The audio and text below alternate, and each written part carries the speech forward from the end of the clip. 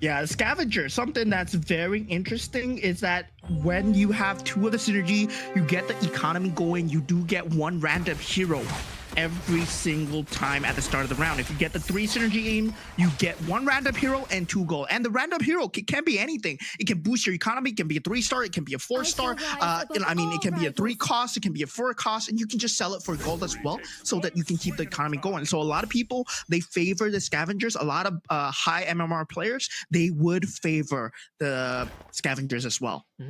Econ is such an important thing in MCGG too. We have seen not just Cho strategies, but if you get the Cho GoGo card, if you are somehow playing with like Guinevere and you get to go on a win streak, we see players save up to 50-60 gold. You get yourselves up to level 9-10, and then you just hard roll for those 3 stars. That has sort of been the winning ways, especially if you get up to a good start. We see the equipment too that gives you 2 random items at the start of the round on that 2-star Matilda. Obviously the saber also in the hands of Raven Sky. Bit of the Star Wing going on, the Freya too. So 4 Star Wings has a bit of that magic damage, you know, in the back line. Sadly, not sufficient to cut through Arvin V-Rob as of now. I mean, at this point, right, his positioning was a slight error, right? If he placed the Freya behind and placed the Matilda in front, he would have a lot more burst damage to go through the front line where Freya can access the back line. So he would have won that skirmish. Actually, with the synergies and the items that he had, if there was a slight change in placement, he would have actually taken the fight and taken away the win streak. So this is where positioning becomes very important. And now with the new added system, there's only 20 seconds between each round. So you have to decide extremely fast on the fly what lineup, what synergy are you going for, then straight away decide on the positioning. Now you can see that Jerry here is going for a full toy Mischief bruiser and defender build, so extremely tanky strength base in the front line, but this is not enough to take out Dijang at the end. So there is going to be a lot of problems when the Dijang activates his ability. Well, thankfully they have the Terry Bogart, who basically just KO punches his way to the back. Again, Karina, Jerry having a field day. This Terry is also one of the more flexible frontliners, right? You could build him damage, you could build him tank. No matter how you build him, he's gonna pack a punch and get a monster kill streak along the way too. So this Terry Bogart, quite a problem as of now until the players find a solution to blow right through his health bar at the start. Yeah, Terry is a 4-cost card. I forgot to take that into account, man. That guy is dealing a lot of damage. The KOF synergy, one of the newer synergies introduced into the game, but looking at this, oh my god, Fan Lee already am I seeing this correctly? He has a 2-star K already? Yeah. We did see a 2-star K very early too. Does have the, again, the Cross Claw, and gets a Molina's gift in the very beginning.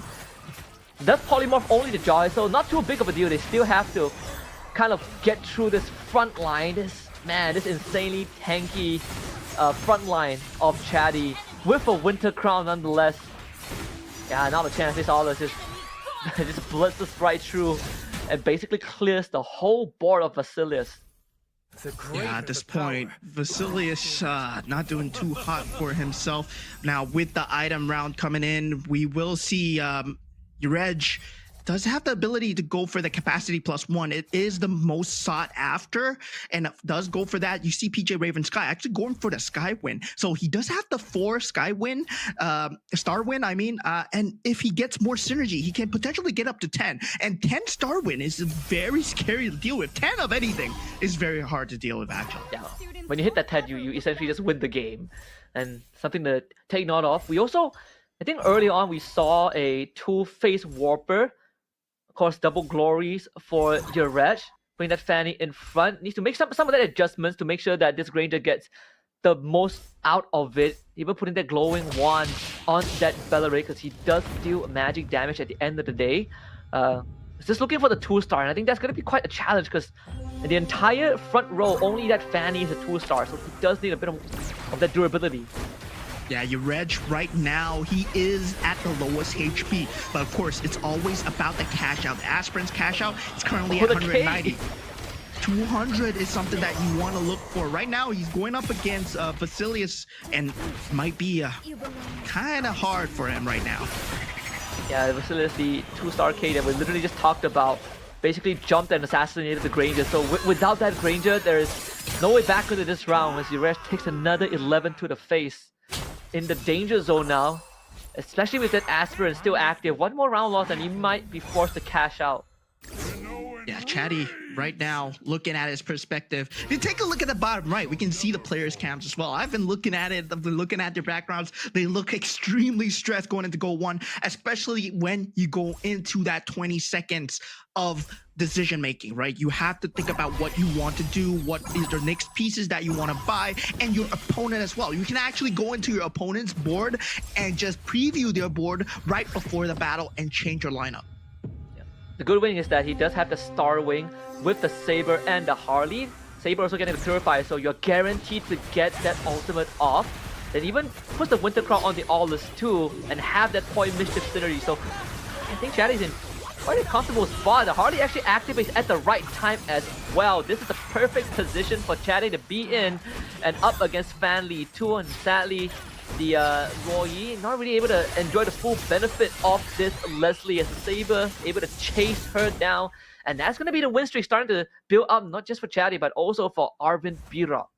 Oh, Chatty has a disgusting build, man. He has a Toy Mischief into Scavenger and 2 Fighters. So that means he has a lot of lifesteal with the Starship tanking as well. So yeah, he was the one that actually went for that Metro Zero build. So yeah, he might be going for that. But looking at PJ Raven as well, he has a 6 Starship with 4 Stargazer synergy already set up. But going into the next few GoGo cards, it will be a purple card. And a lot of them are going for the itemization cards. They want the items out on their chess pieces right now.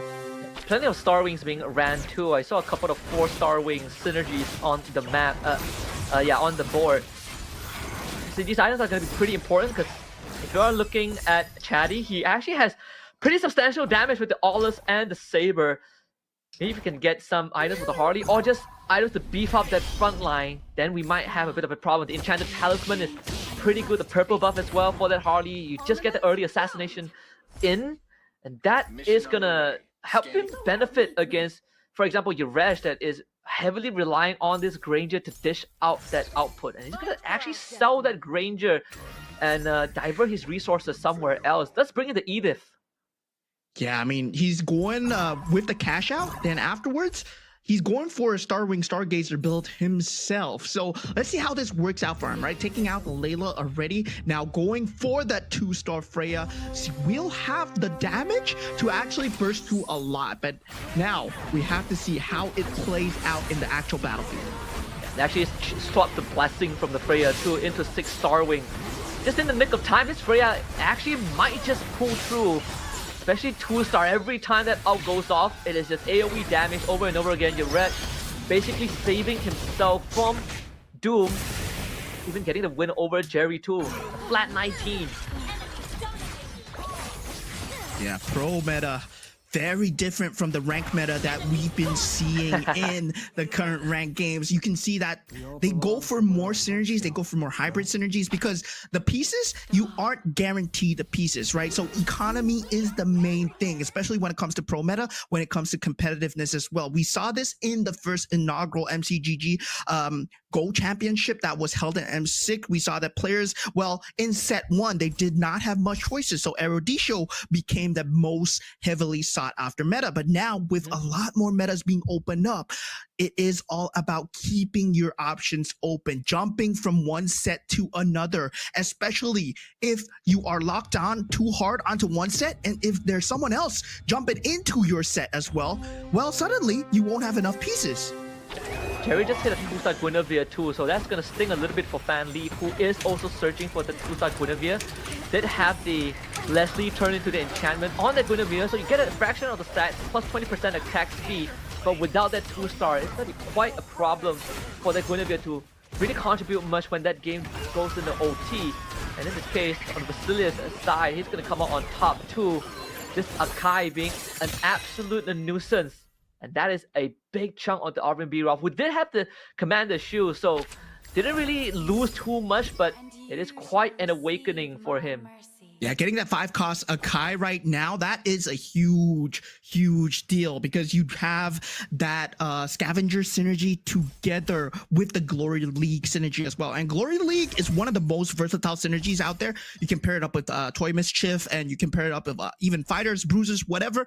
It gives you hybrid defense, hybrid attack, and also gives your other pieces the similar synergy randomly as well. But now with this, you see the Vexana coming through from the side of PJ Raven. Does have that 6-star wing and the 6-star Gazer synergy. So this is going to be a lot of magical damage, but do they have the magic defense? No, they don't have the magic defense on the other side. Arvin Bro, how will he do? He does have the Clot in the backline though.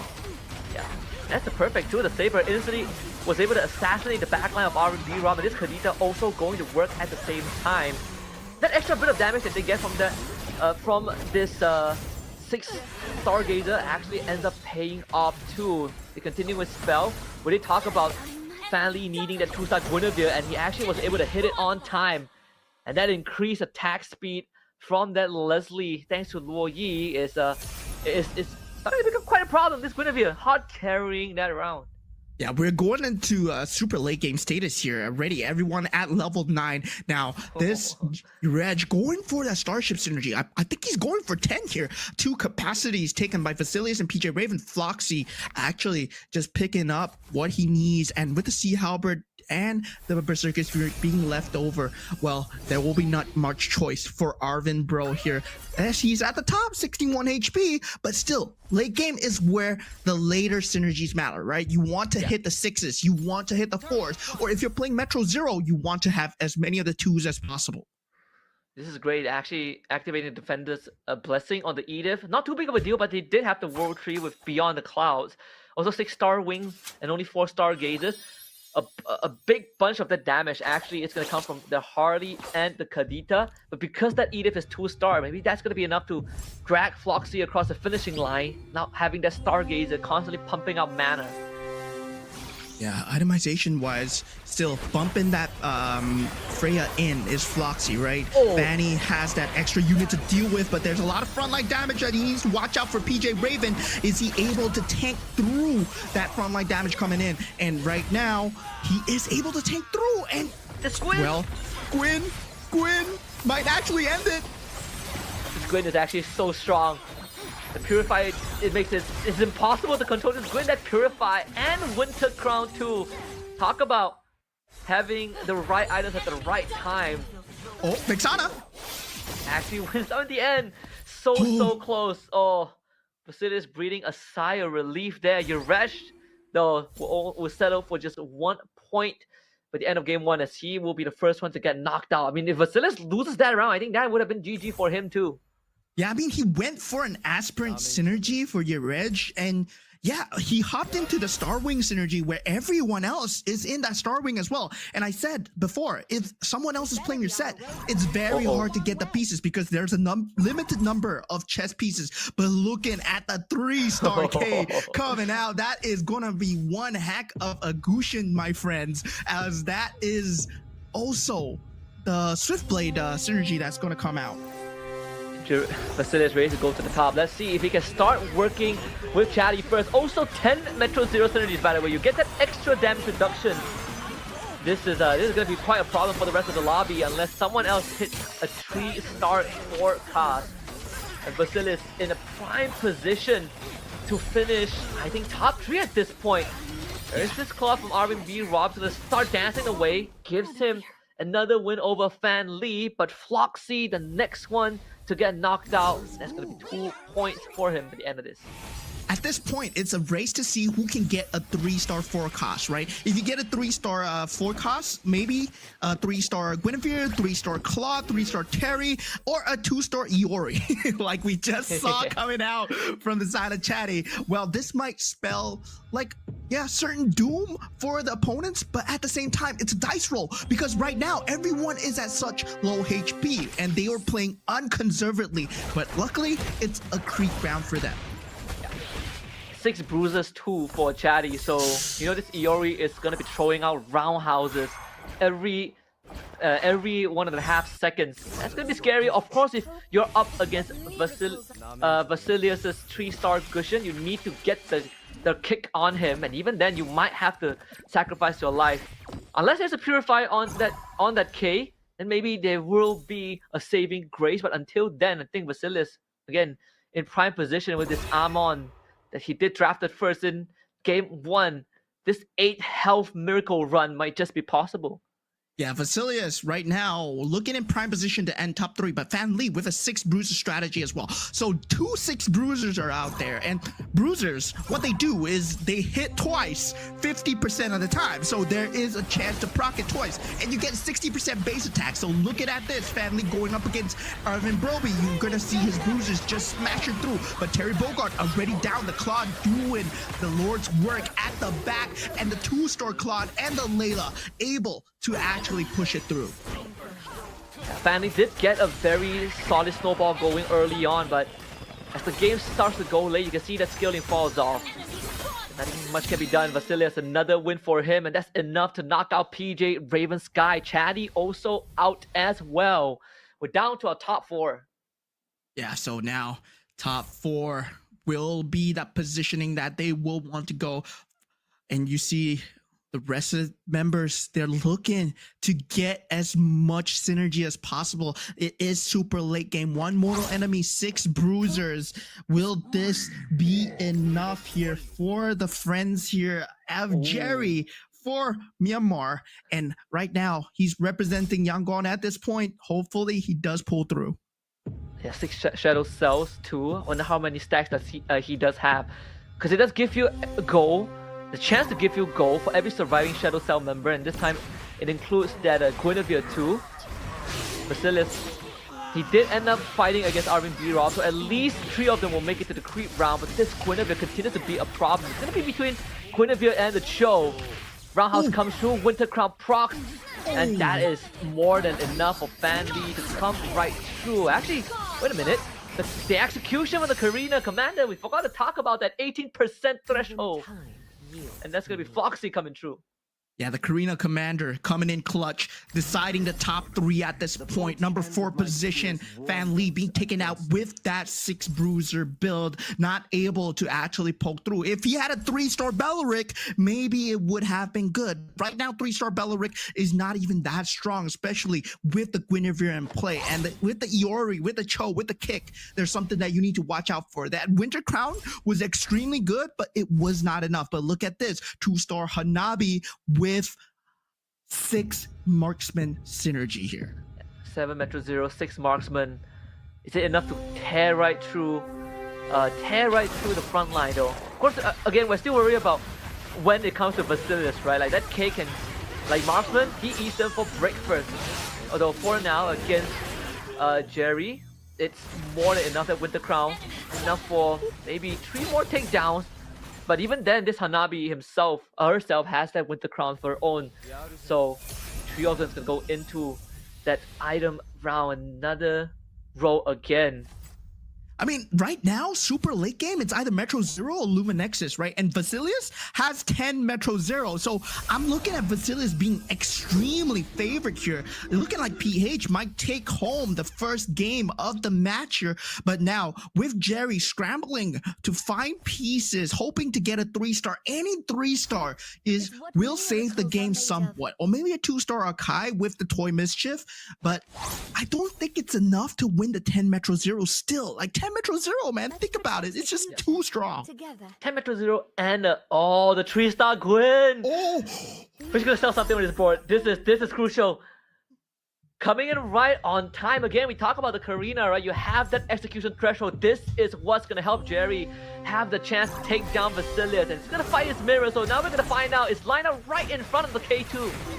yeah. This is the moment of truth, right? Is the 3-star Guinevere enough? Oh, the K just takes out the backline. Guinevere looking like the only one left so far, but 4 KOs. He still has the Winter Crown yet to proc. This is the moment of truth. Does Jerry survive here with the 3-star Guinevere able to take out everything? That's a 10 kill. That's a board wipe coming in from the side of Jerry, and looking like Jerry, he's catching a sigh of relief. Top 2 down. Yeah, I can see that neck rub in the back. Jerry is like, oh, thank goodness he hit that Gwyn tree. That was crucial. The round starts and he instantly knocks that Winter Crown proc out from that K. And it seems like we might already have a winner unless this 3-star Granger comes out. Basilius finally running out of luck, so we'll have to settle for what he has. Hold on a minute. Wait a minute. The last second too. Isn't enough though? This is gonna be a crazy showdown. I mean, it is up to the itemizations coming out from that claw. If he does get a good itemization, well, he is gonna win. But looking at Guinevere has the Feather of Heaven and the Winter Crown, able to get the Melina's Gift onto the Granger at the start. But now it's Granger versus Guinevere here. The Kakai Shroud dead. Every single proc of the Super Magic is like a 7k healing. There's no chance. Oh, Jerry takes first in the opening match of our group stage. What a way to start off GO1. What a match. What a match indeed. Jerry pulling off that 3-star Guinevere, having the itemization set, right? You saw the Feather of Heaven with the Winter Crown, able to take away the positive damage. And with the Karina execution, like you said, able to take home the victory, getting the 8 points for Yangon from Myanmar here. As Jerry, man, I'm so proud of you, man. What a final showdown, because we thought Vasilius had it. That 3-star K, that was what got him into the top 4, and then we saw the 3-star Granger that hit in the last minute, but can't beat the Super Magic. Well, I think it was like a 5,000-6,000 healing every proc. There is just no way to take her down unless you could keep her under control, and sadly Vasilius just didn't have the right pieces. Yeah, I mean, as we said, right, it was a 10 Metro 0 for Vasilius. He was looking in prime position. Anything that would be able to take him out is probably a 2-star 5 cost or a 3-star 4 cost. And that 3-star Gwyn, he sacked 2 of his board pieces to get a 7 out of 9. And then he went for the 3-star Gwyn with the minimum synergy because he knew that he had the itemizations in place. And the GoGo cards, well, the GoGo cards just came in clutch as well. I believe he went for the item card that is able to give him more items as well. So he did manage to get the itemizations through for the Guinevere. So very good decision making coming through in the late game by Jerry. Yeah, very, very good stuff. Of course, this is just game 1. There is still 4 more games for the rest of the players to catch up. We definitely got a taste of what they're capable of, but do remember, for the viewers who just joined in and who are not too familiar with the format, you are not allowed to pick the same commander for the rest of the match. So Jerry showed us that Karina execution. We're not going to see Karina on Jerry specifically for the rest of the 4 games that we're going to have down the road. So plenty of opportunities for these players to catch up, but here will be the match overview for that game 1. Yeah, and looking at that, oh my god. I mean, the 3-star Guinevere, well, yeah, that's huge, but I thought the 3-star Claude was going to be huge as well, right? Vasilius getting the 3-star Claude, the Granger and also the 3-star K very early on. Well, we thought that, yeah, he had this in the bag, but he went for the GoGo card that actually gives him gold, right? 13 free shop refreshes, which is the Glittering Jewels, and yep, he rolled, but the rolls weren't in his favor. And that's what you go for when you already have a set comp. You're rolling for the 3-star, and once someone else gets the 3-star, well, you're not gonna take home 8 points, maybe just 7 points. Yeah, and not only that, because he is running the Amon too, so you do get some extra gold when you acquire that mirror device. So he did have some extra econ working for him. It's just, again, the roll not really in his favor. Even that extra percentage damage reduction didn't really matter to a 3-star Gwyn. We also saw some interesting pivots too. We saw Jerry actually did start with the Toy Mischief and even had the Terry Bogard just ripping through everyone, and then we see the pivot, I believe, into having all the items and the Karina item on the Uranus too, and the Uranus was the one that's executing the enemy until he started pivoting into the Gwyn.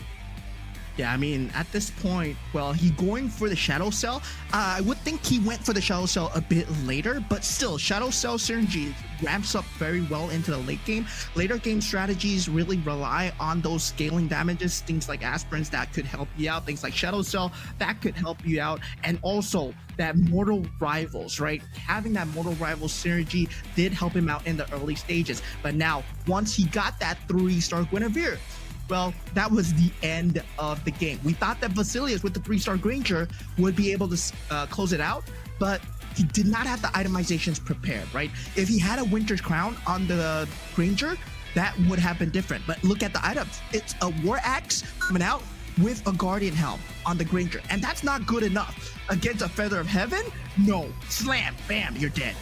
Yeah, kind of needed that Sea Halberd for the Sea Halberd to really top up that damage too. So again, what a way to start round one. Jerry showing up the representation from Myanmar with the first place finish. So a solid 8 points for him, ending the game with just Shadow Cell bruises. Again, the 6 bruises really making God's work in this game one. And not only that, you did talk about the economy that he went for, the Uncertain Fortune to give him some extra boost, and then the trust fund as well, and that's basically allowing him, when he hit that level 9, he started rolling, and it's just enough push to hit the 3-star that he needs. And he knew what he was going for straight at the start, right? Going for the Kagura Commander card that gives you 25% hybrid lifesteal. So he knew that he needed to get one super hyper carry, and that could be anything, but the luck of the draw that came out for him was the Guinevere. So Jerry going back with 8 points for the first game, but things can change here. This is gonna be 5 games, so we're gonna see them go head to head once again. And this time, the other Jerry from Cambodia, aka Yareg, will get first dibs on the commander. Yeah. So again, this is how the draft is gonna work for each of these players. Not only can they not pick any previous commanders that they have played, the draft sequence starting from game 2 onwards depends on the previous game's placement. If you finish last in game 1, you get to call first dibs in game 2 in picking your commander. So at least it balances out the pros and cons of winning / losing in the previous games. We even saw, like, before Jerry hit that 3-star Gwyn, we have there's actually 2 other players. Arvin B-Rob, I think, was also going for the Gwyn as well, and everyone was stuck on 2-star Gwyn, and they just so happened to get taken out by Vasilius to open up the pool. A lot of things had to go right for Jerry to take that game 1. Man, I'm so excited for GO1, man. Auto battlers have been coming up for a long time, and just looking at the Gwyn smashing through, it's about time that we have an MLBB auto battler. So now you can see your favorite heroes going at it in auto battler form in the chess world, right? For those of you guys that are into auto battlers, of course, feel free to download MagicChess GoGo, and of course also feel free to follow the socials on TikTok and Facebook as well. But right now we are already going to head into game 2 very soon, ladies and gentlemen. This means they don't have repeat heroes, right? We saw the Karina, yeah, it's not going to be there anymore, and we saw the Fanny and the Cho being picked up by I believe, wait, Vasilius was, no, Vasilius was totally different. So yeah, they're gonna have to be a bit more versatile when it comes down to commander picks. So you gotta have a lot of different set strategies in place. I believe that, well, 3-star Guinevere is not gonna save you every single time. You're not gonna get a 10 Metro Zero every single time as well. Now I wanna see a bit more of, like, you know, Toy Mischief and Glory Elite. That's what I'm predicting for this round. Yeah, I personally am looking for commanders like that. Yu Zong, you know, like we saw like one Valir already. I want to see like Yu Zong, who's gonna go for the Lancelot. Obviously, there's also some roll the dice like that Lilia. But you know, if you have played against enough Lilia, you know which pieces to hold depending on the board, right? So there's definitely different ways to approach this. We talk about the creativity, the flexibility that the players need going into deeper rounds, but I want to see some Soul Vessel action. I'm surprised that the Soul Vessel didn't really come true for any of these players. Yeah, 6 Soul Vessel. I want to see a cheese commander, actually. I want to see Nana out on the field, because you know what Nana does? Nana saves you from death one time, and then you get an equipment chest. So yeah, so you can go for a pure losing strategy all the way, and then suddenly, bam, I have extra equipment. Bam, I have a lot of interest. And you just go for the basic pieces and you just go for a lot of interest. Well, we haven't seen anyone going for the lose streak strategies. Everyone is going for the win streak strategy so far. So whether or not the lose streak strategies will come out on top in match number 2, I mean in game number 2, well, that we're gonna have to find out here. I think there's very minimal incentive to go for losing strategies. That's the thing, right? Like unless you pick Nana and you get like 6 aspirants at like 3-1, then it feels that snowballing is the way to go. With economy being so important, I do wish that maybe, you know, down the road we get like a proper synergy that incentivizes losing but also rewards you for being able to stop yourself from, you know, getting knocked out too fast. But let's take a look at the drafting phase for game number 2, because this is where things get interesting. No repeat commanders if they have been used in the previous game by that player alone. So if you already used the Karina, no Karina for the rest of the match, but everyone else can pick it. I mean, everyone else, they can pick it, but it's also about going into the next few synergies as well. When you talk about the chess pieces, whether or not you go for the similar economy, you've seen how the players have played, right? In the first match, it's all about feeling others out. You do have 5 games. This is a marathon, not a sprint here, ladies and gentlemen. So you do know what kind of set strategies they want to go for. So there are some win strategies. Somebody has to lose. And between the 8 players, there are 4 players that will lose, 4 players that will win. So you gotta take the odds. And if a lot of players are trying to win, well, it's time to fight for the late game and huddle up, turtle up, and play it like Geek Fam, ladies and gentlemen, and hopefully it works.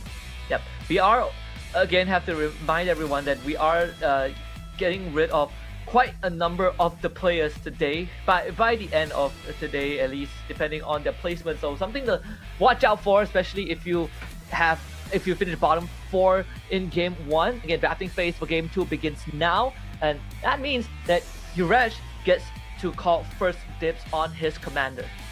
Yeah, let's go. For the side of Cambodia, we just saw CFU play on the M7 stage. Now, Yurej for Cambodia right now having the first pick. Well, what commander does he go for? He went for the Cho. He will not be able to pick it again. So going for him first, and it will be Floxy. That will be the second pick, followed by Chatty, followed by PJ Raven, then Fan Lee, then of course the last one being Jerry all the way from Myanmar. To be some important decisions to make, like what's gonna bring him back into the running as well. We have yet to see a Guinevere. Of course, Fan Lee, we did talk about the interesting approach in game 1 with the Loi pick. The Paquito comes out for Yurej. Yeah, Paquito, very interesting here. I mean, you do have a set strategy that you want to go for Paquito. You have the Fist of Glory, right? You have the boxing gloves that well, it can help you out, but it's also a double-edged sword because it does take away an item slot. And yeah, I'm not too sure whether or not it's going to help him too much here, especially since I don't think the meta really favors Paquito right now, but I believe he has a strategy. Better work out, right? Like again, if you finish like bottom 4 2 rounds in a row, then you're gonna start to sweat a little bit. We see that Loi now picked up by Arvin B-Rob. The Valir, the Karina, the Angela is now out too for Vasilius. Yeah, so it's going to be Fanny coming out from Jerry, our top seed so far.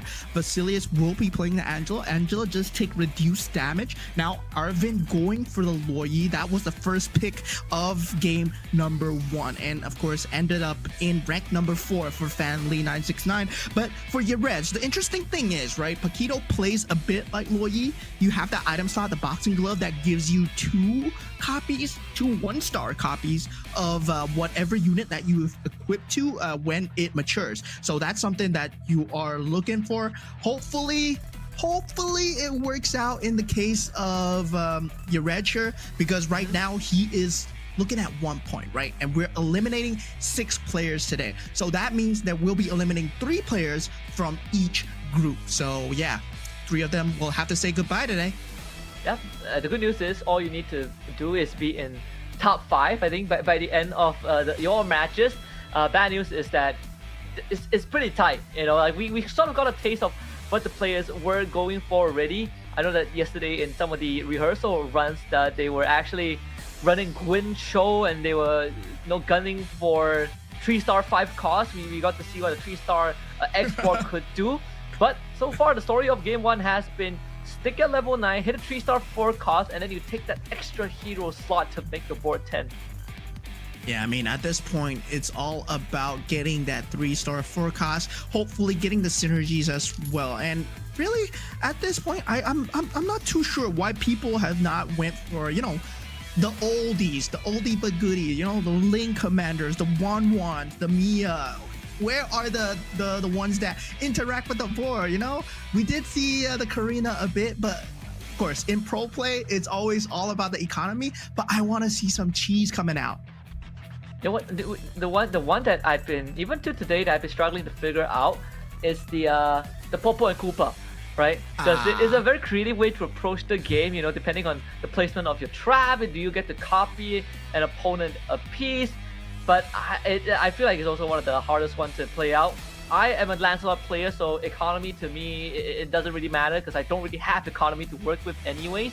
I do wonder if these players are gonna go for it because just based off of game 1, we can sort of kind of map out a pattern of which commander we are gonna see repeated for the rest of the day.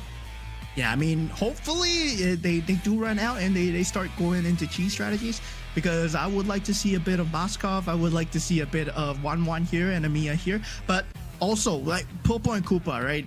You were talking about Popo and Koopa just having that copy trap ability.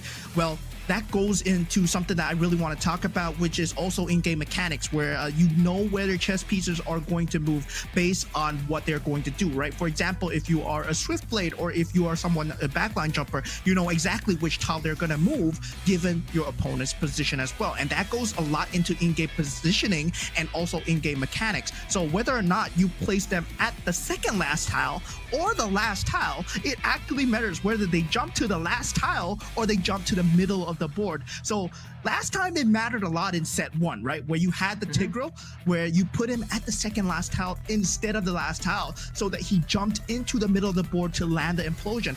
Right now, I feel that it would matter a lot for heroes like Claude, heroes like they can do AoE damage, and also like Minotaur, right?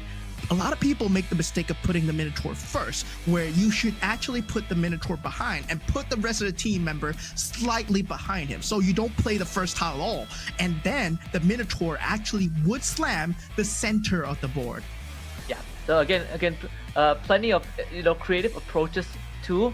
I think I think we still would see some early Soul Vessels and Aspirant, and then if it works out for the player, they might just lean into it. We actually got to see like 2-star Harnabis as well, but sadly didn't really work out towards the very end. It was basically a bruises and Swift Strike meta towards the top 4. So hopefully that kind of shifts out a little bit, right? Again, this is not just Southeast Asia. We also have Latam, we have EECA, with Mina playing as well, and Latam finishing second in the game 1. Myanmar with first place have already kind of shake things up a little bit. Yeah, I mean, at this point, well, it's about representation as well, and I hope that they do manage to get through to fight the GO1 players. But at the same time, the level that they're facing when they go into semifinals, right? We need to talk about the 33rd SEA Games. The champion, Finn, came from Malaysia himself, and yeah, he is one scary player. We've seen him play both sides of the coin, where he can go for full cheese and he can go for full macro as well. So there's something that you need to watch out for, but let's watch out for the game here as we head on into game number 2 for the GO1 series. Let's see if that the momentum continues for some of these players. Of course, a bit of a callback to Jerry's side of relief in game of 1 this time, having the Keto in hand. Look at the double Atlas opening, so that looks like a very straightforward star win for Arvin B. Rob in 1-2. Just needs some Matilda to get it going. Looks like the commander pickup was a bit wrong. That's why we were having a bit of a hiccup here. So your Reg actually goes for the Loyi. Yeah, that Loyi pick very, very good when it comes down to copying heroes, when it comes down to getting, you know, the top 4 position. Loyi is one of the top meta right now, and you see the commander cards, even Arvin, given the choice to go for the Loyi GoGo card, he picks it over the Fanny GoGo card. Yeah. This extra stats really gives you sort of the boost that you need. Obviously having the early glowing 1-2 on the Kagura, so double choice Mischief and that defender should be enough to pull through the first couple of rounds. And being able to hit a Uranus, and then you have the Jawhead, and just have Uranus front line with the Garden Helm, more than enough to basically force the round into OT if needed. Yeah, Loyi just gives a very good start, right? And your Reg not having a very good start despite the fact that he's on Loyi, because you get 3 random heroes and you keep getting 1 up to 6. So you get a free 2-star in essence. See this 2-star Sicilian and a 2-star Atlas, double Layla's, a Layla pair 2 Fan Lee already at level 5. Hold on a minute. Yeah, it's surprising. Yeah. That no one has gotten an early Soul Vessel synergy yet. Okay, I was thinking to myself, why are they 2 Laylas? Bit of a visual glitch there, level 5, but still has a good mix of burst and sustained damage. It's Sicilian 2-star, very, very powerful even without items before those tanks get built up. So Jerry will take another L this round. Layla AFK? Question mark? Nah, that's just a visual glitch, my friends. There are only 5 units on the board, but that AFK Layla is not part of his board. And right now we do see your Reg still taking a lot of early game damage here, currently at 88 HP. Does have that 2-star available, does pick it up, and now he does have that Soul Vessel synergy that Dijang will be on the board with 20 gold. So he will have the interest going, but still, it's all about the item round, right? Is he playing for the item round here? I think there's a possibility he goes for that. The Masha and Belleric, not really the most durable pieces on the board. Stanley does have that numbers advantage too. This Dijang and Cecilia more than enough to cut right through the front. Yeah, Family at this point does have that stronger front line, but the back line for the side of Reg is actually dealing quite a bit of sustainable damage, but it will not be enough, right? The itemization still not enough to pull through. So I feel that, yeah, he's playing for the item round here. He takes the damage, currently at 80 HP, both Jerrys. Now, the first Jerry on the Paquito, he will be able to pick up the first item or hero. And the Claude is there if you want to go for... nah, he goes for the Freya. So there's the Starwing and Fighters open. The Claude taken by Basilius, Fanly, gets the copy device. Wonder what does R&B Raw go for. There is the Molina's Gift. And that's gonna... sort of the same position as game 1 where we saw Fan Lee pull ahead in game 1 and Arvin B-Rock got his build, got his board and started snowballing as well. It's gonna point the ship item and it has to commit to it, so does end up having to sell two of his heroes to get the 19 gold, and he's banking on this round win to hit 20. Oh, but he did get that Toy Mischief item, right? The rocket item that actually blasts through. That's a very good item to get at the start, but unable to put it on the Minotaur actually, but does get the slam off still regardless. But will this be enough? The Claw damage, the Blazing Duet is enough to poke through so far, but the Layla 2-star will be a huge problem if he does not take it out early. Can he get one less toss off? It was more than enough. Double claw. Saving grace, and that's going to allow him to hit 20. Basilius saved at the 11th hour there. Still able to commit with the interest too, and now gets to continue to expand his board. Will it see the Starwing come out? Of course, the Stargazers always a default to go for. If you get that Matilda, then Stargazers, a double Starwing could also be a possibility. But now Floxy's gonna be leaning into the Xavier.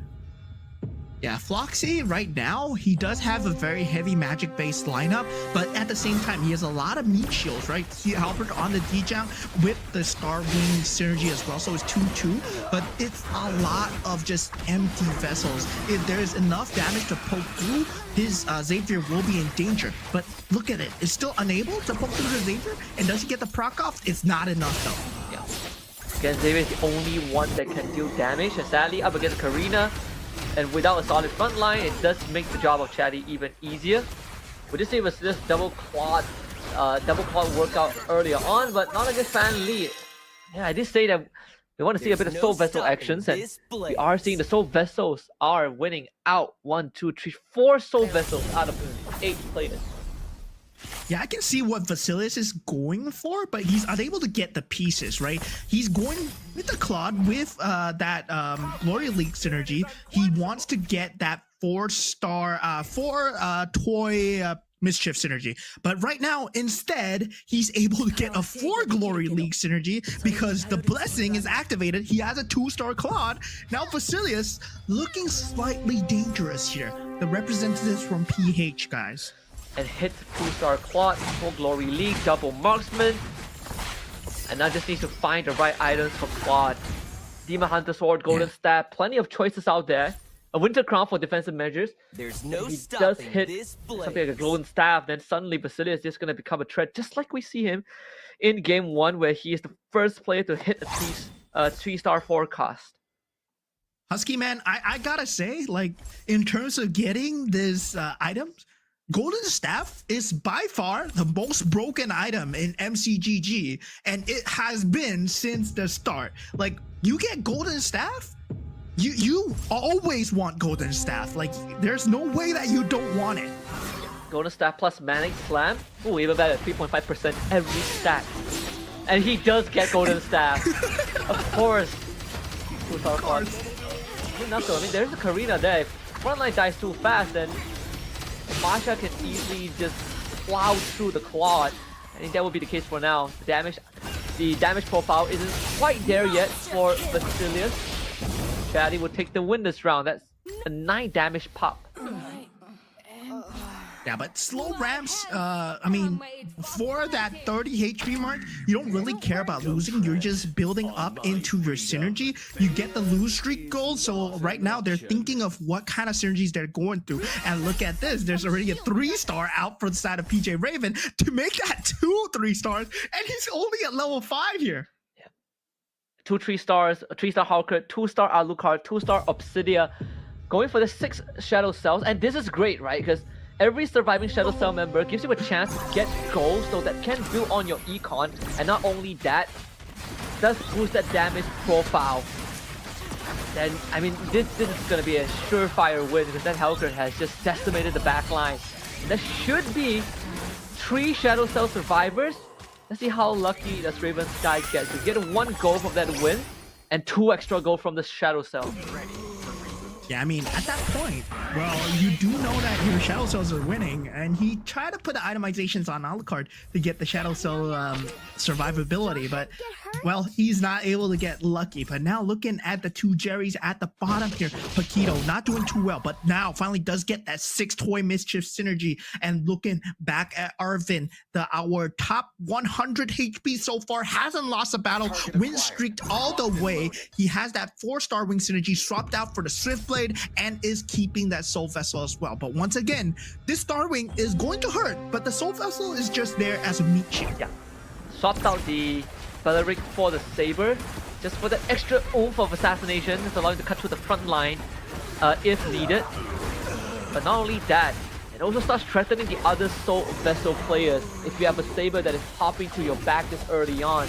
And that's exactly what has been achieved. So continues to be on that win streak. Stanley will have to take that L. 70 damage to the face, and it's an 8-round win streak for Arvin Burab. Hasn't lost just yet. The winds of battle are picking up. Yeah, Arvin Burab, our Latam representative, but now there's an Akai in the pool, but sadly no one is going for Scavengers this round, so that would have been the top tier pick. But Jerry picks it up. He feels that he can pivot to scavengers right now. So we see Reg going for the +1 capacity. No key items that you need. No Feather of Heaven. No Golden Staff are available. So they go for the defensive items instead. Yeah. It's good. 6 Toy Mischief, like you said. And there's a Toy Mischief Crystal too. That one, for now, put on the Uranus. Hasn't really found the unit. But with that being said, that's going to allow him to go into the scavengers, right? We just see that Akai getting taken. Yeah. And he needs to pivot into scavengers. Yep. This is great. This Akai to get that extra tankiness. And not only that, this is quite a meaty lineup to go through. Let's see though. If Fanly has what it takes. I feel like this should be Jerry's round. Plenty of crowd control with this Akai and the Edith, but you mentioned this Aulus once more. Double fighters with Freya, the damage profile to the roof. Yeah, I mean, at this point, but Jerry's gonna be one to watch again, right? Him going for the Akai first. Well, any day I will pick up the Akai and pivot into Akai. I believe it's one of the strongest 5 costs available right now. With the heavy spin, it does so much damage, barring, of course, you do get like maybe an Iori, right? Something like an Iori can stop him, but I mean, that's the only counter so far. And I feel that Akai is just very strong piece to get right now. It's good news for Jerry. He just hit the Benedetta too. Whew. So it's gonna make sure that. Hold on a minute. Is that Benedetta in the Glory League? I think she is. I think she's designated to be in the Glory League. Oh, I can see what Vasilis is going for. He's looking for Metro Zero right now, unable to roll for it, but at the same time, he has a lot of synergies with the Glory League on the board. He's given up on the Toy Mischief synergy, so right now he's going for the Metro Zero if possible. Will take the loss right here because he's going up against Arvin, who has been at the top, finally taking his first bit of damage. Arvin now at 86. Now Chatty at the top with 96 HP so far. The Benedetta, can it do enough against the 2-star Claude here? Yep. It's gonna be close. Revitalize at the very end, and not only that, the pieces of Arvin walked right through the Electro final blow too. Chatty looking for 3-star Masha, 4 bruises, 4 shadow cells, 6 Toy Mischief still for Fanly, and does get some pretty decent GoGo commander cards. Again, the highest possible rank, so we see you get the mana infusion for Fanly, even more ability cast along the way. Some extra crystal there for Jerry. Also 6 Toy Mischiefs as well, so quite a hot commodity this game. Yeah, I mean, at that point, it's about who gets that premium gold card, right? Everyone has a gold card, but whether or not it fits your lineup. And I saw that Fusin, the Ethereal Essence, being picked up. That's one of my favorite GoGo cards. It gives you 70% mana every time you cast a skill for the first time. So, well, you're definitely guaranteed a double cast. And yeah, that's something that spellcaster you want. If you have a control lineup, you also want. But right now, not enough money for this side here. Does have the ability to go for that Guinevere, but is unable to buy it out. The Reg just slightly low on the money count here, but does have a 2-star Terry Bogart here. Unable to find the Metro Zero so far. Yeah, he needs this Roger Excel or the X-Borg, so that's gonna take a while, but he's able to cop himself a Harley in the process, but needs to speed it up a little bit. Already having at level 9, but not only at level 9, but having the extra hero slot too. But this Masha, quite a problem there. Chatty just makes quick work of the front line. Fortunately, these hybrid synergies aren't enough to deal with Chatty. Yeah, at this point, Vasilius not having a good time as well. Just take 20 damage to the face here. But looking at the board of Arvin Brobe versus Jerry, and yeah, Jerry not having too good of a time himself will be taking the L here. Finds himself at 7 HP. That's our previous point winner here. Jerry, can he make a miraculous comeback like the last game? Unless he hits like a 3-star 4 cost, it looks pretty doom and gloom. Or at least a 2-star Kai. Yeah, he needs a 2-star Akai, like straight away. That's the only out for him. It feels like he's run out of options here. He's run out of money. So this synergy is going to be all she wrote for now, because unable to get that 6 bruiser. Oh, wait, finally, because able to get that 6 bruiser might be able to change things a bit. Just needs to win a bit more and buy a bit more time. To get rid of the Edith too, to put himself at 10. Jerry has to survive this round, and it's a Fate is a cruel mistress up against your Reg. Jerry just enough to edge this out, right? This Guinevere, this toy mission Guinevere, man. Jerry really putting the Guinevere to work. Might be the savior again. That's what saved Jerry in game 1.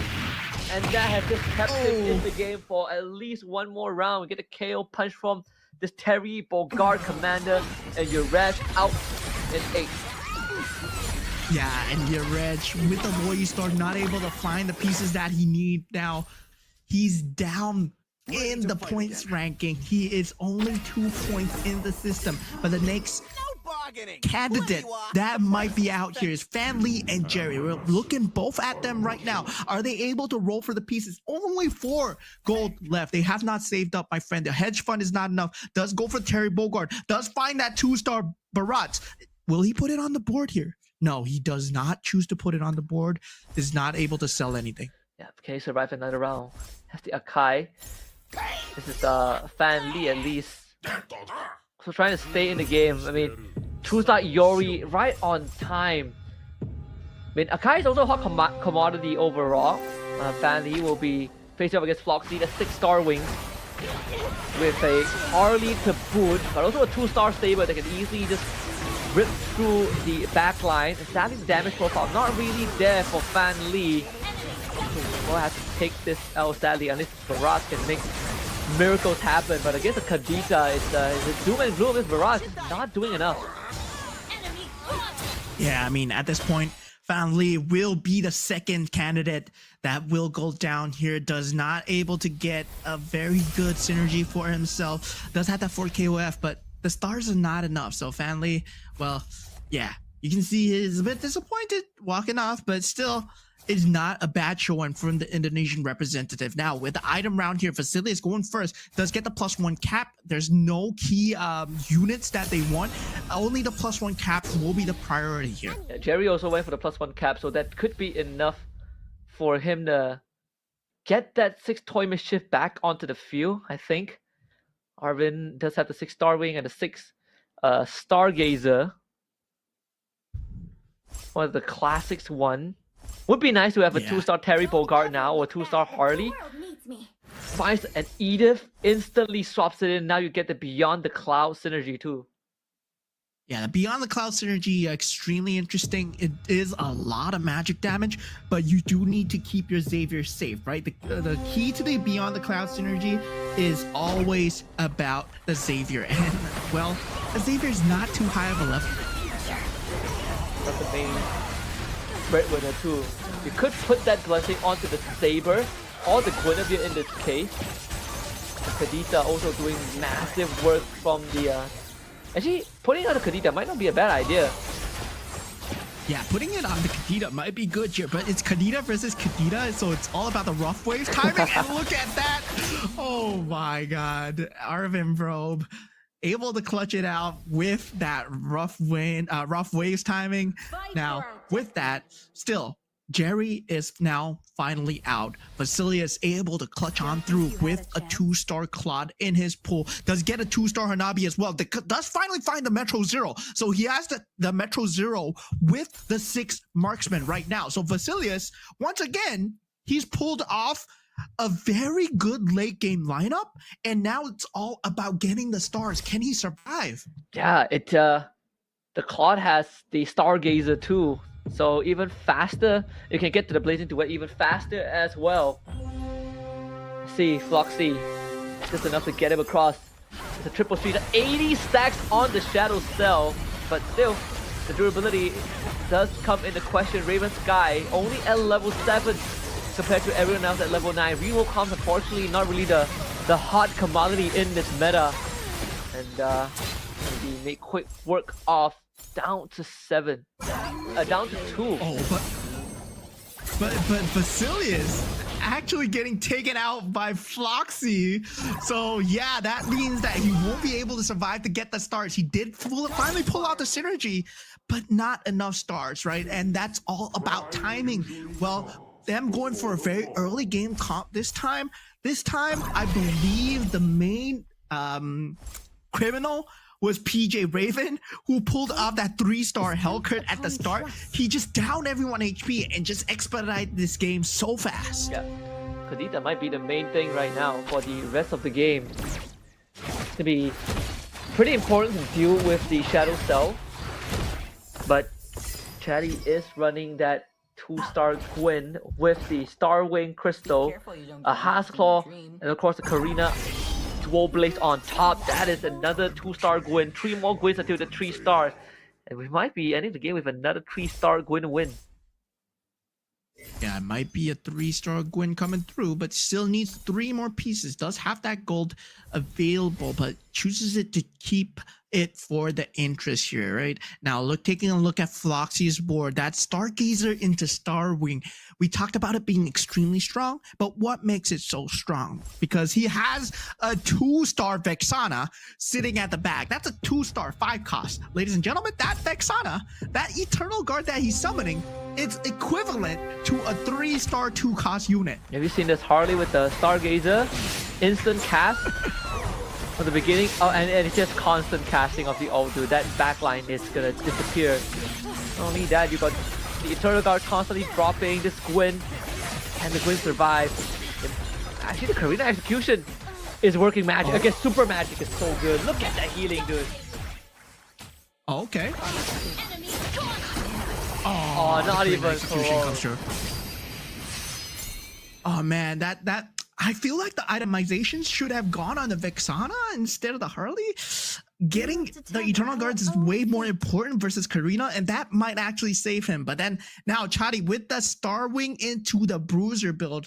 Well, this is a very early game build, right? We talked about Bruisers being very strong in the early game. Well, right now, it's proving its worth in the later stages of the game because no one is able to get a late game comp here. And that 6 Bruiser with the more rivals, well, is doing enough with the Starwings. If he wins this round and he gets the Gwyn in the next round, it's GG's. He's one Gwyn GG. away. Man, six Bruisers, Gwyn carry, it's the thing, man. It's the what's gonna win you games right now. Let's see. Does have the Molina's gift and the Kadita. We talk about Kadita being very important. That could be one of the ways to deal with this Gwyn before she gets out of control. But the thing is, the Gwyn is in the backline. Gwyn! Yeah, the Iori Dealing a lot of damage. Man, can't even deal with the Cho alone, let alone that Gwyn. It's gonna be an 18 damage pop, and now we'll see this 11 go. Okay, he got it. Together. Oh no. Once again, that 3-star Gwyn win game. Look at Chatty. He's smiling to the camera right now. He's so proud of himself. Getting a 3-star. And yeah, 3-star for a cost. Well, that's pretty much GG. Chatty will be walking away with 8 points here. He does have 3 points, so he will be at 11 points, tied up with Jerry and Basilius from Myanmar and Philippines as well. Yeah. If for Arvin B-Rob, it's not too shabby, right? He will be at 13 points at the end of this. Unless there's a way back. But honestly, I don't think so. Let's see, 3-star Gwyn. It's nothing that can win a 3-star Gwyn, man. What are you talking about? Is there a way back? No, there's no way back. Gwyn just smashes everything. Look at that, look at that. Bam! Look at that, bam! Everything. The entire board is going to go down here. Karina taking him out once again. Once again, is the Karina and the Gwyn combo? It feels like it's kind of meta in the pro games. So yeah, I'm very surprised here because, well, it's not really that much seen in terms of competitive gameplay. Sure, people do pull it out a bit here and there, but the Karina Gwyn has been proving good in the pro game scene. Yeah, Karina Gwyn, that's gonna be the way. Watch out for your own ranked games because there's currently a pattern going on, right? Karina gives you the tools to win early to mid thanks to the execution, so tanks are less of a problem as long as you have some decent damage output. But leaning into 6 bruiser Gwyn with the Karina has been the breadwinner for game 1 and 2. And now we gotta find a solution to this, right? How do you take down that Gwyn, who is definitely gonna have a Winter Crown on her, gonna have 6 bruisers and a Karina dual blades? Is there a way to stop it, right? Aside from just knocking that guy out before he gets to that critical mass. Yeah, now taking a look at the map, we saw Fluff for that real essence. A is not really able to just pull things out, is able to clutch himself 3rd place, right? The essence is one of my favorite cards because it works so well with Stargazer, it works so well with Starwing, it got mana, and it is consistent casting. So that's one of the strongest cards available, but looking at well, is able to get the hybrid lifesteal coming through, and that seems key for the Guinevere wins. Yeah. And wonder what the guess the hybrid lifesteal too. So yeah, that really explains a lot. Again, a lot of these players still going for that econ. We see Basilius going for the mirror device too to try and hit something, but wasn't able to get there. Mischievou almost having a flawless game as well. 20 wins and only 2 losses. Yeah, I mean, at this point, feels like hybrid life is extremely strong. And yeah, it's very strong, deal a lot of damage. So guys, watch out for hybrid lifesteal. Watch out for Guinevere with hybrid lifesteal. If someone gets Breath of Berserk, number 3, that gives you 28% lifesteal. Yeah. And we've got three more games to go in this match 1, and yeah, we see some we did see some decent pivots as well. We saw like 2 6 toy Mischievous. We saw that Soul Vessels in that early game that quickly got swapped out. The 6 Starwing, 6 Stargazers does have the limitations if you have people that can jump that backline, and in this case for Basilius, he was able to hit 2 claws in the early game, but sadly just not able to find the right pieces to make this claw work. Even at the mirror device, it still couldn't find a 3-star claw.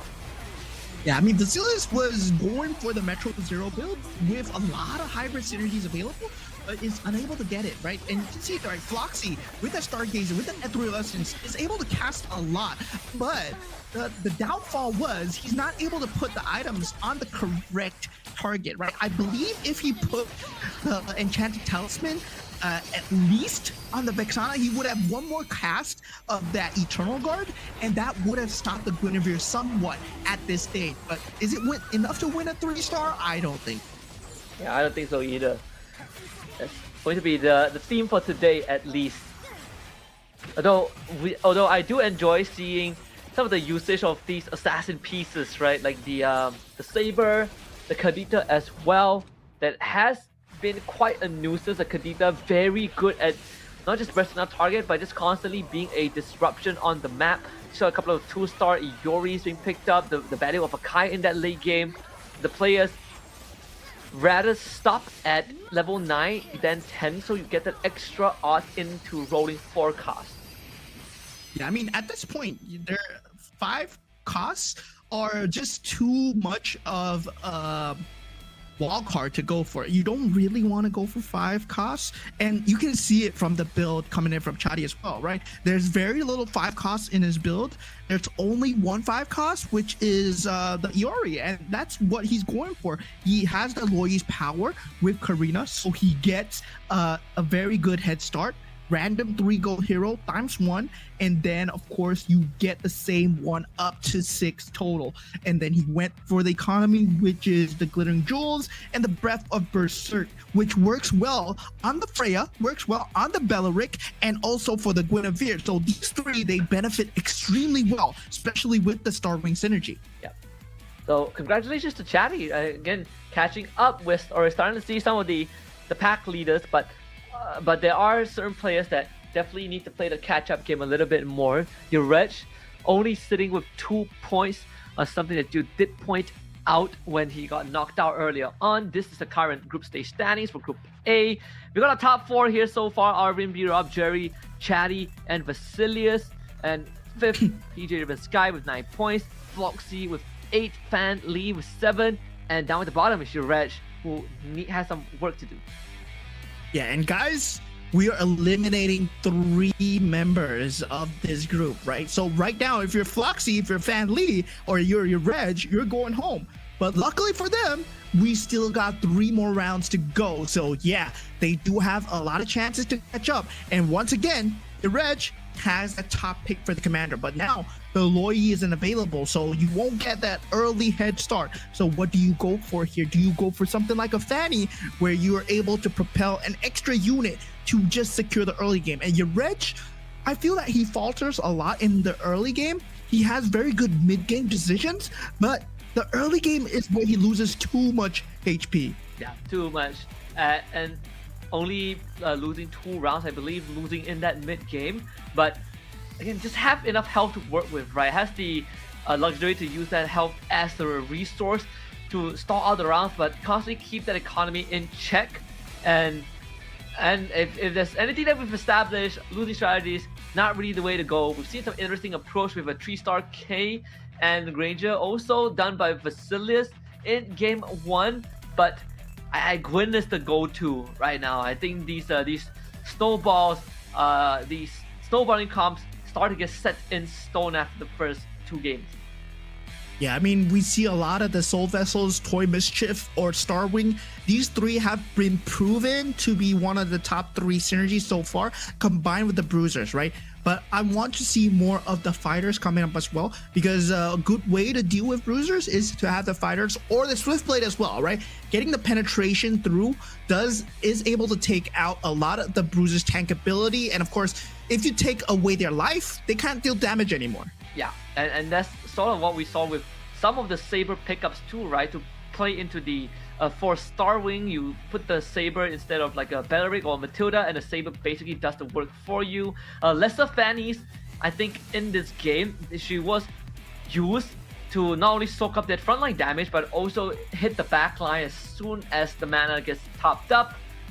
So some of the players definitely switching up some kind of the approach, but now the question kind of goes back to that commander, right? Are we gonna see the same pool of commanders being cycled, or are we gonna see new ones? We already saw the Paquito.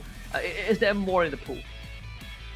Yeah, I mean, right now there's still a lot more commanders that you talked about, right? There's a lot more cheesy strategies available. I mean, someone's yet to pick the Nana, and yeah, of course, I don't think anyone's gonna pick the Nana. I'm just memeing here. I'm just memeing. Hopefully, no one picks the Nana. But right now, we have not seen the tried and tested, the king of set 1, right? Ling was the king of set 1, and right now in set 2, it feels like a lot of people are not using the Ling as much. He might have fallen off in terms of early game, in terms to Loi and Paquito, yes, but Loi and Paquito are not available anymore. You want to pick up the Ling. Yep, it's also one of the biggest headaches to deal with when the enemy runs Bruisers, right? I think Bruiser Northern Veil was the way to go in set 1, and you pair it out with a Ling, you just decimate through everyone in the early game, and you gain extra stats on top of every win too. Again, there's a lot more kind of variety to go for in set 3, and that's why it sort of makes it a lot more fun, because one of the biggest worries from set 1 was that everything is very linear, but now there's a lot more way to pivot. And obviously there are some strong cases in that late game, but at least we are seeing a bit more of that diversity overall. Yeah, I mean, I believe that the late game was so linear because of one character in particular, which is the Tigreal. And I believe that, yeah, with the Tigreal in the game, with the implosion that's available on the board, everybody has to go for the implosion no matter what, right? The CC is just too good. And of course, Minotaur being a 5 cost at that point, well, during set 1, it was not that good times, right? The only CC that you could rely on was Tigreal, and it was a 3 cost. It was relatively easy to get. But right now, there's a lot of hybrids that you can go for. You have abilities that actually take people out. With Iori in the game, you have that single lockdown. With Minotaur being a lower cost, you get a slam, but it's not the perfect ultimate slam that you see from the set 1 Minotaur, but it's still a slam nonetheless. Yeah, and And also kind of contributes to the Glory League too. Haven't really seen much of a Glory League rush. It does take some time. Like if you play that long game, that's where it starts to benefit you. But I feel like you sort of need at least 6 Glory League to actually make it worth. And not to mention, they randomly roll that 1 at 5 cost to join the league at the start of the game. So that also gets taken into consideration.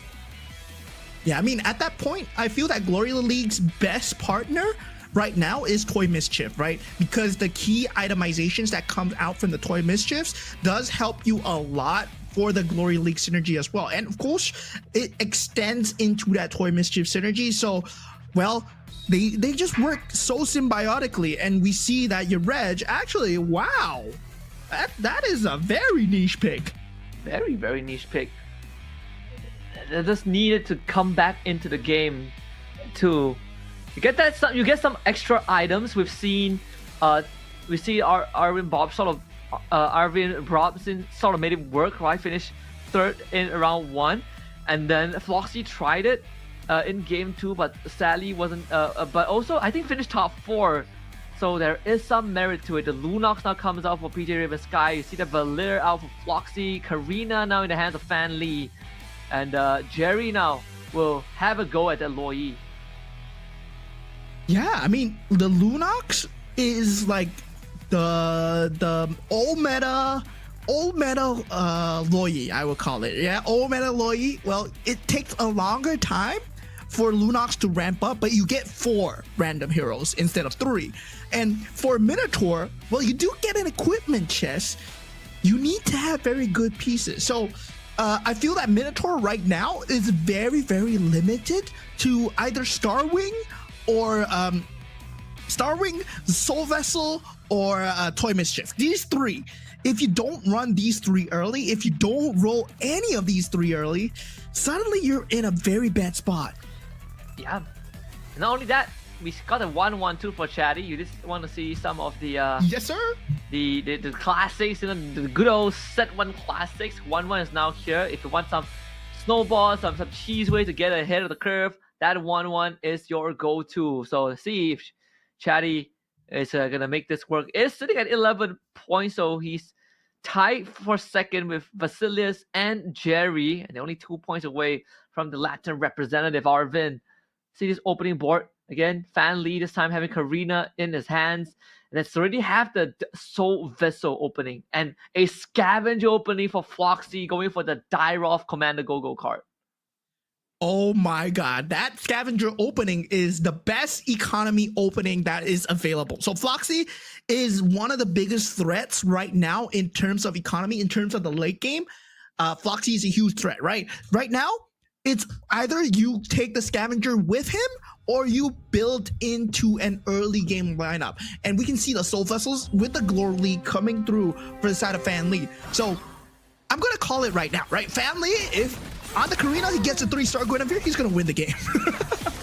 Seems to be the pattern so far. It's going to work with the Aulos first. But the purple buff on the Fanny actually doing mad work. It's just enough to give Yuresh that win. And again, an early item, the DHS, Purify, and the Winter Crown all slammed onto, I think, the Matilda.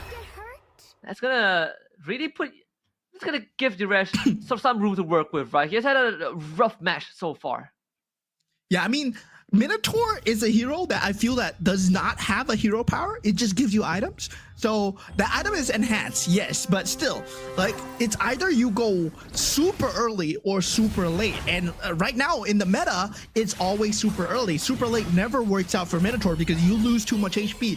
And seems like Yarech having a better start this time. Now looking at Jerry, he does go for the Loi, so he will have free units to work with. He will have an abundance of HP to work with. And Floxy right now does not want to take too much damage because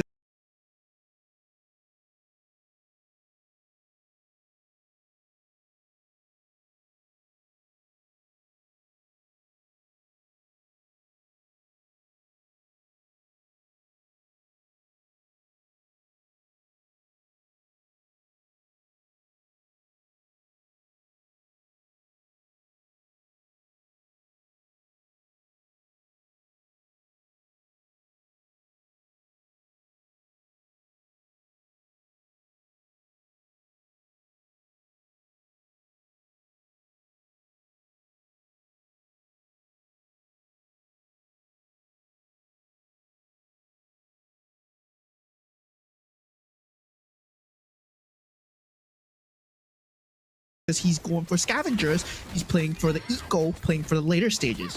We haven't seen any Luminexes so far, so that's gonna be something that I look forward to. If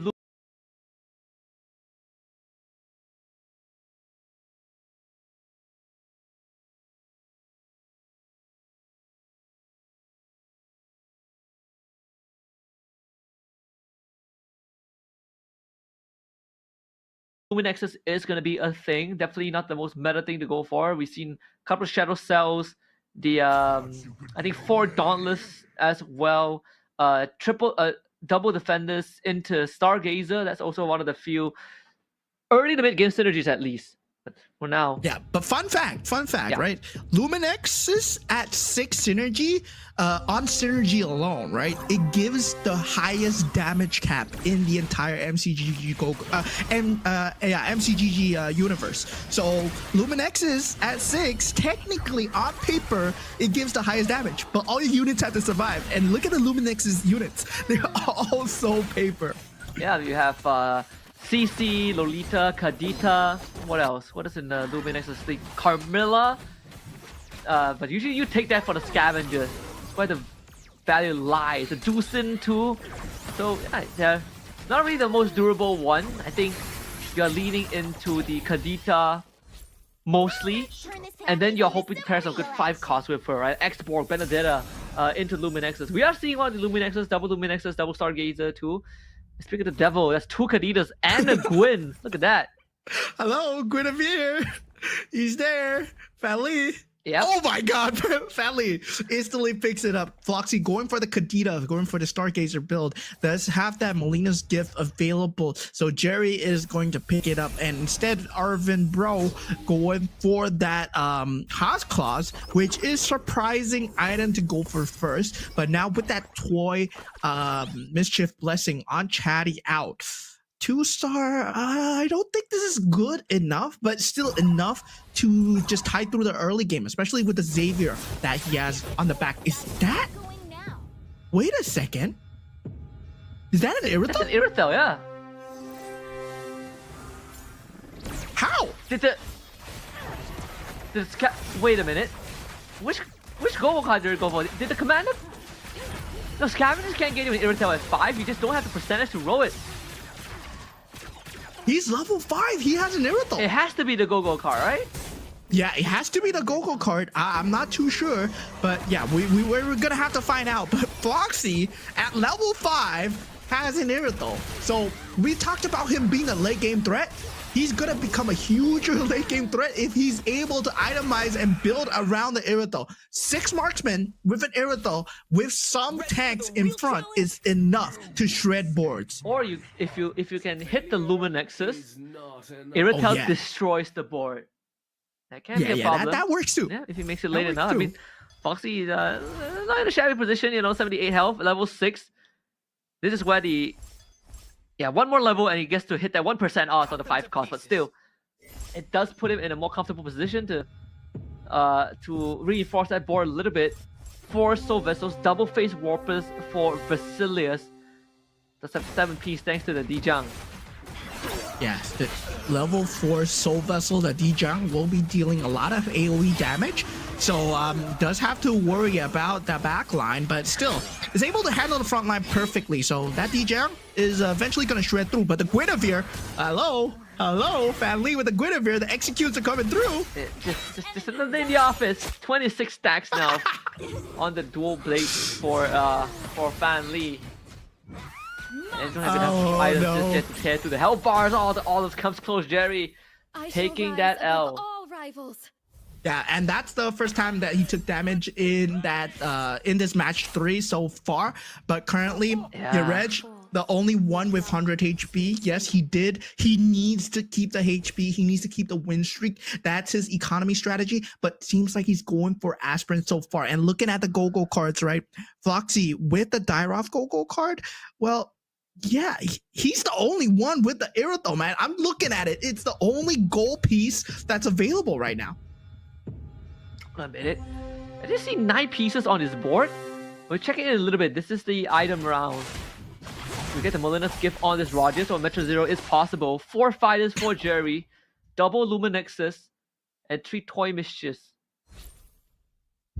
Does have and seems like a lot of the players here are favoring the Metro Zero for the late game. Yes, it is one of the most meta and strongest late game builds, but at the same time, right, it gets very outscaled, especially if you have 300 aspirant synergy. And right now, your Reg are starting to build up the aspirants as well. He has 150 aspirants energy. So yeah, once he gets that 300 cash out, it's going to be huge. Yeah, this is a good position, right? He's at 100 health, hasn't lost any rounds just yet, and has 4 aspirants. So this is as good as it gets. You know, especially when you don't have 6 aspirants, but you still have a lot of rounds to spare, and you have a Claude that is basically itemized to get you through these rounds. Your Rat's gonna enjoy some very juicy cash outs later on. And this is what happens, right, when a Minotaur starts snowballing with a late game, you know, comp.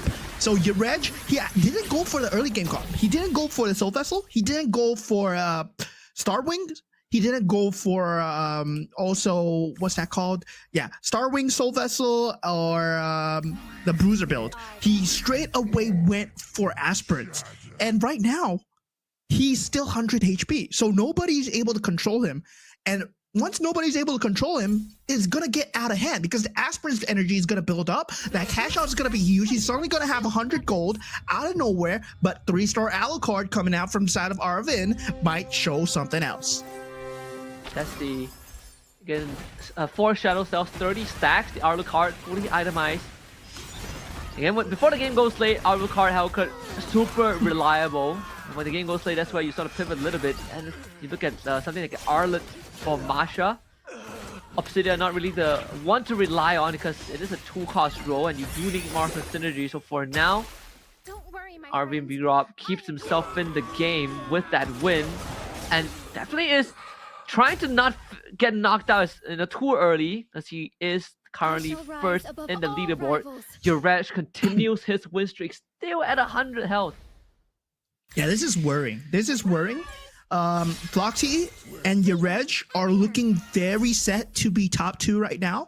Floxy with the Guinevere pickup, and also Yareg does have that aspirants lineup going through, so he's consistently racking it up. Now we're looking at PJ Raven's board. He's trying to go for that synergy, cashes out that 70 aspirants energy, and will be able to sell the Layla off. He does not want it anymore, and not able to find the 6 Soul Vessel though, so I think he'll be taking quite a bit of damage if he goes up against Jerry. And even for now, for PJ Raven also not doing too hot. It's going to take another loss in the hands of Jerry. And having the extra stats from this Karina put onto the Roger too, make it a bit more complicated. And Shaddy, yeah, loses out this one against Floxy. The Starwing so far not really ramping him up enough, not with the Saber who isn't itemized just yet. The X-Borg on the board, so anyone wanting to run Metro Zero, that is your opportunity. Yeah, and Yareg taking the first bout of damage finally at 90 HP, but it might be too little too late. Akai is available and Jerry does pick it up. Vasilius going for that Toy Mischief synergy, +1 capacity being picked up by PJ Raven. And right now, Yareg does pick up the Claude. I'm curious in how Yareg is going to play out the rest of the round, and is he willing to hold on more for the ass before the cash out? I think he can afford to do it for one more stage. This is just a double Belleric swap in. The 2 scavengers, 4 bruises there for Fan Li. And this Karina, he's definitely building into the Guinevere. That itself is pretty obvious. So this scavenger is going to help him out just a little bit to hit that 6 bruises. But not doing the best in the health department so far. Yeah, I mean, at the health department, 24 is not where you want to be at. Even if you're Nana, 24, 3-1, it's not looking too good, especially everyone else is above 50 HP. But now, Fanli taking a lot of damage here. The Guinevere not able to deal too much damage, does not get the itemization. Now, Floxy also one of the later game contenders. PJ Raven finds himself at 13 HP. Foxy with a double Edith. So you get the extra turbocharged damage dealer. Don't panic. You get the 6 Dauntless here. 6 Dauntless, 5 Soul Vessels for PJ Raven. Would really love to hit that level 9 if possible. Actually gets it. Level 9 puts the Hanabi in. Now 6 Soul Vessels and 7 Dauntless. Is there enough damage though? Everything is being pumped into the Dijang, but it's a magic damage Dijang. Yeah, I'm worried about the damage poking through. He does have the ability to tank up. There's a lot of shield value available with the Dauntless, yes, but will there enough damage? There's not enough on the Hanabi, right? But that claw might be good enough, but look at the saber execution. Still, the Dijang is alive. That corner Dijang, we gotta see whether that Feather of Heaven is going to work out for him. Hanabi is already dead, but no one's able to touch the Dijang. So PJ Raven survives another round. And that actually matters a lot because we're going into the minutes round next. So he will be able to get some items to reinforce this board. All he needed was that one win, and now he's going to be in that prime spot. Even was able to get the GoGo cards to see what each of them pick for themselves. Some extra crystals for Chatty to buff for the synergy. Foxy going for the Juicin one for extra spell cast. Yeah, 70% extra mana every time you cast, and that's just a very good build, especially if you're going aspirants, right? He has aspirants, hasn't had the cash out, then he's going to swap into Stargazer or Star Wing, and Jerry going for that shield value, so he does have that shield value to work with, but Yerej still looking extremely strong, 90 HP. You gotta remember, he has a very scary late game build as well. This item round really matters. If you get some damage items, you could essentially have that Claw Theft device on someone else and have the Hanabi properly equipped. Yerej still holding on to the aspirants. 390 now. So beautiful. It's gonna get rid of one of it, so the synergy goes down to just two active aspirants activated, but still in cash out territory, finally hitting a 2-star Guinevere, which he desperately needs.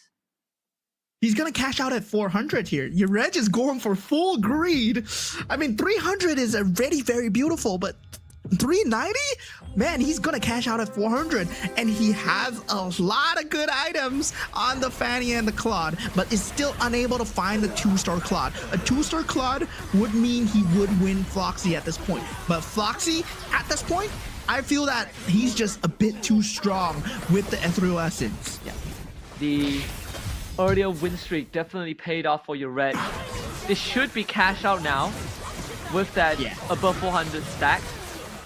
See Jerry, can this all pull through? The rocket actually does the job. That's toy mischief for you guys. So yeah, that rocket is just extremely irritating to deal with. Is able to pick up that Minotaur, but he has that Akai on the board. So we talked about the scavenger build. Well, the economy is finally paying off for Floxy, but now for Chatty, he has that 8 Metro Zero as well. So now going for more synergies, trying to rack up as much synergy as possible so that the Metro Zero can actually pop off. Yeah. Also holding onto a Claude on his own. That's going to complicate matters for Yerej, who is looking for his own 2-star. A lot of this damage is going to be front-loaded onto this K with the Enchanted Talisman, but up against this 3-star Olive, I'm not really sure if this 8 Metro Zero is going to be enough unless someone gets rid of that Olive, but it doesn't seem to be the case right now. Jerry in such a powerful spot. This is the guy that came first in game 1, fell in game 2, and now looking to take back what belongs to him. Yeah, I mean, he wants to go for that beloved 10 Metro Zero. So yeah, he's trying to scale up towards that. Yerej taking a slight bit more damage. And I wonder if he cashed out or he's just trying to take as much greed as possible because he knows he has the HP value. But he gotta know, he got a limited time. And right now, we see PJ Raven and Facilius being taken out in tandem. So both the PH representatives out for this round. That's gonna sting because both of them are actually in decent standings. Vasilis was tied for second and PJ Raven in third place. But after this loss, that is gonna shift dramatically. I feel like if you Resh, it would make sense for him to hold on and cash out later if he's running 4 aspirants, but we did see him swap one of it out. So this should be a cash out because he's starting to fall off in terms of power skill. Floxy with 6 star wings too. I mean, Floxy, 6-star wings, 4-star gazer with a crazy cash out and also beyond the clouds with 30 thunderstones in the bank. So that Xavier is going to be dealing a lot of damage, but still 1-star Xavier. But doesn't matter, right? He has the Ethereal Essence to keep on spamming. Look at Xavier go and the Vexana go in the backline. Oh my lord. You put a Thunderstone on the Harley too, so your backline basically has nothing, but this 2-star Gwyn isn't enough. This Harley, it's very important to get that mana. The Winter Crop procs, but we did say that all Fanli needed is to get the 2-star Gwyn, and look at that Fanli on the board back in the game. Oh my god, the Guinevere, why? Oh, Fanli goes for the Bruiser emblem. Okay, that is gonna give him the 6 Bruiser build. Oh god, here we go again. Oh lord. It's the Karina Gwyn. Oh boy. Can anyone stop this? 2-star Kadita is out for Floxy. Fanny already has 6 bruises. That means you free up 1 extra slot. For the bruiser, that's even better, right? You could remove the jaw hit if you want, I think. It's a bruiser toy Mischief. Yeah. I mean, I would remove the jaw hit and put in a Dauntless synergy just for the extra shield value. But at this point, he's valuing that 2-star 5 cost that's now on the field. Oh my lord. Yeah, doesn't the Bellering. I think you keep the jaw hit in for the extra control. The crowd control that he gives, but okay. Let's see him go to work. This 6 bruiser Gwyn. He's going up against some 3-stars. So the 3-star Obsidia is the one having all the items, but it's not even close to it. Not even close. Arvin is gonna start sweating a little bit. Currently in first place, but might not be there for long after this game. Jerry also taking that L as Floxy comes through. I shall rise above all rivals. Yeah, at this point, it's Floxy, Reg, and also Fanli, right? Fanli with a very cheese build, the bruisers with the Guinevere, he needs hybrid lifesteal now. So if he's able to get hybrid lifesteal on the Guinevere or get a 3-star Guinevere, that's gonna win him the game. But now looking at Jerry, he does have a 2-star Akai, which can keep the Guinevere locked down. So that he needs the heavy spin to go ahead before the Guinevere pops off. Yeah. Wait. Man, Reg still greeting? Wait, he's still greeting? He's he still cashed greeting? out. He cashed out, right? That's 390. Yeah, he cashed out. He already cashed out. Yeah, he cashed out. Oh, is this enough though? All right, I thought. Can he beat Fanli before it's too late? The guy is already dead. Oh no. Hanabi though. But the Hanabi. The bounce. The bouncers, come on. Oh, the bouncers. Oh, so close.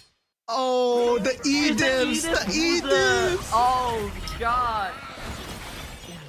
Oh man, the E-divs. They just pulled through. Your Reg just fell off slightly. Does need a bit more tankability in the front line.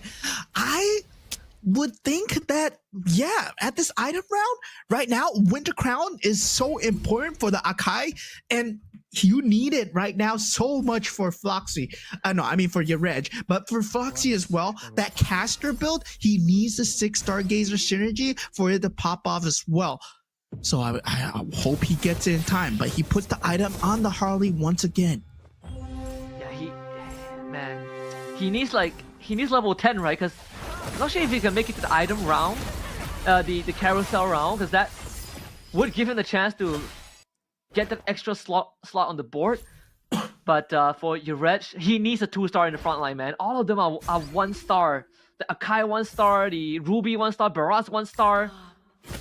We saw how Fanli's Guinevere just popped the Akai right from the get-go, and that's bad news. The Akai needs the heavy spin to go out. Yeah, man. Him to get a 3-star Guinevere. And that's one of the ways to act from your opponents. And that's what you need to start doing. And I haven't been seeing that out of this player so far, but they might start doing it in game number 3. Yeah, Jerry is doing it. He's holding on to quick Guinevere. Durage could give him that loss. Not enough to take Jerry out. So again, 2 Guineveres off the board. But if you're Durage, you want Jerry out because he's holding a 2-star Akai. Well, never mind. The 3-star Gwyn still comes true. That's GG, right? This is GG. Oh no. They tried. I mean, we called it. We called it 3-star Guinevere. Kadita is just GG. Man, I think only Jerry is holding on to the Gwyn. Yeah, that was not enough to stop Fan Lee. Oh man. I mean, Edith has a golden staff. I mean, what do you do against her? It's a 2-star bruiser Edith with golden staff. Okay, I'm just gonna watch the bloodbath and unfold here. Look at this, one shot. Boom. Oh, one shot. One shot. Edith popped out. One shot. Edith. No. His Edith doesn't even go into like the doesn't even pop out the mech. Yeah, the Owless survived for very long, but there's no chance. There's a Karina execute with a 3-star Guinevere, and it's just so scary right now. Your Reg, 3-star Hanabi? I don't know what's the solution here. 3-star Akai. Yeah, that's the solution. You need to get a 3-star Akai. You need him to be super tanky, and hopefully saves you the game. Oh, this. Yeah, like you can see Rhea, she is stressing out. Oh, He's like, I got all these 5 costs, but they are all 1-star. My Akai is missing 1 piece, my Explorer is missing 1, and the shop gives me an Irithel, but he might not live to go to the carousel. If he runs into Fan Lee, it is lights out, and he just lost against Floxy, so he's not going to face Floxy. He's praying that he meets Jerry, because early on he did beat Jerry. Oh, who's gonna? Oh boy! Oh, he's Fan Lee. Fan Lee. Oh, you're Rash. So close yet so far. Yeah, there was. He needed everything to be 2-star. All the 5 costs to be 2-star to even stand a chance. Wait! Wait, Wait, the Claude! The Claude! Oh my goodness! What? Yo, that your Reg he doesn't believe in himself. He's looking at it and is like, is this real? Is this real? Oh my god, he might actually pull through. Because right now, your Reg actually needs the Metro Zero unit that's available right now. He gets the 2-star. Yo, he got it. He got it. Your Reg. And Foxy got the extra hero capacity, so he gets to hit 6 stargazers. The 6th marksman shred was actually clutch. Was actually so clutch. And not only that, this Benedetta and Explorer actually killed the entire backline of Fan Lee. Maybe that's the key. And a 3-star Freya. Wow. 3-star Freya. Oh boy. Oh, here we go. Oh boy. Oh no. This is the late game. This is the late game board. Your Resh really scratching. He's like, man, I just dealt with a 3-star Gwyn and now I have a 3-star Freya to go through. Wait, this is your Resh against Foxy, right? It has to be. Yeah, it has to be. Oh, is it against Jerry? No, he played Foxy early on. So is Jerry? Does Foxy beat Fan Lee? We need to know. Yeah, the 3-star Freya, is it enough against that 3-star Guinevere here? He's going to town, but the Guinevere is still alive. Does not have the hybrid lifesteal to work with, right? You need the hybrid lifesteal to keep the Guinevere alive. It's able to get popped. Now, Foxy, able to clutch it out. Takes out Fan Lee. Ruins the reign of Guinevere. The smile on Foxy's face as he looks towards the camera. Man, this guy's cold. That Edith almost took him out too. Yeah, that Gwyn needed like a feather of heaven instead of the Haas Claw. So unlucky. Just one item that made all the difference. It's down to Jerry and Floxy. So like 2-3 rounds ago, Jerry was able to beat Floxy. But that's before Floxy hit his board. This ultra form. Can Jerry pull it off again? This is gonna be the greatest underdog, right? A 3-star Kadita. Is he gonna sack anything? He sacks one of the stargazers for it. So Kadita and Freya 3-star. Here we go. Okay. This is the ultimate showdown here. Jerry versus Foxy. Come on, Foxy. Come on, Jerry. You have it in you. All right, 3-star Alles, 2-star Akai on the side of Jerry is a lot of frontline that he needs to tear through. The Eternal Guard does eventually go down. Heavy Spin still in play, but finally being taken out. Alles still alive here, but the rough waves dealing a lot of damage. Will he pop it in time? He does, but the Alles is just too tanky, man. Jerry takes the W here. Look at the smile on his face as he will be the top place so far for match number 3. Yo, Jerry with the clutch towards the end really defied all the odds. Beats the 3-star Gwyn, beats a 3-star Kadita and a 3-star Freya. Second first place for this guy. He is eating good. He's gonna end, I think, game 3 with 17 points in the bag. Maybe game 2 was just a fluke for this man. Yeah, I mean, at that point, he did play the Loyi, so he did have a very good early start when he got the random heroes handed to him after the round. So he did manage to get the synergy that he was going for, and the Owl is coming through that Toy Mischief synergy. It just carried him throughout that mid game as well. But what we were so scared about is who can control Fanly 969, right? That 3-star Guinevere on the Karina.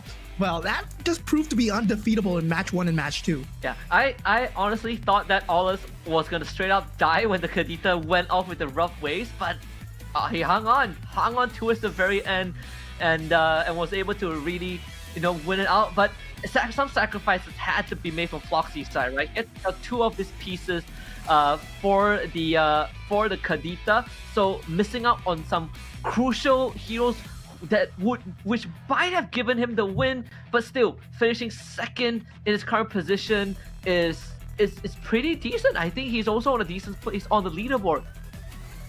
Yeah, I mean, if you take a look at GoGo cards as well, I believe there's a visual error. So Valir, that card is actually golden. He got the golden variant of it, but you can see the hybrid lifesteal coming out from the side of Jerry, where he chooses to go for the hybrid lifesteal and the shield to actually give him a bit more of a fighting edge in that mid stages of the game to actually finish off that Toy Mischief build to secure that 2-star Akai. And I believe that 2-star Akai really secured a lot of the fights for him. Yeah, it really did. We keep seeing the disruption come in, the 2-star Benedetta as well, I think, from Jerry. Like one of his piece got instantly blown up by the Kadita at the start, and I thought that was gonna be lights out, but the Alles was essentially left unchecked, and well, this just spiced things up a little bit because Vasilius, he finished last, Chatty with the 1-1, not able to pull through that mid game, and even for PJ Raven's guy, that Lunox that took a while to ramp up, wasn't really able to get much done towards the very end. Yeah, and we saw in the early game, your Reg was a very big threat factor with the Claude, with the enhanced items already, with a very early Aspirants late game build. With Minotaur, you either go super early game because you have great items, or you go super late game because you have even better items. And he managed to go for the late game with the Claude so far, and your Reg was destroying boards left and right. He actually accelerated the game while he was trying to greed. So yeah, you can see the Aspirant points going up 40 by 40. He eventually stopped at 390, but still 390 and not enough to win the game. Yeah, 390 points, but one of the things that was hampering his progress was the fact that his front lines were all getting sandbagged, right? Yorez was not really able to hit those 2 stars because everyone else was holding onto his pieces. He had a 2-star, he had an Akai that he was looking for that didn't come through. He had an X-Ball that was missing 1 piece. The Irithel was missing 1 piece too, and that really put a nail in the plan of your Reg, because I feel like if he got any of those 2 stars just slightly early on, he would have been in an even better position to at least win out. I believe your Reg was in 4th place because of that. Yeah, your Reg able to get the 2-star on the Gatot, I believe, but he's unable to get the 2-star on the Irithel, unable to get the 2-star on the Akai, and that was just that slight little factor that led him to get 3rd place instead of 1st place. But Jerry, man, Toy Mischief, Weapon Master into Starwing. And Star Wing, yeah, minimum synergy. He did not really go for the Star Wing synergy. It was just there. But the Toy Mischief is really what pulled him through. And I believe Toy Mischief is one of the strongest, most broken synergies right now because the items that it gives is just so good. It gives you so much extra damage output, not to mention that one of his saving graces was that rock solid Go-Go card, right? That extra 20 shield bought him just enough time to make it to first, because that mid game was really rough for Jerry. He is getting clobbered every single round, and without that 20 shield, he would have been lights out many rounds ago. Yeah, and the Breath of Berserk 3, that's one of the best Hybrid Lifesteal cards that's available. Other than getting the Go-Go card at the start, the Commander Go-Go card, the Breath of Berserk 3 or Breath of Berserk 2 is enough to secure your Magic Lifesteal. Now, him standing at 19 points, he stands on top of the leaderboard. Your Reg needs a double win to claw himself out. So he needs either double first or second place. And meanwhile, the rest of them are looking dandy as well. Arvin Broby at 17 points, Floxy at 15, Chatty at 14, followed by Fanly at 13, and meanwhile the two PH representatives, Vasilius and PJ Raven, they are at 12 and 11. I think the saddest player in this round is definitely Fan Lee, because he had a window, right? He had a window. It looked really possible to hit that glorious 8 points to put him at 15 in the running in top 3, but Jerry taking it away again. And I believe like Jerry sort of did the same thing in round 1, where he made this miraculous comeback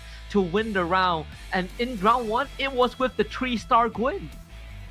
Yeah, it was him getting that hybrid lifesteal just in time as well, right? Vasilius at that point needed to go for the hybrid lifesteal Go-Go card, was unable to find it. Well, of course, it's always about the luck of the draw. When you are building into a Karina and in Guinevere, you're going to need some form of lifesteal. Guinevere, yes, you do a lot of damage, but it's also kind of a glass cannon. You need the HP back, especially with the high amount of damage that you... Yeah. And we are seeing some of the patterns show up, but at least some questions have been answered. And you know, that's something that I feel like was very important, you know, especially we're at the halfway point of Group A. And now this really is gonna shake things up a little bit, right? 3 commanders for each player have been removed from the pool. We do see some interesting takes, the Paquito, the 1-1, but unfortunately those 2 commanders in the hands of the respective players hasn't really gotten them as much points as they would have want. And it seems like if you want to snowball, you just snowball to the meta way, right? You can put that 1-1 aside, just play into that Loi, play into that Cho, and play into the Karina, and that sort of guarantees you a top 4 finish. Yeah, I mean, at that point right now, we are aiming for that top 5 finish. 3 other players will be eliminated from the match here. So in the group, there are 8 players, and only 5 of them will go on to tomorrow, where they will have to face off against the first and second of the SEA Games winners, and they are very scary opponents indeed once they enter the pool. And also the MRS Season 3 players that will enter the pool as well, and these are the old guard that they will have to go through before they make it to the grand finals on the 25th, where they will eventually face it down for the top prize of $10,000. Yeah, I personally can't wait to see, you know, what else is on the board, right? Because again, we are only looking at, you know, 8 of the players today. We haven't even, you know, seen match 2, like Group B, and then we have like the heavy hitters coming in tomorrow as well. So that's gonna be really fun. But let's keep our eyes back on the ball. The elephant in the room is Game 4. Of course, this time Vasilius gets to call first dibs on that pick. Karina will be the choice, as he did finish last in Game 3. It's Karina, Guinevere, Vasilius, let's go! And it seems like he's trying to go for that. Now, we do have the Valir, the Loi being picked up by PJ Raven. And is that my favorite character I see? Ah, is that it is. Oh, Arvin B. Rob. He is fulfilling your wishes. Oh my God, Arvin, you are my man, pulling out the Nana at match game. This has to be Aspirin, 4. right? It has to be Aspirins. It I would has be to be so Aspirins. sad if he didn't go Aspirins. Oh my god. The thing with Nana is that you are just a punching bag, man. You want to take all the damage. And yeah, the Nana is like my set 1 go-to, but now set 2, well, sadly he has fallen off a bit in favor, but Jerry as well going for the Ling. So right now, Martis is no longer in the pool for the chess pieces for set 2. So meaning that Ling, well, you need something else to snowball, right? Possibly a Masha, possibly a Toy Mischief set. Hopefully he gets a snowball through. I was thinking the devil that says Toy Mischief and a Bruiser right off the bat for PJ Raven Sky. As we see, Soul Vessels are also a very popular go-to in this opening round. All eyes are on Arvin. You get the double aspirants, right? You get the Ruby. What else? Ruby Layla. That's Ruby Layla. One of the good starts. Leslie as well, hopefully. I mean, that's one of the aspirants that you're looking for. Now with the Commander GoGo cards, Floxy actually able to get the Loyi GoGo card, so he will want that. PJ Raven taking the Loyi as well, but Arvin Broby, well, he chooses the Nana GoGo card, so he is going to be a punching bag here. Yeah, it ends up with the Star Wing instead, and no luck on the aspirants, but I think Vasilius was able to get aspirants. So, Fanly with the 2-star Layla, but yes, Vasilius is going to be able to stack up some of the aspirant points. Again, ideally you want to get 4 aspirants as early as possible. With the Nana, you have that better roses to fall back onto. The execute comes through from this Aldous. Boom. Yeah, wow. There is going to be a bit of early skirmishes going in. Arvin Bro, well, at this point, yeah, you don't want to take too much damage, but you gotta know, right? As a Nana, you're going for a lose streak no matter what. So yeah, maybe even remove some pieces from the board, but at the same time, you want to mitigate as much damage as possible. But looking at the rest, Starwing, Stargazer coming out from the side of Arvin Bro. It's just enough to just take out the early pieces, but hopefully not win too much at the same time. Yeah. Just going to, I mean, the lesser lose streak that you can go on in the early game, the better it is. It's sort of like what we saw with, what was that again? It was Tim, right? No, Yuresh. It's sort of like what happened with Yuresh in the previous game where you're running aspirants, but you go on a win streak. So that's the extra boon that you can get. So every single win actually matters a lot more. And he just got one, and look at that, look at that buy. 2-star Lolita coming through. Oh my god, Jerry. Is he not putting any units on the board? No one can escape me. No way, right? I mean, the game doesn't let you, right? Yeah, it'll auto like pop the heroes back onto the board. Wait a minute. You can do that? Yeah, he can do that. So he's going for the lose streak. Maybe it's a round 1 thing. Huh. He's going for the lose streak. Yeah, as well. So we got 2 players going for lose streaks. He loses on purpose to Arvin Bro so that he does not get extra lose streak gold. Jerry's playing the mind games with Arvin Bro. Jerry is like, I've came back 2 out of 3 games. This is nothing new to me. Yo, he knows that's so evil. I mean, that's high-level gaming right there. Denying the lose streak goal from Arvin Bro so that he does not ramp up in terms of scale. Now, with the item scaling as well, he gets the first pick as well. So yeah, that is kind of an early game strategy. But, I mean, do you want to do that? You can. I mean, he did get access to the Arlet, so that's at least 4 Shadow Cells, I think. It has to be, right? Because then you take, there's a Marsha Arlet, so you take Arlet over the Marsha. Is this a 4 Shadow Cell for him? No. That is just for Econ. Wait a minute. Yeah, we'll find out what goes on with Jerry in just a little bit. It's a blessing, the Stargazer blessing for Chatty, so 2 Stargazers guaranteed. But he needs a level 6 for the extra slot. If enough to level up right now. There you go. Yeah, that's the 2-star alert. So right now, looking at Floxy's board, does have the Luminexes in terms of having that Soul Vessel as well. But Luminex's early game, well, not able to deal too much damage, will not be able to take out Facilius with a 2-star Kagura with a Dominant Ice on the board here. But looking at Bijang, is able to deal a lot of sustainable damage through. No, that's not a Kagura, that's a Dairoff. That's my bad. And Dairoff makes it even better if there's a crowd around him, right? You can execute multiple targets. If the conditions are right, Facilius continues that win streak. But Chatty's having the best time of his life right now. Hasn't lost a single round, and Jerry cashes in on his first win off of the 2-star Arlet.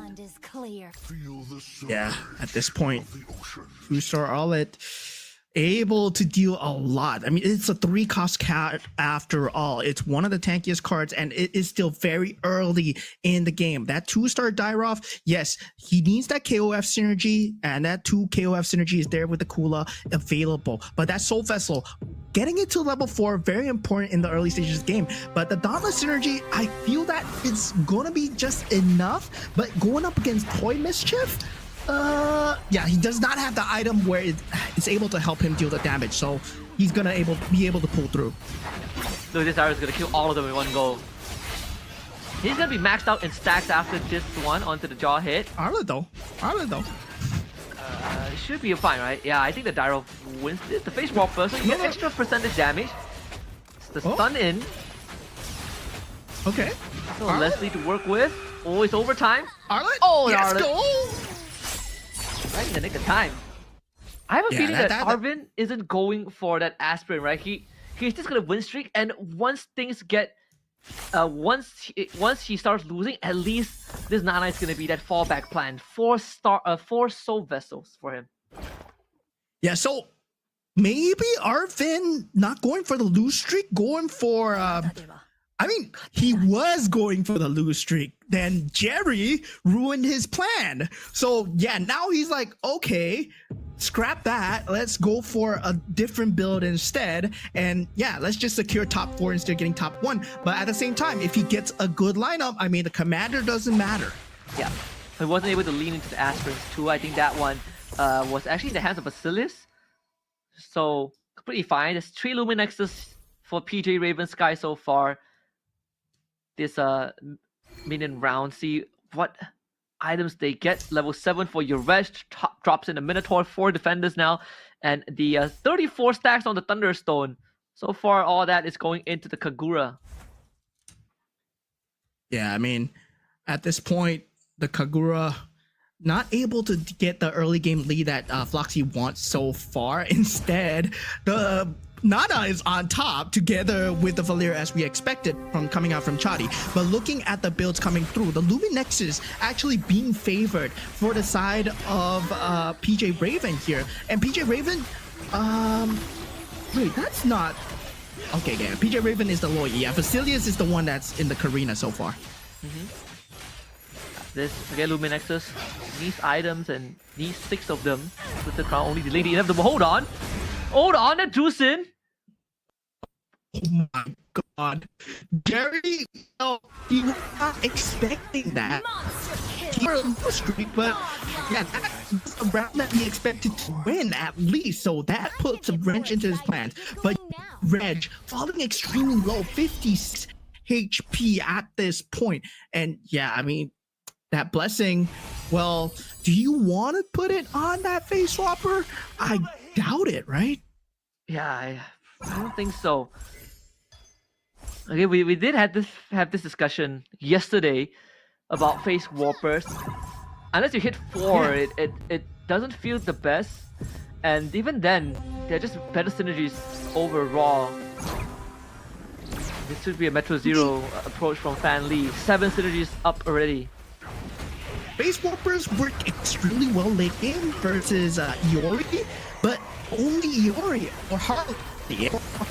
And these 2 are, well, it takes that everybody goes for. So we've only seen Floxy or Harley, not everyone runs the Harley. I don't like Harley at all. Like, I get 1-5 cost in the game. Unless with specific GoGo cards, right? Like we saw if you get the right GoGo cards, like the one that gives you extra mana when you have an item equipped, or the Zusin one, then it makes Harley slightly stronger. But even then, I feel like you are looking for 2-star Harley before he becomes relevant in any form compared to the rest of the 5 costs. Yeah, at this point, signals already out for T-Jang coming out from Pro. So has his early game and mid game set up. 3-Jang with the death device is going to be dealing so much damage here, and this is just incorrect coming out from Anana, but at the same time he just landed into the build. T-Jang is just going to dissipate boards. But is that an Irito from Chatty? It is. Irito from Chatty. Oh, the angle is not quite right for the T-Jang. Oh no. There's a lineup for him though. This T-Jang actually slightly tanky. Does have some tank items on him. This auto attack. Ah, okay. Ah, that's so unlucky. Literally, not a single nuke landed on the air. Literally one auto attack difference. If that auto attack killed the tank, then he would have redirected that shockwave to the back line. Still, he's on the Nana though, so he has some luxury to lose these rounds and have that second wind. Yeah, the bruiser synergy being PJ Raven, we saw what bruisers can do. So yeah, now Arvin Burrow getting that last choice, gonna pickle for himself. So with that, not too sure whether the Oracle is going to help at all. He needs in more damage than sustainability at this point. He does have the damage with the T-Jang already. Embers, they're just there as meat shields for the T-Jang. Yep. Really leaning into this Arlet. This Face Warper does have the Arlet and Harley too, so It knows no mercy. 4 Face Warpers now available for Jerry. He's throwing at Leslie at the very last second. And he has the luxury to just swap out the Obsidian if he wants, or just hit that level 8. Should have enough go after this round. I mean, I think at this point, Jerry's just have to get the scavenger synergy for the economy at this point. He not revealing his so far does have quite a lot number of units lined up. He has a choice where to pick just up, making sure that he gets 5 costs before he can about making a solid lineup. Yeah. Checking on some of them, Arvin. I mean, can't believe the Nana is in first place currently.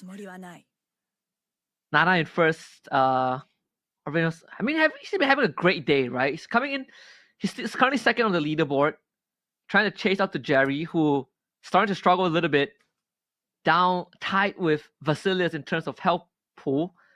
We get a Bruiser Edith again. I felt like we've seen this before from Fan Lee in the previous game. Now being ran by PJ Raven. I mean, the next round after this, they will get a GoGo card, and it will be a GoGo card, right? So it will be, it's scary. Yeah. So far, I think it's been quite the interesting approach here. Oh, okay. Edith unfortunately blew it up quite too early, so this is going to be another Fan Lee win. We see the storyline before. Hold on, this Edith. Oh, with the golden staff. Actually push through this Edith. Proving us wrong again. That level 1 Bruiser Edith that goes full damage. Feather of Heaven, Golden Staff, Winter Crown. Solo carried that round. And putting Fan Lee down to I think 54 health as we check in on the GoGo cards now. The cash in is there. PJ Raven Sky should get a crystal on top of some extra economy. Fan Lee doing the same for the crystal. Him and Shady. Arvin B. Rob, that is it. The 20+% hybrid lifesteal there for him with 4 Face Warpers. Is it 4? 2 Face Warpers for now. Yeah, 2 Face Warpers, and now getting a lot of the synergies in is Flox here, right? One possibly for a Metro Zero build, but still, you need that 5 cost card. Yes, it's the creep round right now, but with 26 gold at level 8, you don't really have a high chance of getting the 5 costs. Yes, it unlocks the 5 costs, but still, it's gonna be very hard here. Oh, is able to pick up 1 Metro Zero so far. Needs the other one. The one that Irithel skips it. Not of importance for him right now. I mean, for Foxy, he's looking for a way out of this. Swap to the Dauntless, dish the Starwing. Metro Zero is a possibility. He does have that export, but he doesn't have either the Roger or the Ixia, so he might have to pivot off of this too. This is a very scrappy comp so far. And he doesn't have that 2-star for any of them. Foxy he's in dire straits now. Yeah, he's not looking too good. You're going up against Fan Lee and having that 2-star Alucard with a very good toy Mischief synergy as well. But still, it's able to pull through so far with the export, able to deal very good damage into the back line. Will it be enough? Oh, Terry! Though? Oh, man, the execution comes through again. Foxy down to his last bit of health. Yeah, that export was not enough. He needs another Metro Zero to actually make this lineup work. Oh, he needs a 2-star in any of them. Yeah. Okay. Glory League blessing there. I never miss my target. When evil encroaches, call my name. Able to pick up the 6 marksman for the side. And yeah, but he does not have enough space on the board. He has to swap a few members out if he wants to get that marksman synergy. He does have that 8 Metro Zero synergy already on Fan Lee. So yeah, it's gonna be looking extremely scary with the Akai popping in with the Claw Death device as well. So it's going to be very scary for Fan Lee right now. He is going to be one of the top few in terms of late game builds. The Melina give actually polymorph the Claw, but he does have the BOD, the Haspclaw, as well as the Winter Crown. Yeah, Arvin, he's not going to survive this round. So Fan Lee, again, just like the previous rounds we've seen him in, always manages to get to that late game in a very strong state. Jerry also having a field day right now, just taking down Vasilius with the 6-toy Mischief 4 Bruiser build. Yeah, I'm not too sure what build Jerry essentially went for, but 6-toy Mischief, 2 Bruiser, like you said? Yeah. 6-toy Mischief, 4 Bruisers for Vasilius at least. Vasilius, all right. I feel like... no. I mean, Foxy is already out, so he's going to lose that third place ranking, most likely by the end of this. And that kind of stings. Yeah. He was going for the Metro Zero, but it feels like he couldn't find what kind of synergy he wanted to go for, and he was just like struggling with board management as well. And there's only 20 seconds in terms of board management now. So in terms of just trying to manage your board, you only have 20 seconds in between rounds to think. So you got to think in between the battle rounds. You can't even watch your own battles. You got to be planning your next few steps as you go on. But look at this, Vasilius taking 19 damage, but he's at 50 gold with 5 interest going in. So he will have a lot of reroll capability. Yeah. How is Arvin going to find his way out of this? That's also something that is worth looking at now, because he's committed to the 6-toed vessels. So pivoting from this point onwards is going to take quite a bit from him. I mean, this is quite a close game, right? Like the player with the highest health right now is Chatty with 54, followed by PJ Raven Sky with 52. Everyone else is just 2 rounds away from getting knocked out. Yeah, and this seems more reminiscent of a high-level game, right? Where everybody's just going for synergies. Everybody's trying to go for interest as well in the early stages of the game.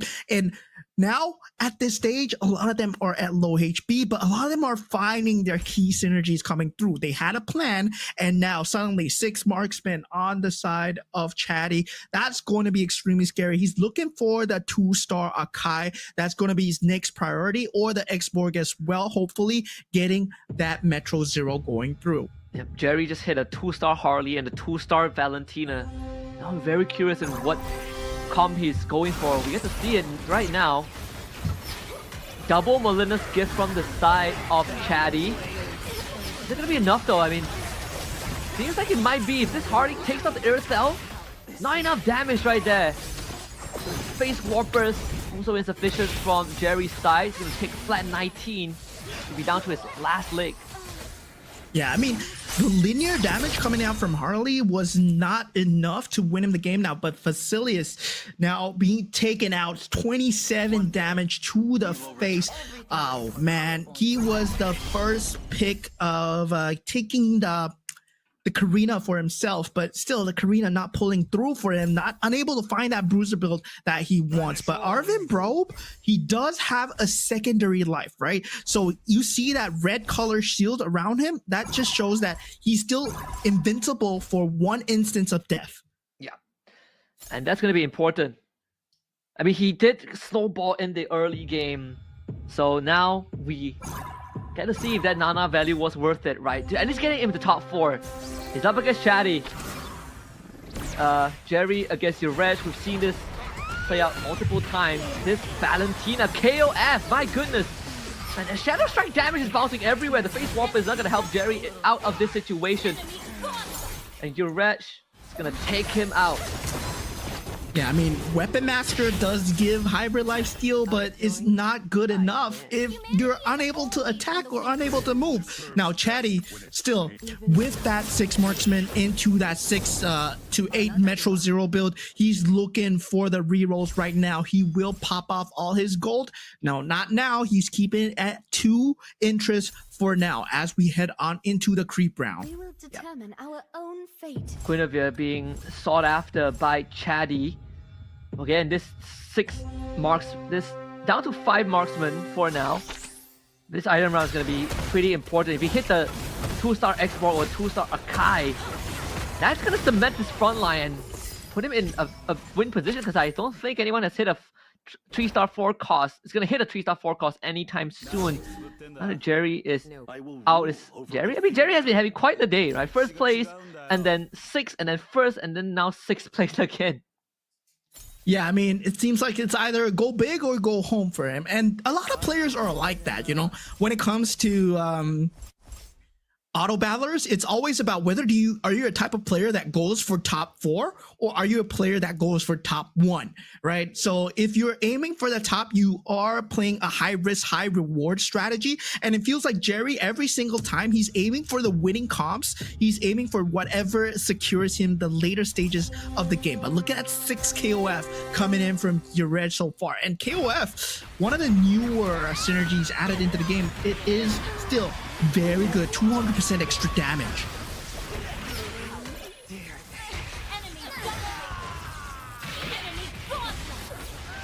Enemy legendary. Unable to pull through with the KOF build. Always hope.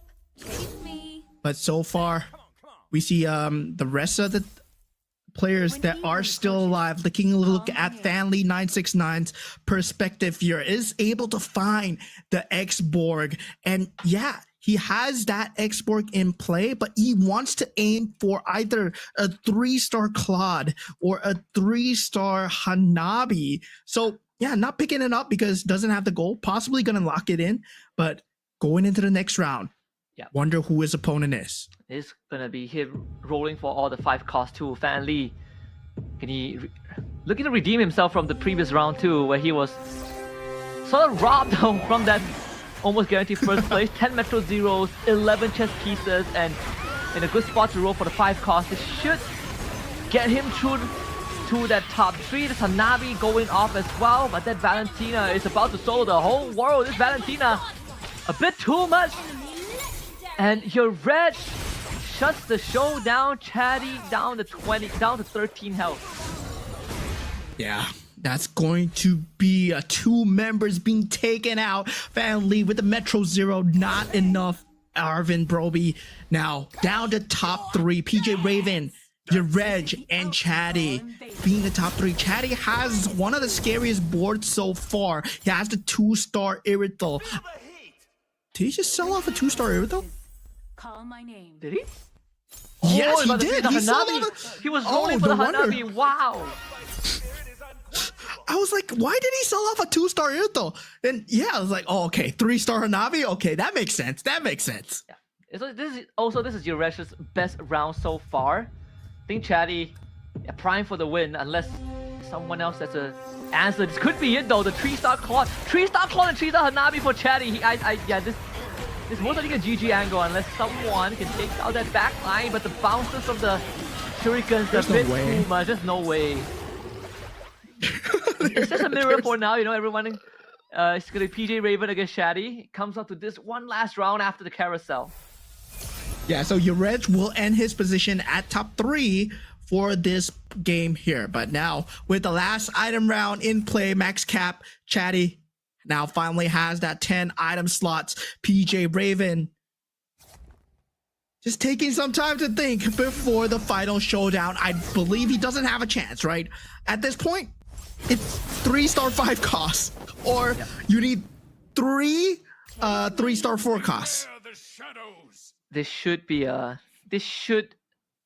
his round. I don't see a losing position for for Chatty right now. 3-star Gwyn, okay. Does the Gwyn have the right items though? I think that is the important question here. 3-star Barat is out. 3-star Barats? Okay. Alright. One more. What worries me is that there's Luminexus from the side of Chatty, and then you have a Hanabi and Claude with 6 marksman synergy. Alright, moment of truth. Right, here we go. The Hanabi already shredding through the early front line here. The Barats! Can the Claude and Hanabi do it? That's the Winter Crown prop from the Gwyn. Ah, it's not enough. Watch this. The difference comes down to just the Winter Crowns, honestly. Yeah, it does. And he needs to pick up that 2-star Akai that he's currently hunting for, but yeah, at this point, PJ Raven is out of money, so is unable to find anything so far. That 2-star Edith somehow carrying him, but that front line Belleric is being bursted down just so fast, and that meat shield is just not enough in the face of Hanabi right now. Does put the Layla down for that 6 marksman synergy. Now Chatty able to just shred through, but look at PJ Raven positioning. He's going all in, putting all the units in front. Oh, and they're right in front of each other. But the Monila's gift gives them some space to work with as the Bruiser Barrage right on top of the Hanabi right now. Can he get the Winter Crown out first? I think he did. The Winter Crown comes out at the right time. And PJ Raven, just great positioning towards the very, very end. And takes that first place away from Chatty.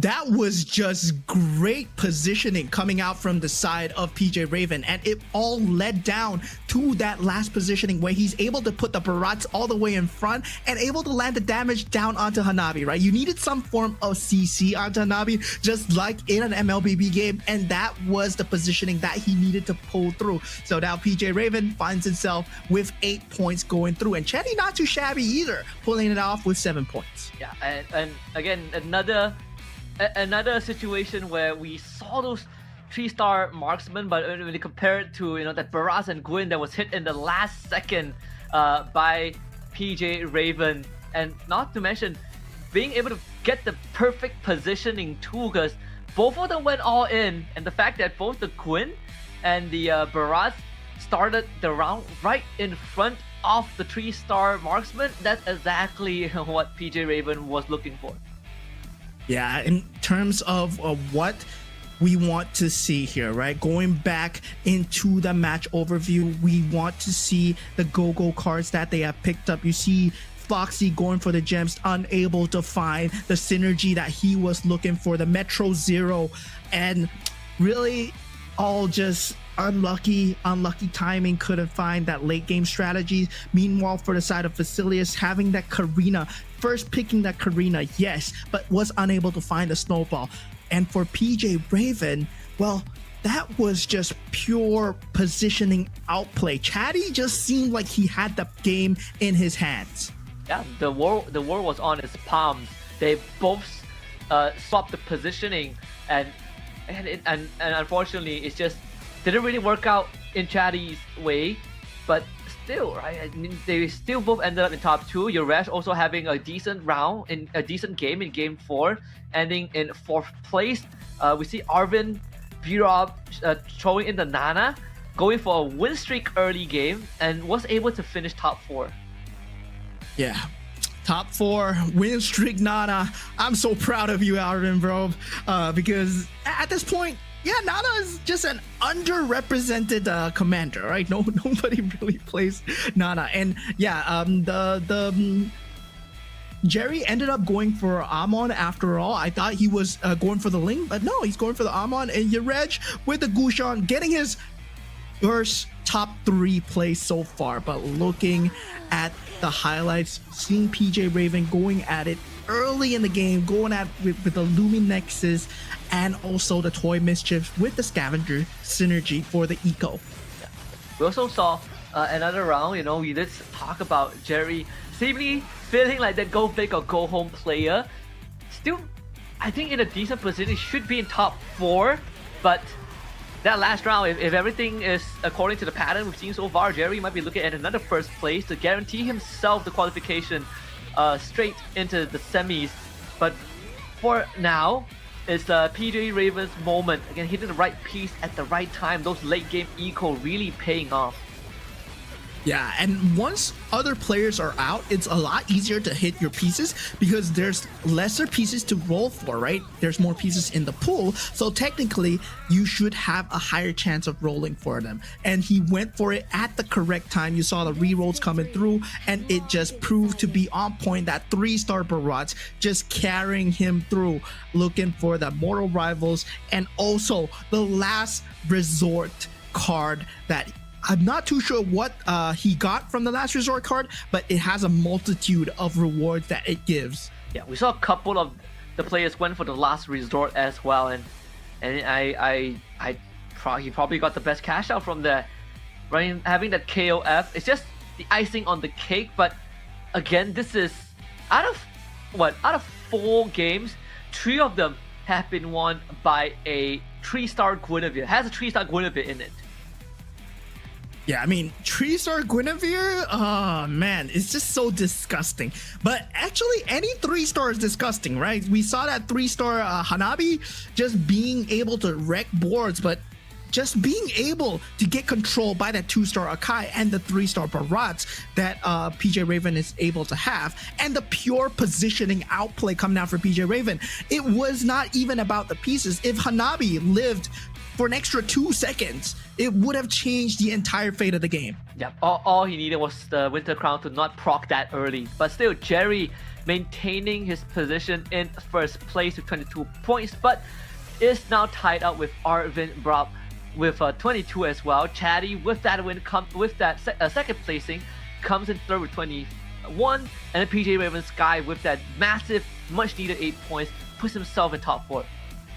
Yeah, now we head on into round number 5. But all these players, if you take a look at their scores, they are neck and neck. So anything can happen here, right? If Jerry gets last place, he's gonna get 23 points, and if Yurej gets first place, he's gonna get 21 points. So yeah, there's a possibility that you can climb out from that bottom 8 position still, especially if you get a top few placing. And if they swap positions, is it enough still? Because Jerry at this point with 23 points, he is guaranteed to get through into the top 5. So I believe Jerry's already gonna make it into tomorrow no matter what.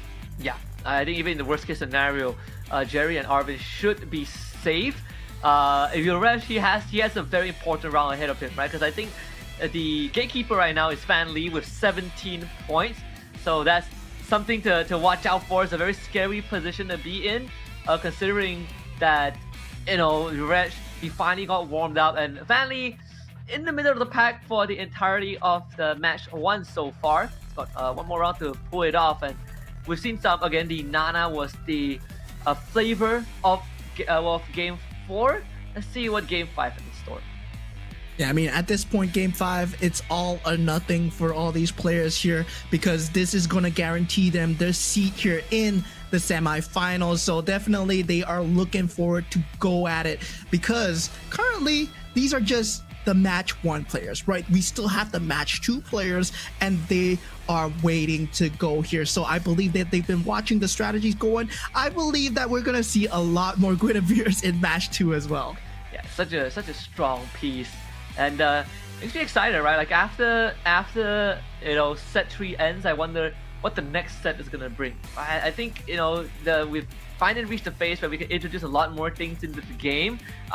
But for now, I think there are definitely clear favorites. We've only seen like a 2-star Benedetta like once. Haven't really seen much of the other 5 cards really popping off. Most of them are placeholders in this case. Luminexus also is we've got 4 Luminexus max, and players just pivot off of them in the late game. Yeah, I mean, Luminexus, technically, as we said before, has the highest damage cap, but it's just not too favorite of a composition because they're just so weak in terms of having the frontline capability. And I've tried it before with Luminexus with Shielders, Luminexus with Dauntless, whatever. It still does not work out as I wanted to, right? You really need Luminexus with Stargazer or Mages. So that's just too paper of a comp. You just lose out to Bruisers, you just lose out to Weapon Masters because they have the hybrid lifesteal to just fight it all back. Yeah, and that's something that I think, it's just the pieces. Is there any tanks? I think the only tank on Luminexus is like Carmilla, but even then Carmilla it doesn't feel good, right, when you build her tank. Like the 3-star Carmilla value is significantly lower compared to like the other frontliners that we have. Yeah, and guys, if you're thinking why these players just don't pick the same commander each time, there is limitations set on these players where they cannot use the same commander again if they used it in the match. So there is also no dupe commanders, so you cannot have duplicate commanders with your opponent. So that's why there are 8 unique commanders every single time in every single game. Yeah, I believe that hold on a minute, Arvin has 13 points. I believe that's probably like a graphical error there. Arvin should have 22 points. Either way, we'll get that checked out just a little bit. Jerry coming in hot with the 1-1 for Game 5. Man, oh man, 1-1, a character that actually deals damage into the battlefield. So yeah, we finally got a non-eco character coming through, and for the side of Yereg, it will be Fanny as well. The Paquito coming out from the side of Arvin Brobe. Fan Lee going for the Valier as well. Valier, very strong card, able to pick GoGo cards twice. So yeah, very favored in terms of the higher ranked players as well. And it's very meta at the moment. Cho, also one of the most X-meta commanders because it does give a lot of gold. Yeah. I'm surprised we haven't seen any Gwyn so far. We see the Moskov though out from Chatty. Is looking to really take this above and beyond with the snowball. Yeah, man. This snowball character, you're able to just farm up and just get a lot of characters going. But Basilius going for that Minotaur, and Minotaur is really an all-in commander, right? Because you get the itemizations, yes, and you get the snowball going, but after that doesn't really provide much for you in the mid to later stages of the game. Yeah, and let's see. This is Game 5, the most important game of for some of these players at least. If they're looking to survive today, this is it. Shadow Cell opening for PJ Raven Skies. It comes up to the GoGo cards that they're gonna get to kick off this last game. Yeah, the commander cards that they will be going for this power cards. Yereg actually choosing to go for Ling's power card. Jerry picking up the Wanwan's power card, and Fan Lee actually picking up the Wanwan's power card on the Valier. So very interesting turn of events here. Not actually going for the standard Valier play. Does want a bit of that extra oomph to it. 2 Soul Vessels, 2 Face Warpers, and 2 Aspers. Foxy, what a board to start off. Losing this round is going to be pretty acceptable since you are running that aspirant. But he himself can actually do some considerable amount of damage with this Leslie. Okay. I think Fan Lee didn't pick up the 1/1 power card. He picked up the Valir one, but it doesn't show, right? So he got the 6 gold and it rolled into the 1/1. So yeah, I believe that happened. So yeah, he got the 6 gold. He picked the Valir power card. Don't worry, guys, he didn't mess it up. So yeah, that's just weird animations coming out just a little bit. But now we do see the start of the game. Luminexes and Mages coming out for the side of Arvin Broby. He did go for a Paquito build here, so it depends on who he puts the boxing gloves on, and that's the character that he's gonna copy. Yeah. He's got this very early Luminexus Mage too. So 2-star Aurora and 2-star Dusin. We did go through some of the struggles that Luminexus deals with. They just don't have any reliable frontline, but they make up for the lack of frontline with some decent damage. Sadly, against Floxy is pretty hard because you have an early phase Warper, double phase Warper, and that means that the Leslie feels a lot safer just dishing out the damage. Yeah, 2 stars as well, right? That aspirant synergy going extremely strong coming through. Your Reg on that Fanny does have that, unit advantage on the field because you do have the ability to pop in a unit, and you can see that at the start already, you can see the Moskov trying to go for, I believe that's an Amon? Yeah. True love Yeah. is like blood. Toy Mischief Glory leak here. That's a very early claw from Chatty. And he's looking for the Amon to sacrifice. It's trying to get the ramp going, and the earlier you get it, the better, especially when you start leveling up, the odds does go down, so you want to find an Amon as fast as possible. Yeah, Chatty able to get it through, but still, at this point, Floxy, with that 2-star Layla and 2-star Leslie, is able to shred through a lot of these early game compositions here. That is a 2 cost that is 2-star at this point. So Floxy, yeah, does have that 100 HP win streak going, and also that late game slightly secured because you have the aspirants energy that you're talking about. You want to get the cash out as well, so getting it early is always good. Yep. It's the first carousel round too. Chatty instantly goes for the K. Golden Staff is available. Feather of Heaven as well. This is definitely a game 5. Yeah. See Halbert. Man, Golden Staff being completely ignored. What is Foxy gonna go for? There is the Molina's gift. He can go for that to allow him to snowball even harder.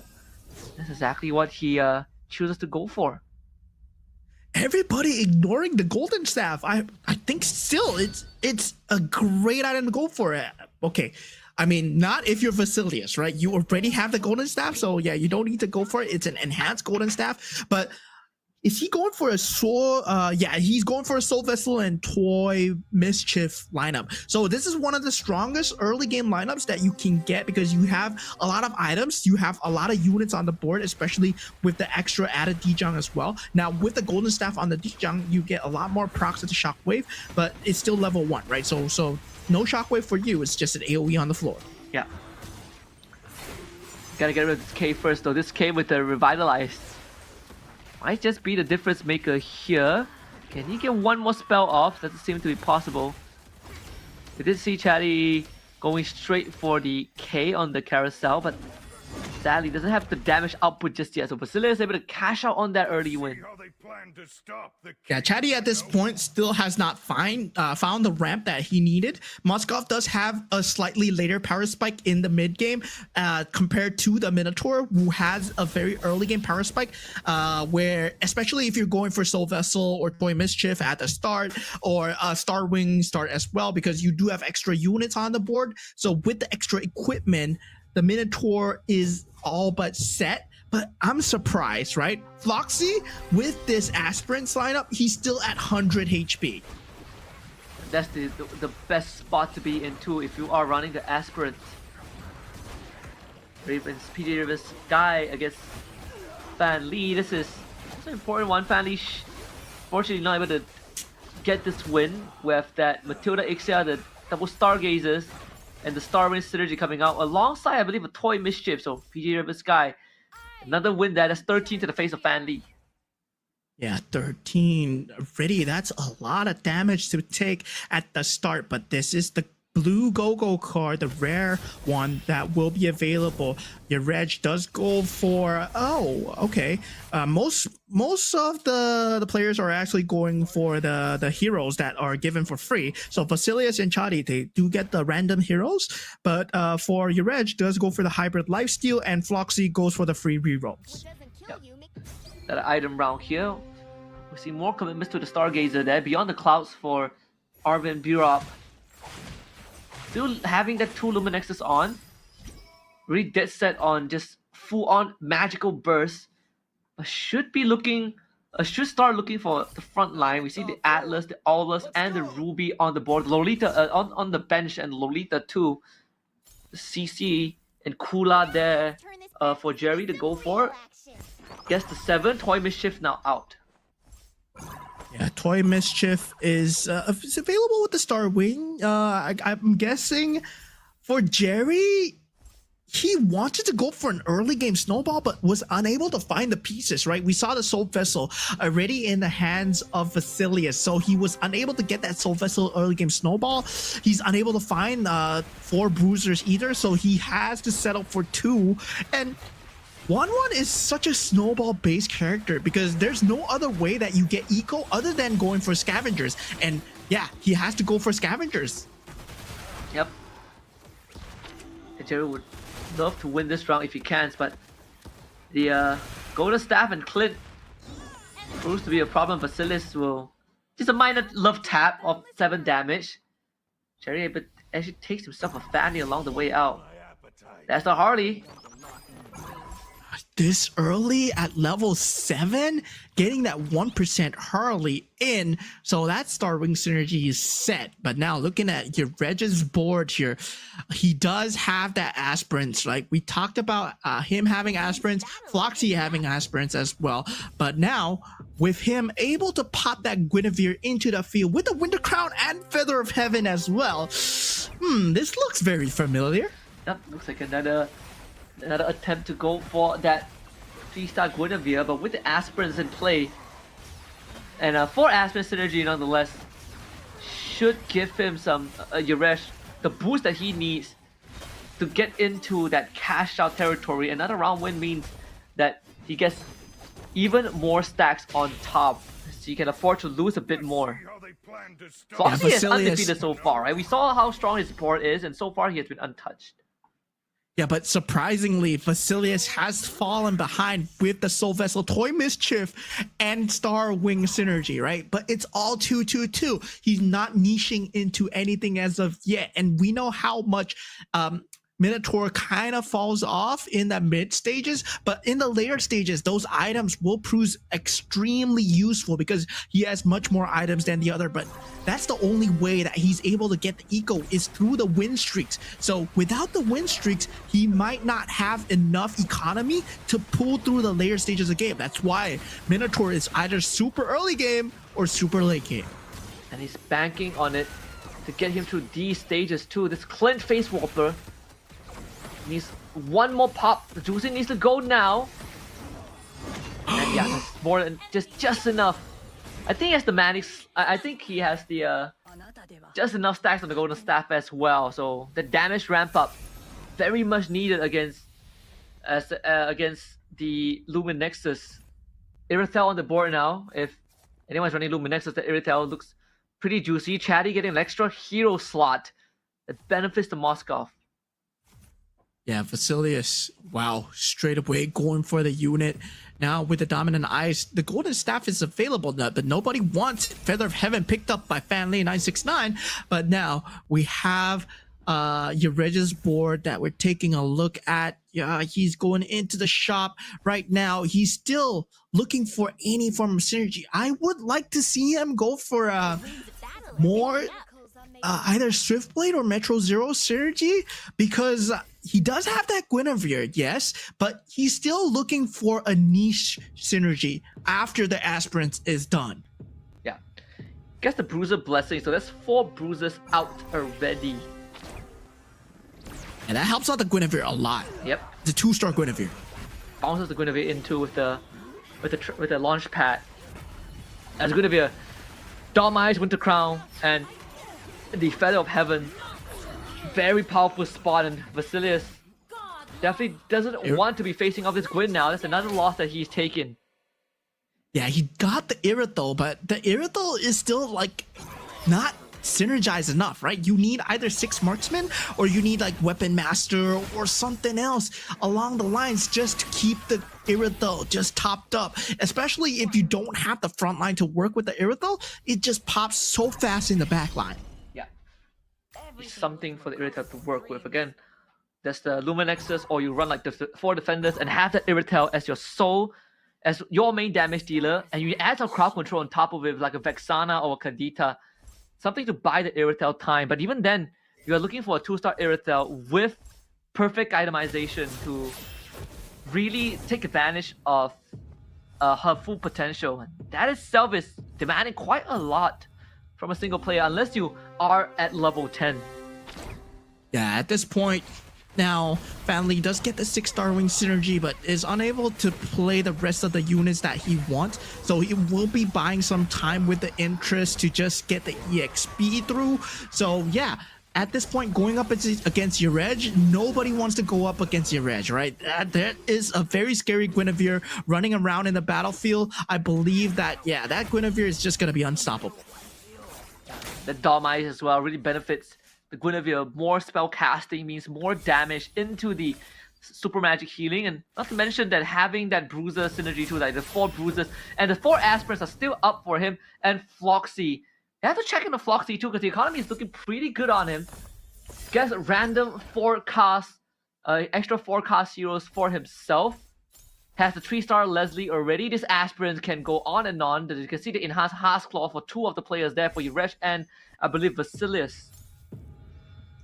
Yeah, so they're going for the Haas Claws. They want the physical lifesteal, but Yereg right now in the creep round.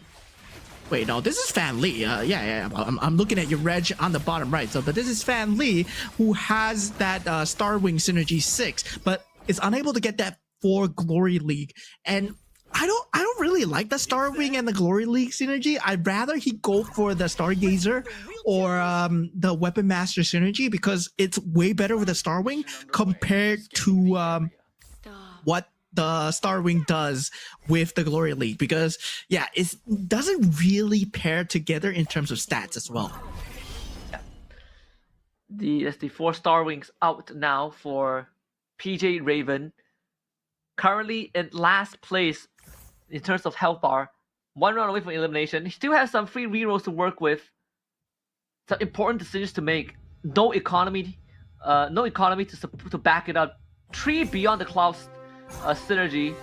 Has that Edith, but it's just level 1. Not sure if it's enough though. Like his Xavier is gonna disappear to the Candida. It all comes down to whether this Edith is enough to stop that Saber and the Candida. Yeah, still has that primal form, the primal wrath available. Does not even need it. The Candida has finally taken out. Now, taking a look at Jerry, he does have the shield available, but the Guinevere is still wreaking havoc. And while all this is happening, Yereg is at 360 aspirant energy already. So looking like a crazy conclusion to end off match 1. But looking at this as well, Foxy finally having that Metro Zero, that 8 Metro Zero synergy going through. He finally taking his first loss, and Floxy earlier on had 4 aspirants. I wonder how much did he cash out at? Yeah, yeah. Sad that they don't show it. Yeah, they don't show it. When you remove the aspirants, you just don't see the numbers anymore. Yeah, I wonder what he cashed out of, but for Swiftblade with the Metro Zero, there's gonna be a lot of penetration coming through for this K. This Gusion is gonna pull through the front line here with Terry Bogard and just smashes through Vasilius' front line. Well, he's at 6 HP. Vasilius not looking too good here, my friend. But now Jerry up against Chatty at this point. unable to find the finish onto Chatty, but the Barats is still alive. Oh, but the face up, but the jump comes through from the Harley at the correct time. Yeah, man, Jerry. So far we've seen Jerry lose 2 of the matchups. Vasilius really on the ropes right now. If he loses this game, I think he might be out of contention for semis, and he only has 1 round to make it right. He needs to survive this round, and then he at least get Carousel. But depends on who he faces up next. I think Vasilius doesn't really have much winning matchups to go for. Yeah, at this point, Vasilius is on the ropes, as you said. But now taking a look at the Guinevere build-up coming through from the side of Yareg, who has been on a tear through lately. I would like to see a Yareg versus Floxy matchup, but we haven't seen that so far. He's going up against Chatty right now, and I believe Chatty, with that Starwing synergy, has a chance. But does he go for the Stargazer? Yes, he did, but the Harley does not have enough items at this point. So with the Guinevere still alive, he's just gonna tear through the front line as he gets locked down by the Iori. Yeah, nothing much that Chatty could do. Like, the Harley can't really bounce around. If he gets a roundhouse in the face, not only that, double Winter Crowns too. 1 on the Iori, 1 on the Gwyn. We see the Kadita explosion there from PJ Ravensky. So Floxy takes another loss. That Metro Zero still hasn't really fully paid off just yet for him. Yeah, Vasilius being the first to get taken out, followed by Arvin Broby. But we'll find out their standings later as we head on with the rest of the game here. Does have the Edith available, right? The Beyond the Clouds synergy, well, they don't choose to go for it. But now, with that, we do have, looking at Floxy's board, who wants to go for more Metro Zero or more Swiftblade, but does not have board space. Yeah, you're scratching his head too. Also looking for a way to keep that lead. I mean, Yuresh getting first place. If he gets first place, this might be the greatest run, starting from last to first in match 1. It could just be enough to get him into semis too. So Yuresh really wants to hold on to the lead that he has. Yeah, he needs to get first place and to just secure himself a boost in terms of points to get top 5. Reminder is we are eliminating the bottom 3 here. And now with that, we're looking at Chatty going up against Family here. And Chatty with that 6-star ring, 4-star gazer, does not choose to go for that Weapon Master, but still is able to get the mana through to take out Family. 20 damage straight to the face. Now 15 HP. Oh yeah. And Chatty stays in. Floxy now in first.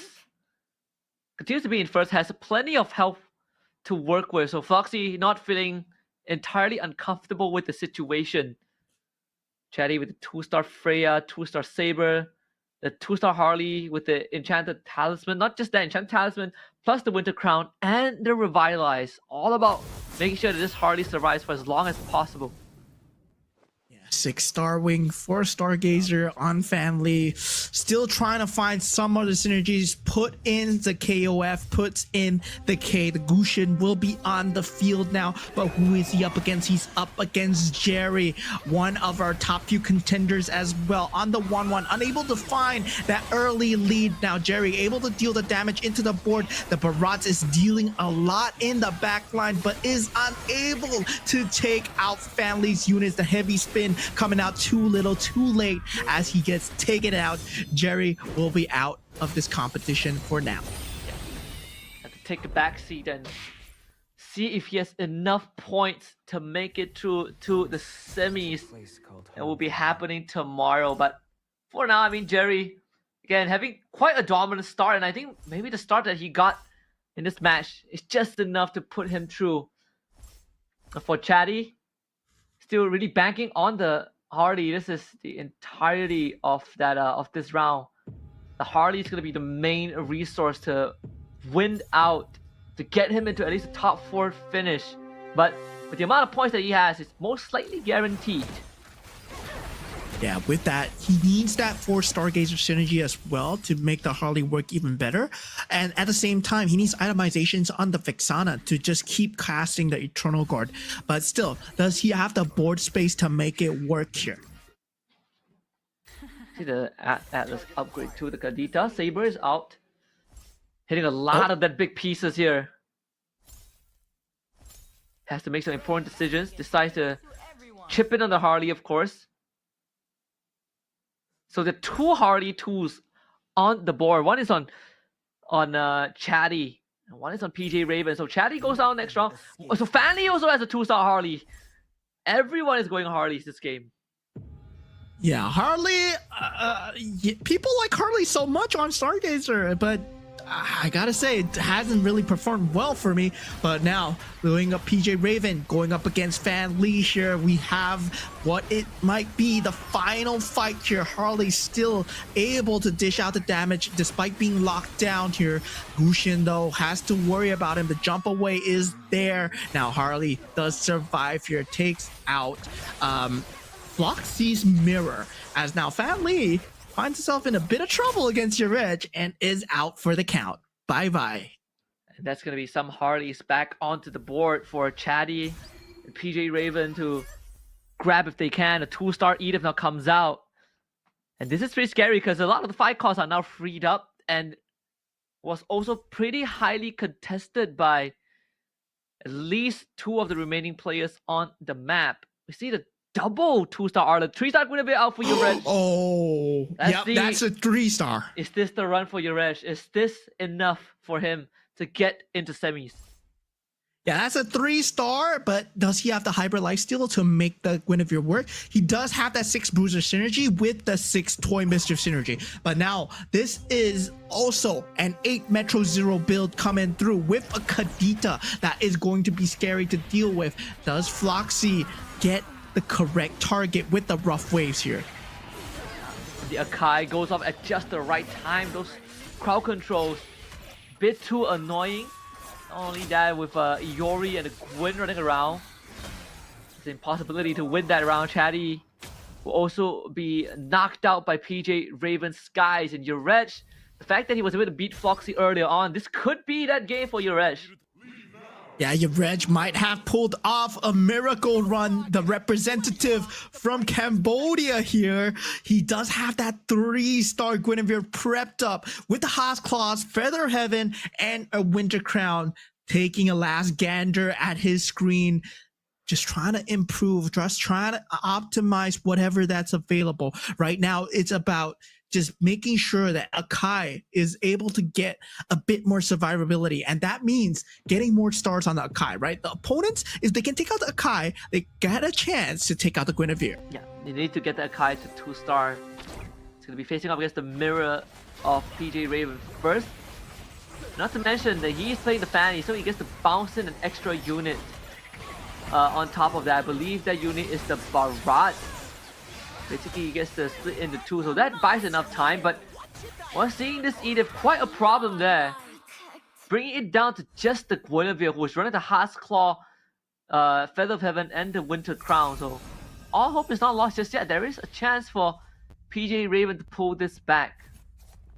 Yeah, at this point, Floxy goes for the Shadow Cell synergy. PJ Raven not choosing the capacity, chooses the items, gives up the capacity to Yuresh, and this might actually be bad for the rest of the members here because it gives him the room to get a 2 synergy on something else, right? And this gives him the Weapon Master, which gives more Hybrid Lifesteal to the Guinevere. Very smart play coming out from Yuresh, but I'm surprised the others did not go for the +1 just to get extra for themselves and to deny it away from Yuresh. Yeah, is this a 3-star Granger? It is a 3-star Granger. 3-star Granger. Alright, it's out. Let's go. 3-star Granger for Floxy. 3-star Granger, 3-star K. And 8 Metro Zeros. 4 Swiftblade with a Star Wing boost on top. Is this enough to deal with Yuresh? The Guinevere gets bounced right in front of the K. Oh, the K. Yeah, we see the Guinevere act. Yeah, it's just dealing so much damage. Oh, one more blast. I mean, Granger. Oh, the Granger. He pulls through. He pulls through. Floxy pulls through. So now it's about Yared's positioning. I think he can't put the Guinevere on the launch pad anymore. He has to position it on the field, put something else on the launch pad, and put the Guinevere behind and make sure that he fights the Granger. Yeah, the Guinevere can't get blasted by the Granger because he instantly procs the Winter Crown. And that is bad news for the Gwyn. Fight for our destiny. Not only that, it bounced in front of the K, but the K just ignores it, right? Just goes straight for the back line. Listen to my graceful song. So now we're down to our top 3, PJ Raven. And 4 health. He's looking for the Kadita. He needs 2 more pieces and there's 10 gold to work with. Once there was a place. He's gonna commit to rolling down, takes the Arlet. Goes to sell it. The Kadita is not coming home. Yep, not coming home for him. Going up with Floxy, who has that 3-star Granger. Is just going to be just a very disgusting damage coming through. His front line is completely blasted out of contention. That Harley is still alive, but not for long, as PJ Raven will get taken out. It will be Floxy versus Yarej for top 2 here. And Yarej wants to get top 1, and so does Floxy. They both won 8 points to just get them into top 5 right now. If you take a look at top 5, it's Chatty, Jerry, Arvin, and Fanley. Wait. No. Arvin, Chatty, Jerry, and PJ Raven. So with that, whoever gets the top 1 position gets the top 5. Whoever passes Fanley goes through, right? Wait, if Yarej gets it, he ties with Fanley, then how do we break the tie? We need to break the tie, right? If they get tied together. I believe they take the points from the other group as well. I think that's. I think that might be the way through. But that makes it even more important for Yarej, right? Because Floxy is guaranteed 23 minimum, but for Yarej, he's guaranteed 20 minimum. Oh, no, that puts Floxy. Floxy is guaranteed. Yarej doesn't get through now because Floxy gets 7 points. Oh yeah. So Yarej? I mean, it's just a battle now. We'll check if it accounts for the total points after match 2, or we look at the individual groups. We'll check on that in a bit, but still, this is quite a battle to behold. Can Floxy beat that Guinevere tree? The Guinevere gets bounced again, instantly gets polymorph, gets the kick onto the K. The K ignores it. The Yuri needs the damage on the Granger. The Granger is blasted. Oh, so close. Winter Crown. Oh my goodness. The Winter Crown popped at the correct time. He takes home the victory, but at what cost? He didn't win enough points for himself to actually get through to the top 5. We're not too sure whether he actually gets through based on head-to-head, but points-wise, top 5 is pretty much decided, and he only has 21 points, so it's going to be extremely hard. Very hard call here. We will check in with the league ops to see how it's gonna go. Are we looking at individual groups, or are we looking at the cumulative group after group B placed? But man, Yarej pulls through in the final round. I swear to God, like Floxy was about to win that. That Granger blast the entire front line, but it was a Winter Crown div at the very end. So 4 out of the 5 first place had a Gwyn 3-star in it. If you're still not convinced, just watch back the previous games and you'll know how good Gwyn 3-star is. Gwyn 3-star Bruiser 6 is just a very scary build right now. And guys, yeah, if you have not played it yet, yeah, I believe it's time to try it. Yeah, I mean, what a match run we have, right? We still have 5 more games coming up. We still so there's a lot more to look forward to. I bet the players in Group B are also having a blast seeing how this 5 games played out in match 1. But we are gonna have a chance to talk to the winners later on. But for that, let's take a look at the overview of Game 5. Yeah, taking a look at the overview right now. Yarej going for the Haas Claws. going for the Cinderella story here, right? But sadly, he's unable to clutch it through. But what a match being played. Floxy had a 3-star Granger that was blasting the lights out of everybody else. But still, that Winter Crown, that slight itemization change. Okay, so what really denied Floxy the victory is the +1 capacity, because he went for the Weapon Master build, which is a 2 Weapon Master synergy that gave him more hybrid lifesteal on the Guinevere that allowed him to survive that Granger blast. If Floxy or PJ Raven took up that +1 cap, Yareg would have been unable to win because his level and his units were capped. So yeah, that really boils down to that last carousel. Yeah. And Yareg from the get-go also had the aspirants going for him, right? So gets a pretty decent cash out as well. He was not entirely on the win streak, but he was hitting Gwyn very, very early on. And that was essentially allowing him to get these win streaks. He had the right items for the Gwyn too. So that main carry was giving him all these lifelines in these rounds and helping him take down very crucial helping him win crucial rounds. Yeah, I mean, at that point, the Aspirant's energy, I was just surprised, right? That Yareg and Floxy were able to get away with this for so long. Because Aspirants, you don't really have very good synergy. You don't really have very good units. The units are good, but they don't really synergize well with each other, right? They don't really have a good front line. They're all like mostly backline. They do take a lot of damage. I mean, if you consider their Fanny, Layla, Leslie, well, they're all paper units, and they were able to get away with collecting energy for so long. And Yareg and Floxy, well, with the Aspirants' energy, they were securing themselves at top 2. Yeah. That really comes down to the wire. See, Yareg getting pretty stressed out in the later rounds. But again, hitting that win tree was essentially what turning around. I mean, even this part, right? Look at that Granger. That Granger killed almost everyone.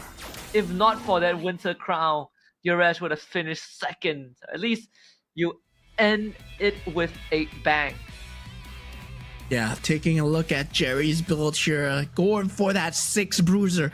That's the most important thing. That toy Mischief into the KOF Defender into Mortal Rivals, that extra synergy, that +1 synergy. He chose the Defender, and it really helped out against the Granger's Blast versus the Guinevere. 3-star versus 3-star. Yes, every bit of synergy matters, and Yareg, he knew that. Of course, these players, they're at the top level. They just value every bit of value that they can get out of these synergies, and the Akai coming into play with a heavy spin at the start, it just secured a lot of the mid-game rounds. Oh yeah, of course that's have the that's why the Haskell actually came in clutch towards the very end too, and that's why he's able to hit that win tree so fast because of the Link commander card. This is the group stage standings at the end of it. We have Chatty, Jerry, PJ Raven Sky, Arvin, Bree-Rob, and Floxy that make up the top 5. Yareg also close. Fanly as well, also coming in 21. And I think the saddest thing for Fanly was that there were I think 2 rounds where he had a decent board and he just couldn't close it out in the late game. Yeah, but sadly for Yareg, the last game, Cinderella story coming through from last place all the way to first place.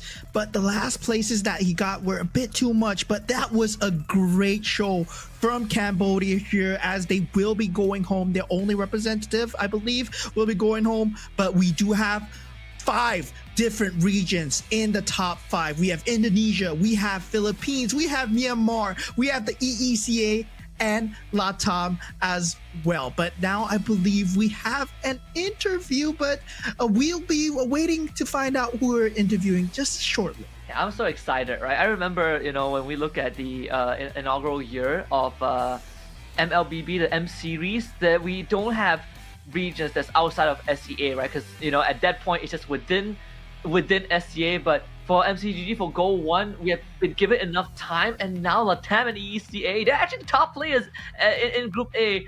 Let's look at the interview and see what they have to say coming up.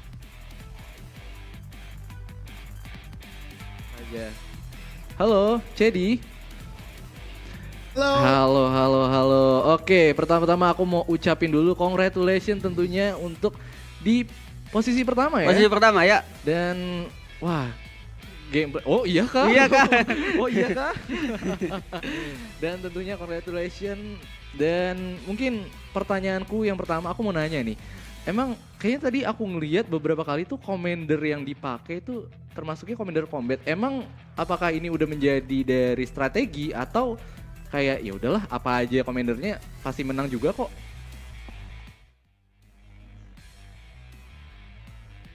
Waduh apa aja nih Mas Nana nih? Iya. Iya. Oke. Kira-kira dari 5 game yang dimainan ya, yang paling nyaman tadi main komendernya apa sih biasanya yang paling nyaman dari Cedi sendiri? Loyi ya. Oh, okay. Okay, next maybe Norman, you have question? Yeah, Chatty, over here. I have a question for you too. I mean, the English stream, congratulations once again. But still, like you say Loyi, I mean, is that your favorite commander, right? So I would say, do you think Guinevere is currently very strong? Because I see every single match, 3-star Guinevere with Bruiser is winning every single match. Almost top 1, top 2 right now. So I think it's very strong in the meta.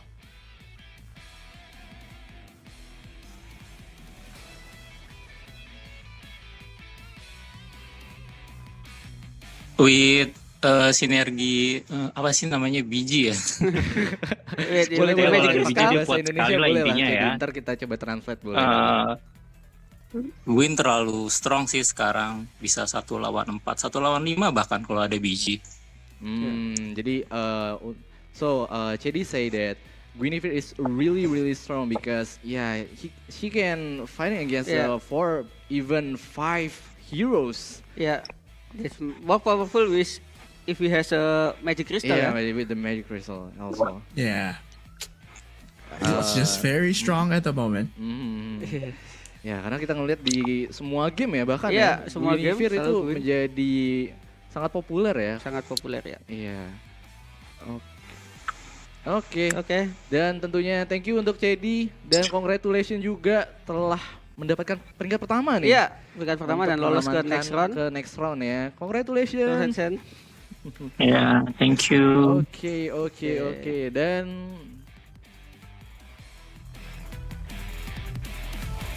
There you have it from Chadi himself.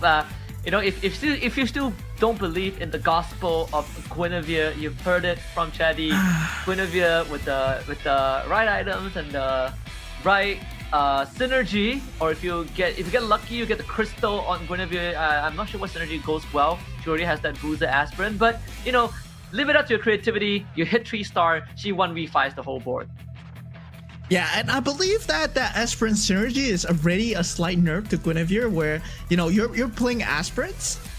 It doesn't give you much except for aspirant's energy, right?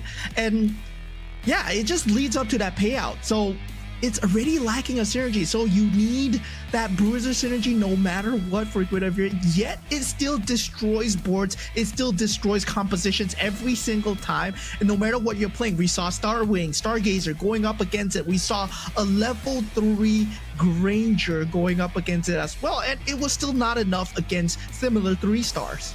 Yeah, and I think, you know, again, this is quite a preview to the future of MCGG, and not only that, we still have semis tomorrow, you know, where we see the big boys join the league, you know, C game winner and runner up. We got the rising star front runners, and afterwards we have the grand finals happening in 2 weeks time as well, and that's going to be on main stage, so even more to look forward to. But now it sets us up for match 2, right? We have already seen what is possible. I wonder what else match 2 has in store. With that being said, we're gonna go for a quick break, and when we return, we get 5 more games from the 8 players of Group B to see who else is going to make it to the semis tomorrow. We'll be right back.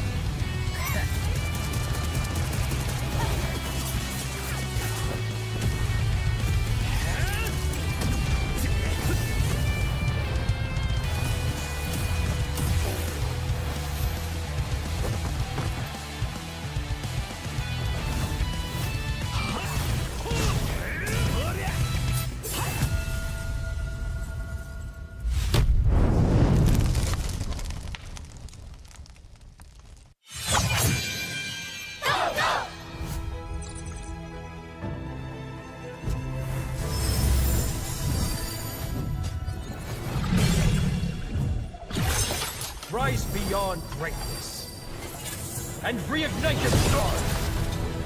Come then, embrace the struggle.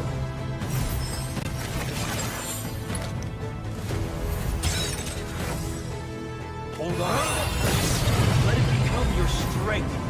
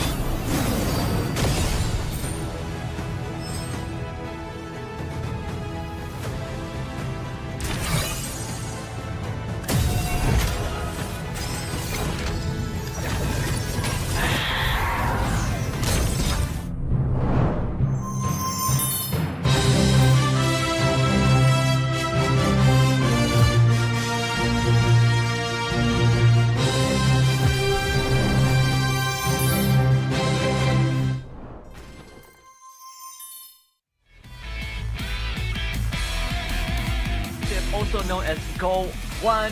We are your commentators for the rest of the evening, and it's an honor to introduce ourselves, Miss Husky alongside Moman. We are done with Group A, and now we hop into Group B, where another 8 esteemed players fight for the remaining slots to qualify to the semifinals tomorrow over the course of 5 games. We've got a taste of what the meta is like. Guinevere comes in first. 6 Bruiser seems to be the flavor of the day, with some seasoning sprinkled on top. Some interesting commanders like Paquito, Nana, and 1-1 being showed out. But seems like, according to Chatty from Group A, Loi is still the go-to.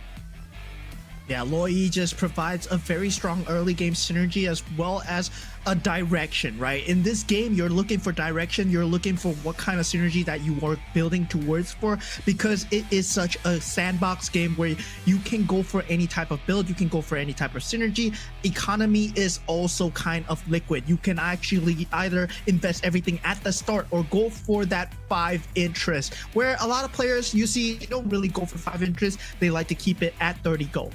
Yeah, and not only that, you also see players really going for the pieces on the carousel just to hit the 3-star fast. We've seen some of these players forego their default commander GoGo card just to go for slightly more variations in the approach. We see that Link GoGo card that actually allow Yuresh to get the first place in the final game. So I wonder, right? Because earlier on we have a good mix of different regions. We got Indonesia, Philippines, we got Cambodia, Myanmar, we got EC and Latam. And then when we come into match number 2, we also have a very good mix of players from different regions playing. So I want to see if the flavor changes a little bit.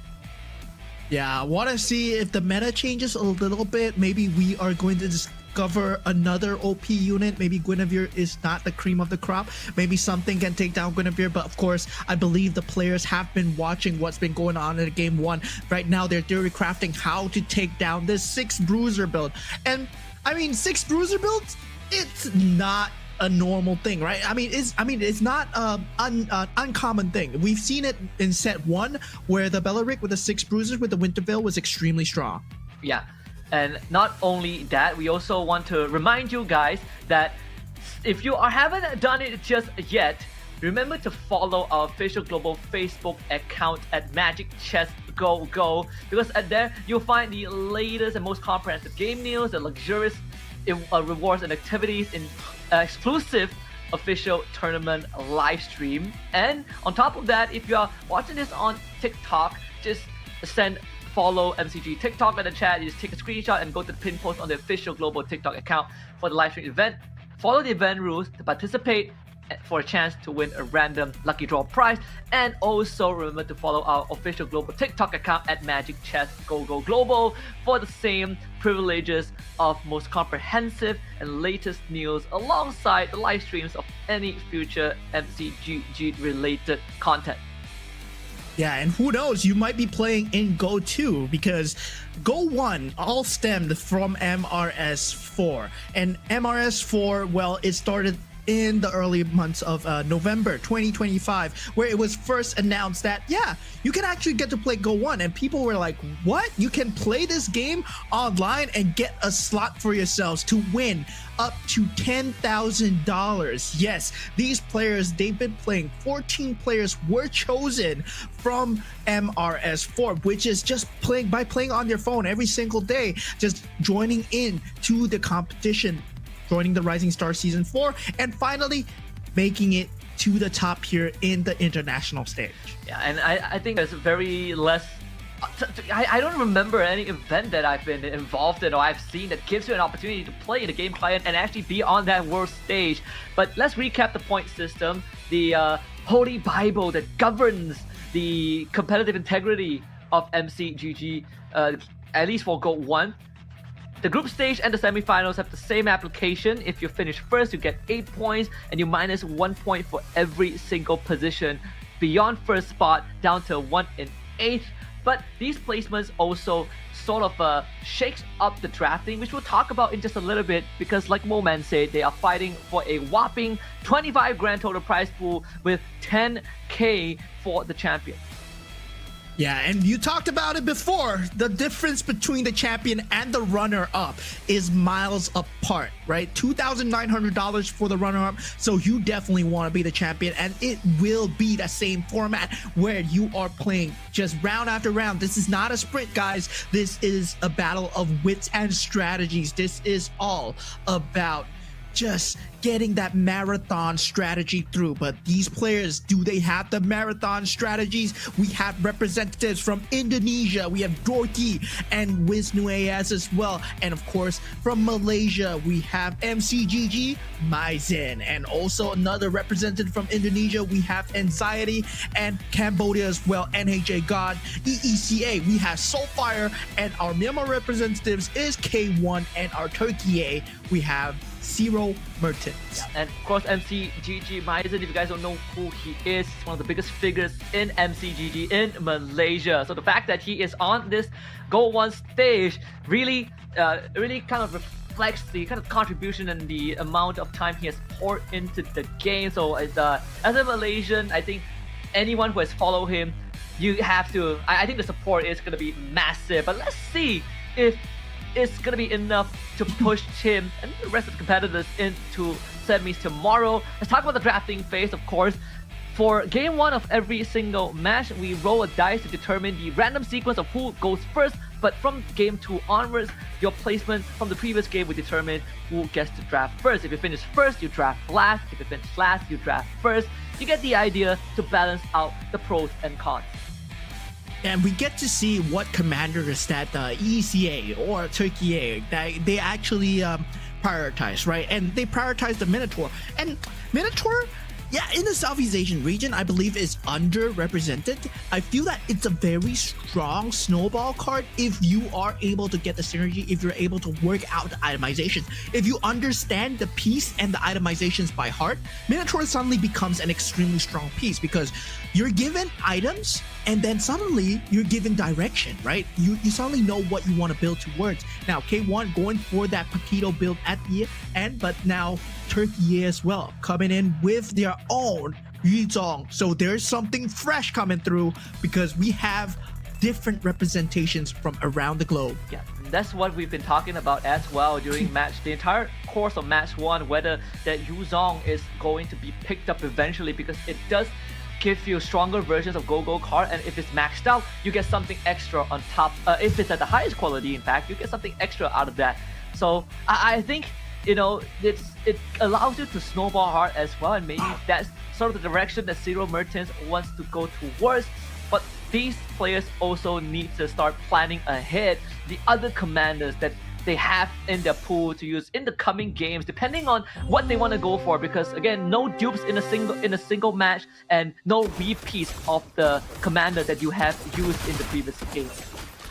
Yeah, definitely. This limitation really stops them from getting all these same builds coming through, same commanders coming through. Yeah, it stops the blandness and keeps the competition alive. But an early Soul Vessel coming through from the side of K1 and also Anxiety, as we see the GoGo cards that they're going for right now. Well, Loi picking up the Loi GoGo card. Yes, Soulfire picking up the Minotaur, but Anxiety actually picking up that Angela GoGo card. Yeah.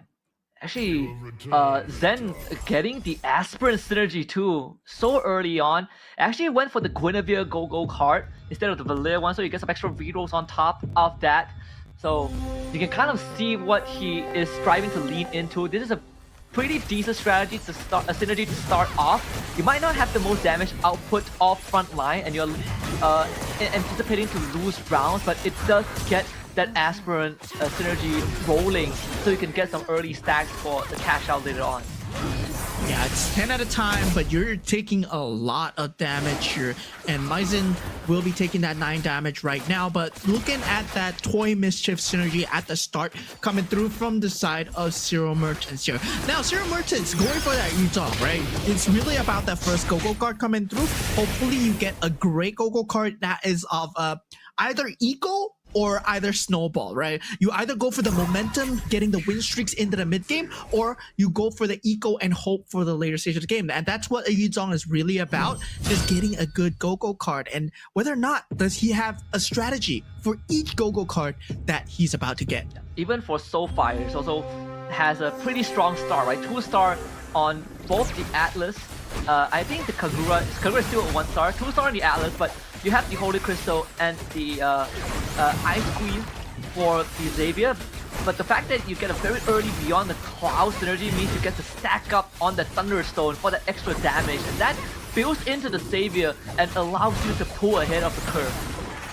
Yeah, and this was the itemization that I was talking about, right? It gives you direction. He gets the Holy Crystal and also the Frost Queen wand, right? So with that, he kind of is given direction. We're going Stargazer. We're going Beyond the Clouds. We're going Mages. And then suddenly he finds a Xavier, and this Beyond the Clouds gives him late game insurance as well, especially once you get the Edith. Now, a very different build coming out from the side of NAJ God, which is going to be the Bruiser and also the Toy Mischief. But we've seen this before. We want to go into Guinevere here. Yeah. The Karina too. So far it's being put on the Minotaur for now. Already has 8 stacks. First Minotaur at this point in time more reliable to proc that execution threshold. It's all about getting through that early game until you start having the ability to hit that forecast more reliably from level 6 onward. And then you could start transitioning into that Guinevere, and that's why we already saw the default double the Bruiser synergy activated, because this Minotaur a bit unkillable at this point. So let's chip off a bit of health from MCGG MY Zen 2. Now he's down to 80. So this Aspirant, it has to have 4 of it activated for it to be worthwhile. If not, then you are looking for a pivot in the next few rounds. Dorky actually going for the Cloud's Death device here, and yeah, that's very surprising given the fact that the Feather of Heaven and both the Golden Staff are right there. Anxiety and NAJ God, they just hop on it as well. These are the top 2 sought after items in terms of ranked games as of the moment. But for pro gamers, it feels like they are going for different types of synergies, right? They're keeping their options open. Getting that Cloud's Death device opens up much more in terms of that synergy pool, where you're able to go for anything. You're not locking yourself into either physical or magical damage. The fact that you see like Layla being held here, some of the Aspirant pieces being held by Anxiety, does make it slightly harder for Zen to hit his Aspirant, and just getting more stars on it as well. Again, this another Xavier build on the side of Dorky, so there's some contest between him and Soulfire, because of that early Beyond the Cloud Thunderstone stack, should be able to keep on having that win streak going. Yeah, and going back into the economy game, right, where no one is playing for the lose streak, no one is playing for that 50 interest. Everyone is leveling up according to curve. And now we have level 6s across the board. Once level 7 is up, that would open up the 5 cost availability. And whoever gets that 5 cost, it gives you a lot of direction to work with, right? Whether or not you're going to be building into an Irito, whether or not you're going to be building into an Akai. And surprising to see that only one person is going for scavengers this game, which is Dorky as of the moment. Yeah. With that 2-star Belleric with the plus theft device. Again, Dorky having his Beyond the Clouds. Just got it, so slightly late to the party, so that starts to take a while, but I think it's putting all his Thunderstorms into the Belleric, which is gonna get shredded, so you don't get too much benefits from it as of now. And without that Belleric fronting, this opens up the backline for this Clint as the Citadel to blow right through. There's also have the D-Junk to deal with. This Clint should be able to blast that Xavier with the with the abilities. So sadly for Dorky, it's gonna take a bit more time to ramp up.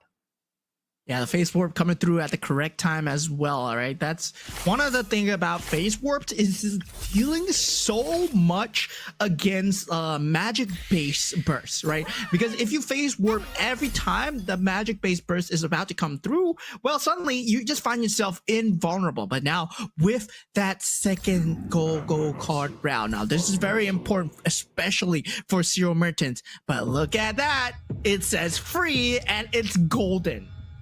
Yes, sir. And that's what you like to see. I had the KOF blessing activated on the Kula. But we're looking at the Point Mischief Crystal on the K. The Rockets is gonna hurt. We did see the potential, I think, Winter Crown. Not sure which one he took. The Winter Crown does look like a pretty decent option on top of the BOD, which is also offered as a separate option. Yeah, right now, currently Zero finds himself at the bottom of the leaderboard here. But of course, every round, the hero that he buys, first hero that he buys, it's always free. And he gains 2 gold as well. So yeah, so with that, he's able to just play the economy game, buy the highest cost, sell it off, or just use the highest cost every single turn. So he's just going to be focused on levels every now and then. Now, getting that level 7, he's hoping for the 5 cost to come through. Yeah. See the Stargazer as well. This could be a Metro Zero angle since the Ixa is already on the board. So activating 2 out of 3 synergies from the get-go. Need to get to this Granger. The Granger is actually blasting through the front line thanks to the Berserker's Fury and the Golden Staff as well. One more blast might just do it. Anxiety having a great streak going on for himself so far. Yeah, I told you, man. Golden Staff, so good on a multitude of heroes, especially if you have some form of physical damage. That Golden Staff, if you can keep it for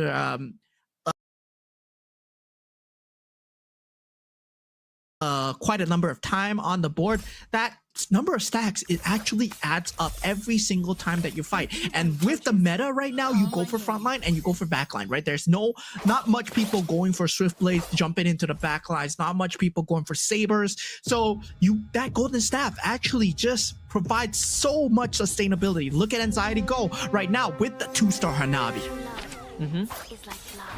With the Golden Staff and Berserker's Fury too, those bounces are gonna hurt. And that's one of the ways to get through to K1. If no one can kill that Hanabi soon, with the K going down, I don't think there's another way. This all is gonna get rooted down too by the Hiragana. So Anxiety, actually, Very close. Great position. Transfers all his items from the Granger to the Hanabi too.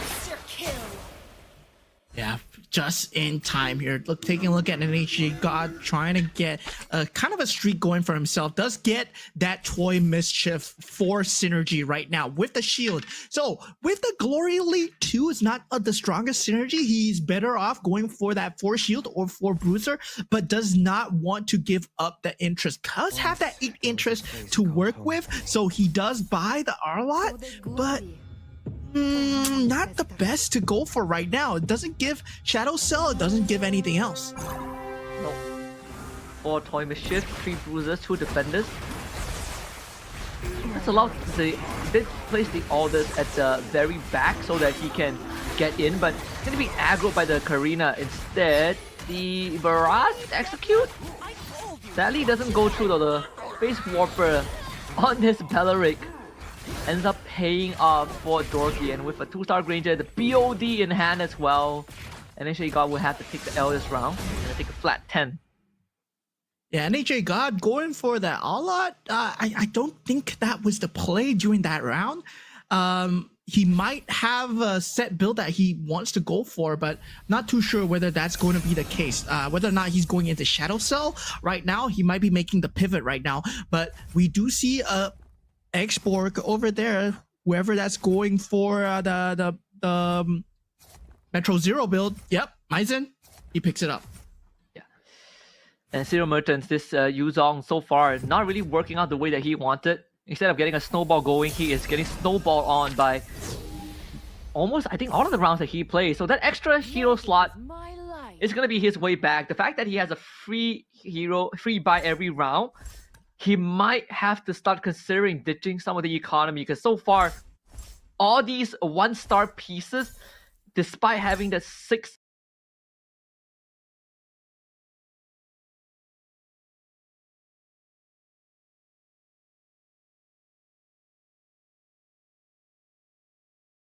toy mischief synergy, it is not working out for him. This KOF as well for this KOF for the K also not really in the best spot. He's running double Ks in fact.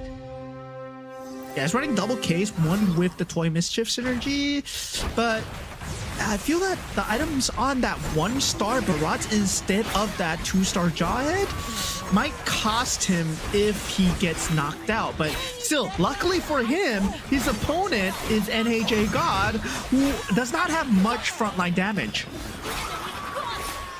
This is going to be quite a problem because NHA God is also contesting some of the pieces. In the fact that Akai cleared the board too.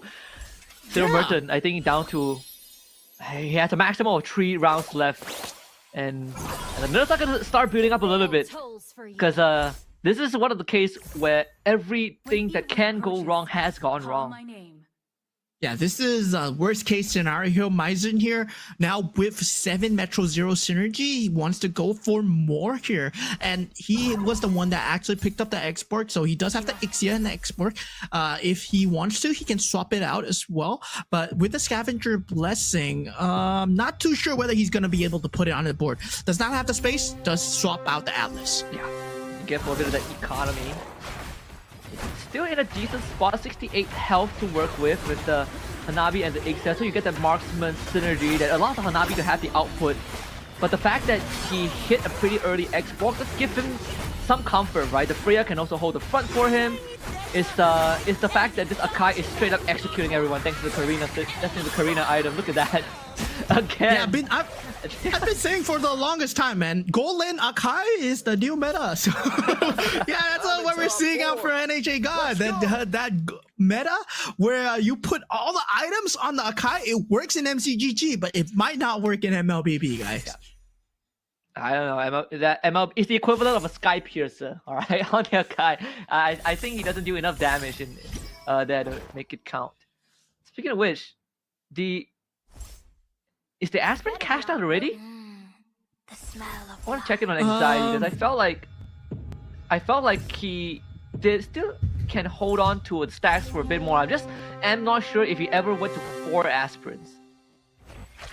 Yeah, I'm not too sure though. Like he was at 2 aspirins for the longest time, and now currently anxiety is still sitting pretty at 50 HP creep round. Of course, everyone's gonna make it, but Soulfire at 91 HP definitely knows what he's doing. We saw the early game Beyond the Clouds coming in out from Soulfire, so he's ramping up towards the late game very well. So he's hoping for the Edith that's going to come out here, and he already has a 2-star Xavier. Now, this is what I really like, right? When you have a Xavier versus an Edith, Xavier is still your main DPS because he's able to dish out much more in terms of just consistent blast. Edith only comes out in a Primal Wrath once a game. Yeah. And afterwards, it's just Chain Lightning. We've seen Bruiser Edith. We've seen Edith with Golden Staff really carrying around too. The fact that the Lightning bounces have, I think, almost a limited range, like incredibly long range, also makes it pretty deadly because Edith basically gets a fat shield and puts herself in a safe position to dish out the output. Dorky is not gonna have enough to deal with all these damage coming in from Anxiety, who is already at level 9. So far, it continues that win streak. Zero Merchants finally getting a bit of that payoff. The duplicated, was it a duplicated show? I think it is. Yes, the Cho with the Toy Mischief synergy. So the Cho split, the Iori splits into 2, and then gets like a double roundhouse off. Yeah, I mean, that's something that you can go towards as 6 well, KOF. especially if you have a 2-star Iori, but 6 KOFs coming out from the side of Zero Merchants. So this is where his power spike lies in, right? Where, yeah, you've been getting all these heroes for free, but now at the higher levels, the heroes, the chess pieces, they cost a lot more. So he can just pick it up, you can sell it, and you can just wait for the next round of free heroes. Yeah. He's the only person at... Is he the only person at level 10? No, he's at level 9, but he does have the extra hero slot that we saw earlier on. So these 5 costs are gonna start having some value too. The fact that this Iori has the Winter Crown gives him the extra layer of defense. Like that one extra roundhouse can make all the difference. And the fact that he just won the round against SoFi, who has been snowballing almost the entire game, is gonna start to be quite a concerning thing for the rest of the competitors to think about. 2-star Barats comes out. Yeah, picks up the K as well, going for that 3-star. Hopefully he does get it through. The captain is set on the K with all the Toy Mischief as well. The equipments are all on him, so there will be 2 Gushins running around. Now, taking a look at Wisnu coming out from the side of... I believe Indonesia? Yes, Indonesia. He is going for the Beyond the Clouds synergy as well, but I don't think he's doing too well in terms of HP, right? He's 1 off from just going out of the game. And he needs 6 mages. That's the thing. Doesn't have the slot to do that. He needs to survive this round, go into carousel, and then if he can grab the extra hero slot, then that might be his way back, because he has so much damage with that major synergy. And this might have just bought him enough time. Hold on a minute, by winning that round, he actually puts himself in 4th. So let's see if we can get that extra hero slot. There's 2 out of 4 chances. Yeah, K1 taking up the first one. Maizen will take up the second one. Man. So at this point, NHA God, Zero Mertens, well... They're going for what they need at this point, but I don't see any game-changing pieces for any of the players so far. Yeah, that's unlucky because I felt like that 6 mages might be his way back, right? Because we saw how much damage that Valentina was doing. That 6 mages was actually the key in missing out on that 1 slot. Come on, let me give you the Yes, I was hoping Cyril did that. I saw the Akai in the shop and I was like, dude, you gotta take the Akai, man. You gotta swap something out. And he did it. I believe Akai is still currently one of the strongest 5-cost units out there. I will back this up to my death right now because Akai with that heavy spin is just so much disrupt available. Yeah. Okay, let's see. I mean, had to take quite the beating before Zero Merchants finally gets the comp online, but look at that K. Oh my goodness, that's 6 KOF, baby. Look at the damage dealt. 26k and counting, 27. An easy win over Dorky too. Yeah, but the Claude is still yet to be dealt with. Okay. Not even Does close. not have enough on Dorky. 6k ended the round with almost full HP too. Yeah, Maizen and NHJ God being the first to be taken out here. We're not too sure of the point order, but they were taken out in the same turn. But of course, we do look at the timing at which you were taken out. So yeah, there's a bit of timing that you have to consider. Yeah. Also, the amount of damage I believe that took you out, the excess damage, and that could be something to factor in as well. But definitely not the start as you want. See Soulfire. Yeah, I mean this one is he already full sent into Beyond the Clouds. The damage is now on the Kadita, who has the Star Wind Crystal. That's why we see the Star 6 synergy. Oh, let's see. 99. Boom! Oh my goodness! Where did the backline go? Yeah, but still, like he needs to sustain the damage, right? He's able to pull through. Yes, so far, the Claude nearly clutched it out. If the Claude had a bit more itemization, yes, but that enhanced itemization is coming out for Soulfire, proving to be a bit too strong now. K1 and Anxiety will be the next two to get taken out. Now we are at the top 4. And if you're top 4 in a standard MCGP game, yes, you do get a star. But now we're fighting for points. We're fighting for the championship. So you want to end top 1. You want to get 8 points just so that you get a lead in getting top 5 for the semifinals. Dang, like Zero is having a field day. He's hitting all the 5 costs that he needs. Though, Dorky is 3 pieces away, 3 ranges away from that 3-star Granger. I'm not sure if the 3-star Granger is enough to beat the K unless the K has a winter, unless he doesn't have a winter crown. We'll find out. But he's also banking on the Claude 3-star too, so it's a pretty good economy being built up by Dorky, but it's going to start rolling down. Another Claude, it's going to skip that. What's important is the Granger. That's 1 out of 3 pieces. He needs 2 more.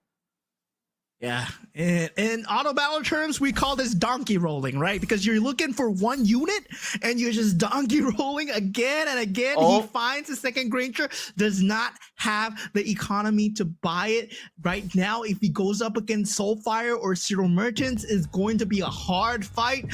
We're going to just have to look at the RNG and the placement of the positioning. Yeah, he's banking on winning this next round. He's going to be fighting Wisnu. There's a good chance because Wisnu didn't get to hit 6 mages last we checked. Winter Crown already popped very early on. The Valentina is dead, but it is going to be really close. The Granger. Dorky, no, can't get it. The Kadita, too much. He still gets that extra goal. Yeah, but he survives. The important thing was the Granger took out that last unit that secured him the HP. So now Dorky, he needs to get that 3-star Granger right now. If we don't see it on the screen, he's not gonna pop up. So now Soulfire looks extremely set to win. But he finally got it. He finally got it. Okay. Wait, Zero Merchants lost that round just now. He's 1k away from a 3-star K. Wisnu hit the 3-star Valentina. That is golden. Soulfire has the Wisnu has the 3-star Valentina too, and has the Stargazer, 6 Stargazer, 3-star K coming up for Zero Merton. Oh, dude, everyone's hitting the 3-star. Soulfire be sweating now. Yeah, Soulfire right now, he does have the HP to work with, but he does not have the economy to work with, right? He does have the free unit every single round, but he's not able to handle the 3-star at the back as he gets 24 HP just chunked down right now. Dorky will be the one going out for the count. Zero Mertens, that 3-star K coming out clutch. Despite the fact that he had the 3-star Granger on Dorky, wasn't enough. Top 4 finish for Dorky, but now we're top 3. Just absolutely one-shotted everyone. And we're off to a great start for the first game of match 2. We're not looking at the Guinevere 3-star to end the games. We're looking at K and Valentina 3-star. I mean, the fact that we have the 6 Stargazer, 4 mage builds is already a breath of fresh air. Yeah, I mean, at this point, this KOF build is really a breath of fresh air here. It's not the standard Guinevere build that we see, but at this point, 2-star Akai to top things off. Soulfire is going to have a lot to deal with, but taking a look at Wisnu versus Zero, whoever loses here will be the 3rd position, and we will be left with top 2. But Wisnu able to deal a lot of frontline damage, but unable to deal the sustained damage. The 2 Ks, man, 2 3-star Ks. How do you deal with that? Absolute decimation. That's just disgusting. And yeah, we see that Soulfire actually manages to take out Zero Merton. Oh. So right now, it's the carousel round. There's a lot of options available. That +1 cap is something that Soulfire probably wants. Yes, but Zero Merchants has not decided. Just taking the time to go through it, we'll pick up the Iori instead. Alright, takes the Iori, Soulfire. And still has health to work with, right? So even if he loses this round, it's still fine. Kadita, what is he looking for now? He did get the Ixia in the field. If he gets an X-Borg, the Edith There we 2, go. big. Yeah, there we go. But he did sacrifice one Beyond the Cloud synergy, but still, he's at 99, so doesn't need to worry about that too much. I think early on, like the Harley 2 that he hit earlier on also was part of the key to beating Cyril Mertens. Let's see this final round, potential final round. This double 3-star K, I can't believe it lost. The Kadita played a very huge part. The K also needs to select the correct target, and I think he has found it. The Harley is now dead. With no Kadita, no Harley, this should be a Cyril Mertens round. It comes down to the positioning in the next round. Yeah, Soulfire is going to survive for this round, but he's going to have one more round to regroup and reposition his units. We see that he has the potential to take out Cyril Mertens here, but still, Cyril Mertens, he's looking poised to win with the amount of sheer power that he has on the board, right? Double K with a 2-star Akai. That's just a lot of disrupt and a lot of AoE damage going all around. And Akai is almost guaranteed to get 2 heavy spins just because he has the Winter Crown. So he can't even burst the Akai down, and he also chips in a very convenient defender synergy, that extra hybrid defense, kind of keeping him in the game. Yeah, here we have it. 4 seconds. The countdown begins to find out the first winner of game number 1 in the group stages for the GO1 World Championship. Here it is Turkey versus EECA. And now we do have Cyril Mertens coming out slightly on top here, and he will be coming out on top. This Edith, I don't believe it's enough to handle this 3-star K. The Harley's alive, but unable to dish out the damage needed. Cyril Mertens will take the first game win. What a round by Cyril Mertens. That Yu Zong. Well, we literally said at the start of the game, everything that could have gone wrong went wrong for him, but finally he was able to hit the pieces that he needs and commit into the K2. I think being able to grab that Toy Mischief crystal and put it on the K, that was one of the biggest game changers, because normal K would not be able to do that even at 3-star, but he was able to duplicate him with the rockets, and that allowed him to really kind of survive the late game. Yeah, and we did see, like what players would want to go for is the later game strategies in the first half of the game, right? Where Cyril Mertens, he really prioritized that GoGo card that gives him the most amount of economy, that one free hero every single round. And that means that in the later stages of the game, where the heroes start costing like 4 costs, or it becomes 5 costs, well, it's free, and he can buy it, he can sell it, he can roll afterwards to secure the hero that he wants, then go into the next round, get it for free as well. And that's the strategy that he kept repeating and rinsing till his HP was very low, and suddenly he started to pop off. Yeah, I think he did a fantastic job. I mean, Turkey on the board with the very first round, and that's what makes it exciting. And again, we are seeing some very different synergy, different approaches as well. We at least didn't have to worry about that 3-star Gwyn being a possibility. In fact, I think no one was bothered about going for the rushing for the Gwyn. Yeah, I believe there was someone who was rushing for the Gwyn but didn't get it. I saw NHA God Donkey Roll trying to get that Gwyn because he did have that Bruiser and Toy Mischief synergy, but at that point he was given much more Toy Mischief than Bruiser, and suddenly, yeah, you just saw him fall off and not able to find it at all. And Maizen sadly couldn't get the start that he wanted with the 6 Toy Mischief synergy as well. But we have Cyril Mertens coming up on top with Soulfire second, Wisnu and Dorky, 2 Indonesian representatives in the top 4. And again, just a fantastic start. Of course, when we looked at Cyril Mertens, I think he generally just is a stressed out man, because he's it definitely looked rough in the early stages. You can see that Cyril Mertens was really trying to figure out a way to build himself out, but also realizing a window, right? Noticing that no one was bothering to go for KOF, especially K, because it's not a very commonly prioritized piece. So he basically had free access to all the Ks in the pool. Yeah, the contested card was just so close. And he was just looking at, KOF, K, 28,000 damage at that point because you have 2 Ks.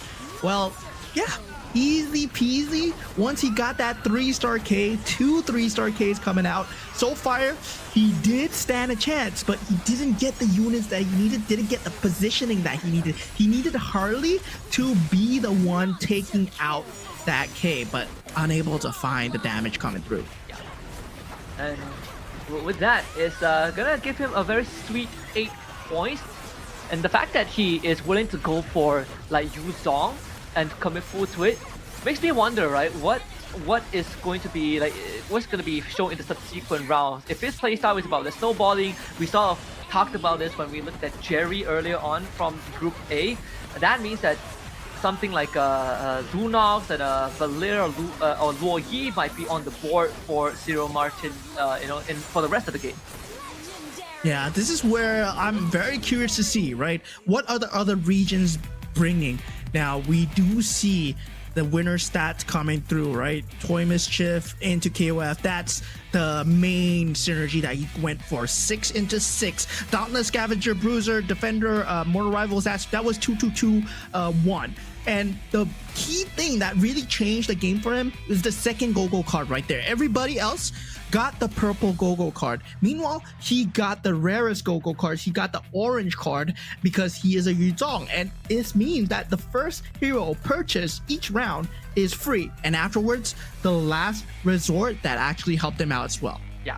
So really able to get some of the crucial pieces. I think the last resort also, right? We saw how that was a big turnaround point even in match 1. But see, like it has some common themes in the GoGo cards that most of these players kind of choose, and last resort being one of the few ones, especially if you are looking to kind of crawl back into the game.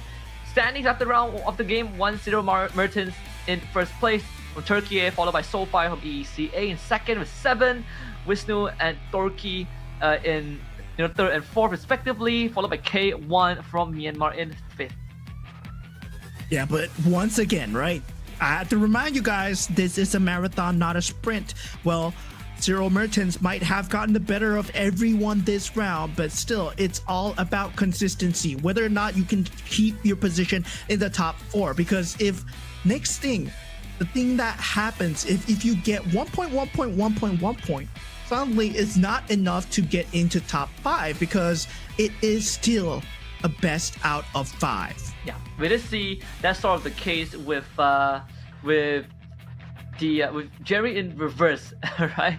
Urech, where if he didn't finish last in his first 2 games, would have had a decent chance of making it in the top 5. So again, it might be a marathon, but it doesn't mean that you can fall too far behind at the start of the race. Yeah.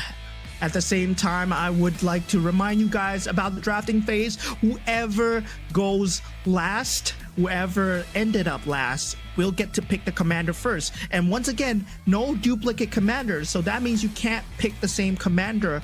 And also, you have to pick a different commander from the opponents as well. Yeah. So right off the bat, we see MCG, MY Zen taking the Minotaur, the Fanny up for K1. NHA got Valir. So Luo Yi for Anxiety. The Cyril Mertens did finish first, so he will go last. That's gonna limit some of the options that he has. Karina for Torki, the Cushion for Wisnu, AS. Soulfire is gonna go for the Cho, so it's all about that economy.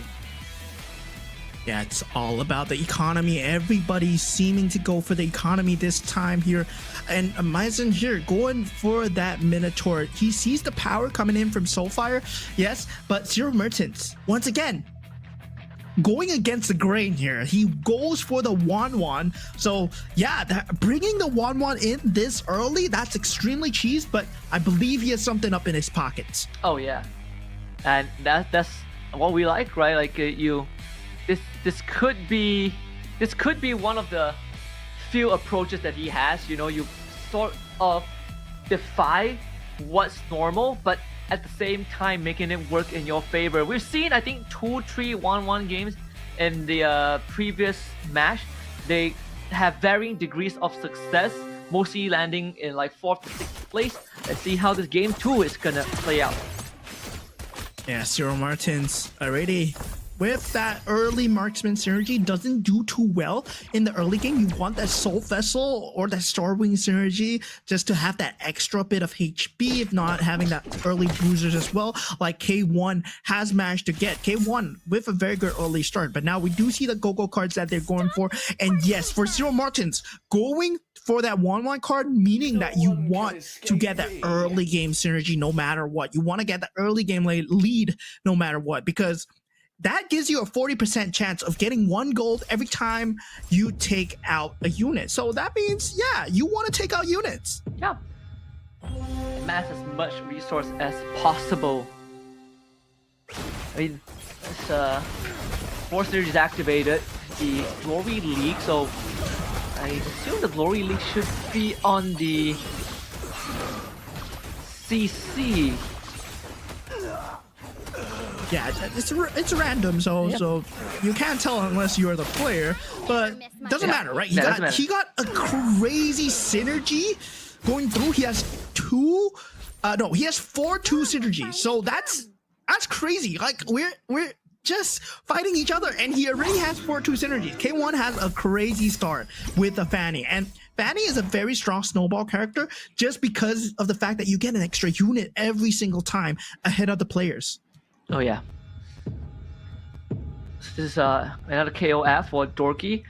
That's such an early Terry Bogard. That is gonna get him through the early game for sure. Yeah, how? He's level 4. That's like a 1% chance of getting the Terry Bogard, and he got it. Well, if it can happen for the 5 cost, I'm guessing it can happen for the 4 cost too. But yeah, this Terry Bogard is just gonna clean up every single unit. Myzen probably not expecting this here, but Dorky just looking neutral at this point. Can't really do much about that, honestly. Terry Bogard easy win, has a Purify too, so makes it pretty hard to contest in the early game until you start building up the board. So at least for him, he's gonna have quite a smooth sailing early to mid game. Yeah, 2-star Alice already built up from the side of Anxiety as well. But taking a look at Wisdom's board, having that 4-2 synergy right now, it's able to carry him forward, right? Soulfire, despite the fact that, he is a Cho, he's going for the economy. You don't want to take too much damage early on the Cho. Unlike the Nana, you don't have the ability to just mitigate the damage. Instead, you just get raw gold every single time. Cold, hard cash. Yep. So far, Anxiety and Dorky, the only 2 players who haven't lost a single round. Cyril Mertens, Soul Vessel Aspirants, just like game 1, you got off to a slightly rougher start. Let's get to call dibs on the early carousel, go straight for the Golden Staff. I mean, Cyril Mertens is a player after my own heart, right? I like playing the Yuzong. I value the Golden Staff. I value the Feather of Heaven. And yeah, it seems like he's bringing the meta that I'm familiar with compared to the Southeast Asian meta. And yeah, I always like to go against the grain, but now him on the 1-1, it really speaks out to me at this point. I'm really rooting for him. Yeah. He's got the entire Turkey on his back too. Got a triple star wing there for Soulfire, who in that game 1, we saw him go for the early Beyond the Cloud and was able to basically snowball the entire game until it got late, then when he started falling off. But before that, Soulfire was basically killing it. That's how he ended up second. If not for the 3-star K from Cyril Mertens, the Soulfire was working with a 3-star Granger on top of that. Yeah, with the 2-star Gazer, does have that mana for the rough waves, but still, like, there's not enough front line, but the rough waves might actually carry him if he gets a bit of the splash damage. Just needs a bit more mana here, and we'll be able to just push through. Yes, he does get it. Yeah, sadly, the Aldous does not have the mana for the extra punch. So SoFi having to take that L. Yeah, meanwhile, Finally MCG MYZ still also sticking with the aspirin, gets to activate the blessing for the defender. It definitely is slightly more underwhelming if you get the blessing activated on the Ruby, because there's 3 to choose from, right? So harder to get what you want. If you get to roll into the aspirin, actually would be the best case scenario. But in this case, since he has defenders, he's going to be leaning into more of that frontline bruiser lineup. yeah, K1 at this point is going for a mismatch of synergy, I believe. He might be going for Metro Zero. He does have a lot of synergies, but looking at Maizen, he does have a lot of frontline units that's able to frontline extremely well. Will it be able to last though? This Ruby does have a BOD coming in from the Cloud Step device, but that 2-star Jawhead is going to be something huge to deal with. But looking at the damage, it's going to be enough. Yeah. Saber doing God's work this game. So completely taking out all of the important targets at the start of the battle. We got 4 Soul Vessels, 4 different players running Soul Vessels. Second GoGo card now being picked up with the enhanced Hearth Claw for Cyril Mertens. So really leaning into the lifesteal. Yeah, that physical lifesteal that's gonna come through. Well, you do have that going for you, and we do see 2 of the players picking up Rising Festivities as well. You get a random hero with cost equal to commander level -5, so that means yeah, you get random eco every single round. Let's see what items do they cash in on. Get the BOD on the Granger. Perfect. Honestly, the perfect combination for NHA God. Don't worry, It my did friends. finish I am 7th in the first game. Definitely needs to get some of that win back. The Glory League could be something that he leans into if he's prioritizing the Granger, but also the Glory League and the Swift Blade are 2 of the important synergies you're looking for. Yeah, that's something that needs to be getting into the later stages, right? That 2 synergy is not enough for NHA God. That's why he's losing so much HP. 56 HP right now, is unable to find the advanced synergies, right? Toy Mischief, level 4. We're looking at Anxiety right now going up against NHA God. And yeah, later synergies just work so well in the mid stages of the game. Sure, those 2 synergies only help if you have a Metro Zero that's available. If you have the X-Work available, go for it. But currently, mid-game, I mean, more synergy is more king. So, like, you get 4 out of 6, you're definitely beating 2 out of 4. Yeah. So K1. Do not go Unfortunately losing up. that 4 defender plus the defender crystal on the Kadita, actually, that's kind of some decent value there. 2 KOS for Cyril Martins. I feel like we've seen this before. Throws in the Face Warper 2. All of that item, the damage item, is currently on the Layla, but there are some decent pivots to go afterwards. You're putting on Terry Bogart is one of the ways. Yeah, I'm surprised he put it on. Yeah, he swapped it last minute though. But still, right? He's not able to get the layer stages. He's going for the scavengers. Yes, the economy is still there, but he's keeping a high gold count. As you can see, he's at 37 gold. So he's just playing for the interest at this point, biding his time. Hopefully, Cyril Merchant doesn't lose too much HP because he is on 1-1 after all. You can't have a comeback in the later stages if you don't have the HP to work with. And NHA God, we just say that the Granger is pretty important for him, and actually was able to get that win, just barely scraping by. Another, so that I think there's like 4 KOF so far. 4 KOF, 3 Swift Blades on the K, on the Karina of all things.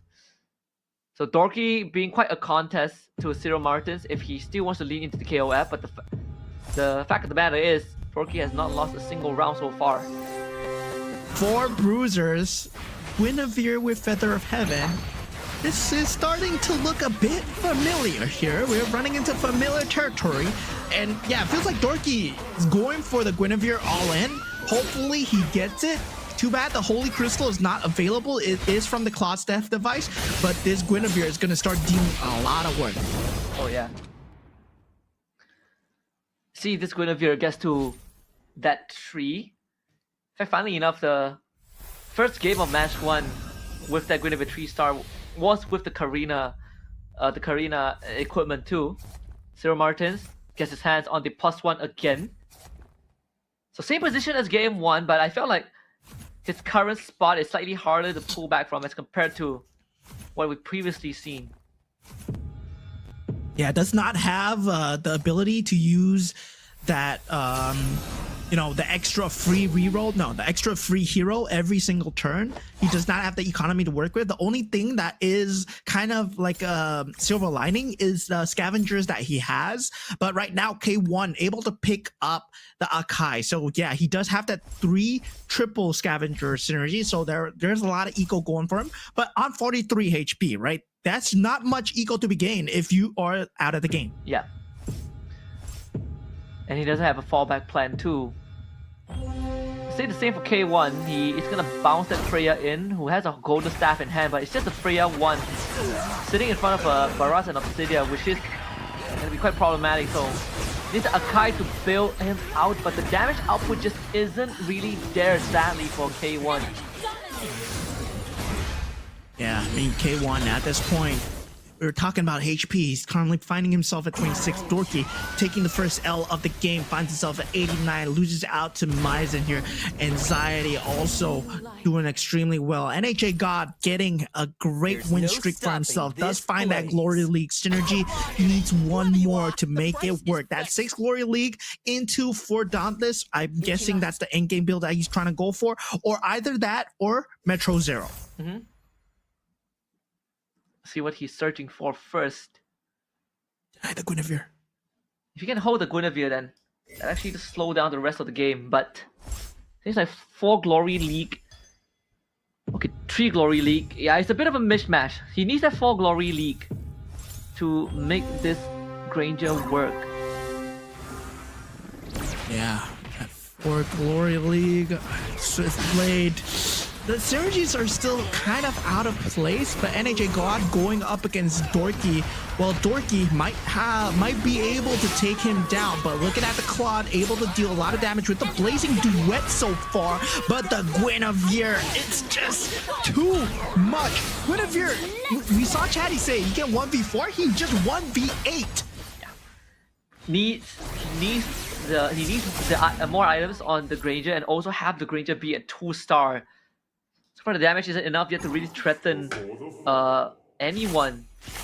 The Anxiety has a 3-star Aulus too, so that's gonna really put a dent into his future matchups. We see 3 out of the 8 players going for some extra health every round and some econ. Zero Merch is really being saved by that GoGo card. Yeah, I mean, at this point, so far, NHA God and Zero Merchants all going for HP, right? Free rerolls across the board. K1 going for that shield, but how much shield can he hold on to? He has 34 totals health value at this point, but right now, it's still extremely hard here. Creep round, yes, there will be a bit of a safety net there, but still, going into the next round, K1 and Zero Merchants are looking extremely poised to fall off from this group stage. I won't fail. Yeah, Dorky's shaking his head too. Now or never. Really looking for some important pieces. Finds another Vexana. That's a Kadita too. So commit to it first and gets the Luminexus. So 4 Luminexus, and the does sacrifice the Defender synergy for that, but at least for MCGG, Maizen 6-star wings, and having the damage now being all dumped onto the Iori. Yeah, the Iori being the main source of damage dealer, kind of a double-edged sword, right?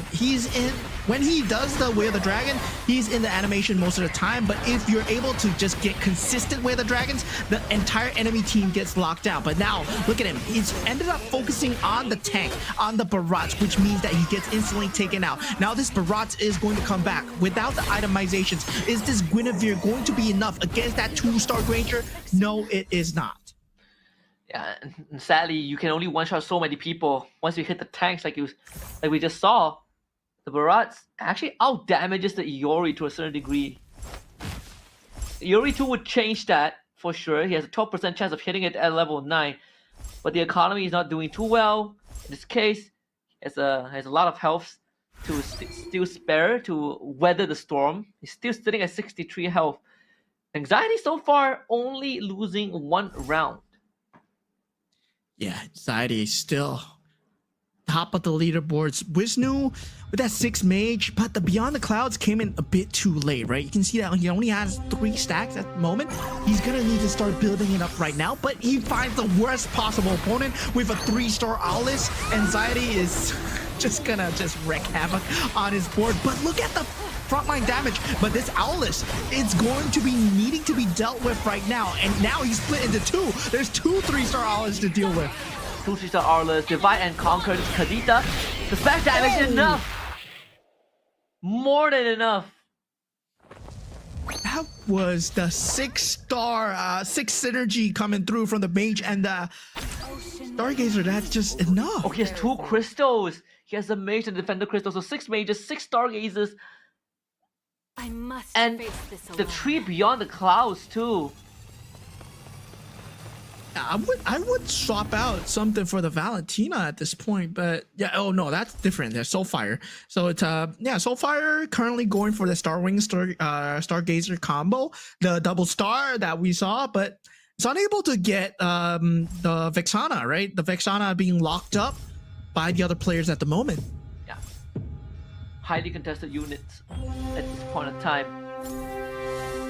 Soulfire also trying to drag himself back into the game.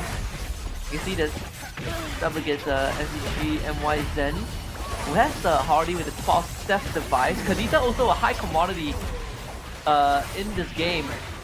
Man, this show not really able to show his value. Just gets auto attacked to death by the Edith and the Hardy. Yeah, Maizen also has that Kadita for himself, so it's going to be a huge issue to deal with. But now we do see Zero Merchants being taken out, the first player to be gone, and yeah, same in the first fashion for Jerry, where he got the first place, then got 6th place, but this is 8th place, so there's slightly less points. Yeah. Fortunately for Zero Merchants, not able to get the ball rolling this game, right?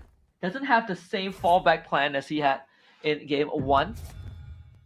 And this opens up opportunities for Soulfire.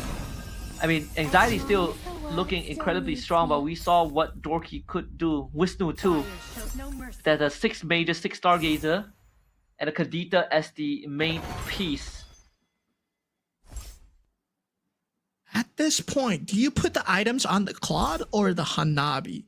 I would prefer the Hanabi versus the Claude, but K1, he does have that 10 Metro Zero, 6 Marksman build right now. So K1 is looking poised for the late game with the Akai 2-star that's going to bounce into the battlefield as well. So there's 12 units on K1's battlefield. See, we going up against NCG Maizen 2.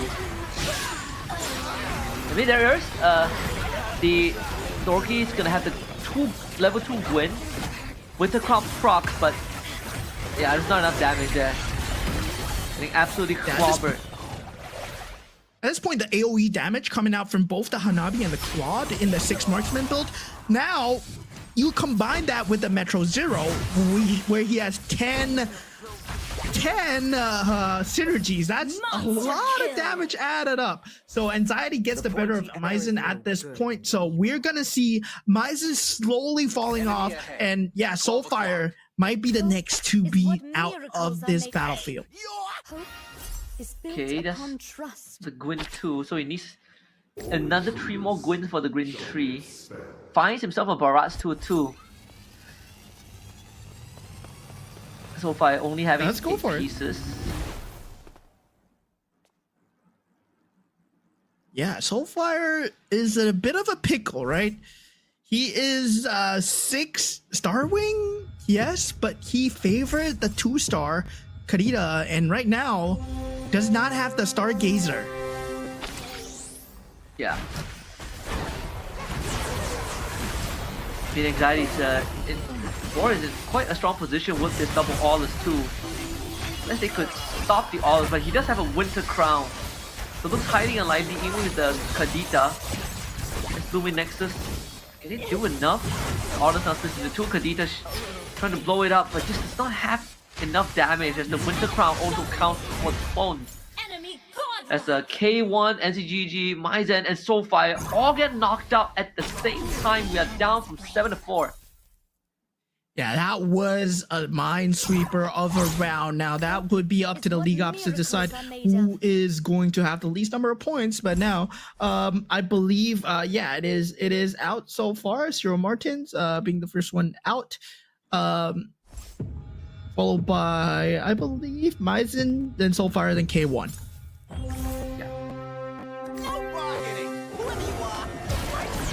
Anxiety and Wisdom both on a win streak of their own. Anxiety having 81 health to spare by stage 4-3. The Barrage Yeah, tree and also I'm looking surprised. possible, right? Like one more Barrage and he hits Barrage 3 and 10 Metro 0. Yeah, exactly. It's like, I'm surprised like how K1 lost, but then I saw the other side. I was like, oh, 10 Metro 0 as well with 4 Dauntless and 4 Swiftblade. Oh yeah, you win, you win. Yep, and a 3-star Granger. And a soon-to-be 3-star Barrage. This is just disgusting. NHA God proving that, yeah, I may have gotten the 7th place last time, but it's not going to happen a second time here. Yeah. Oh, you get the extra stats combined on top of the Metro Zero default of all the other synergies that it gives you too. Alright, 3-star Granger is going to go to work, one blast, and then front line disappears.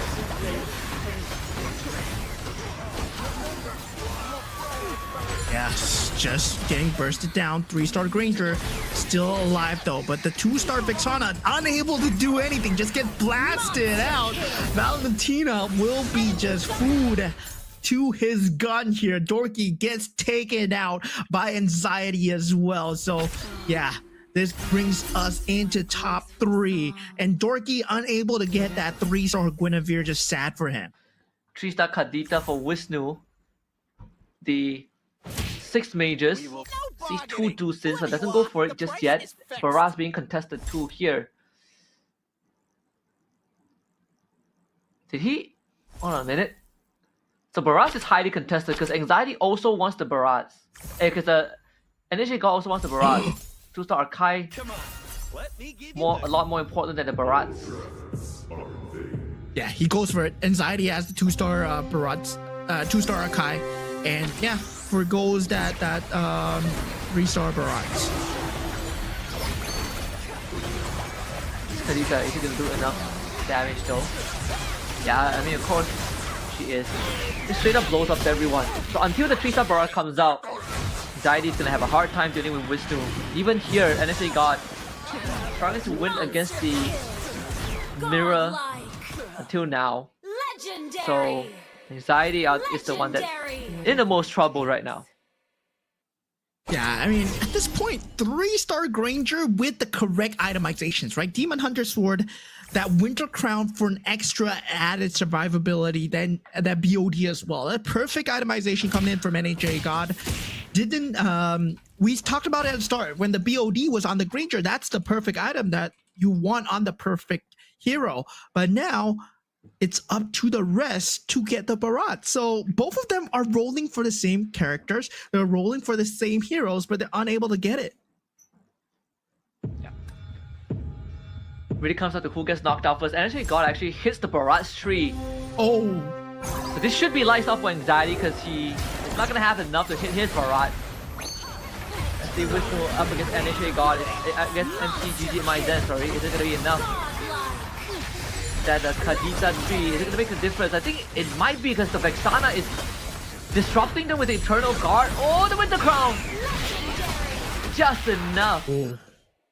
That Winter Crown came in just in time here. Now Anxiety, he's getting sliced out by NHA God. So it is between NHA God and Wisnu at the point.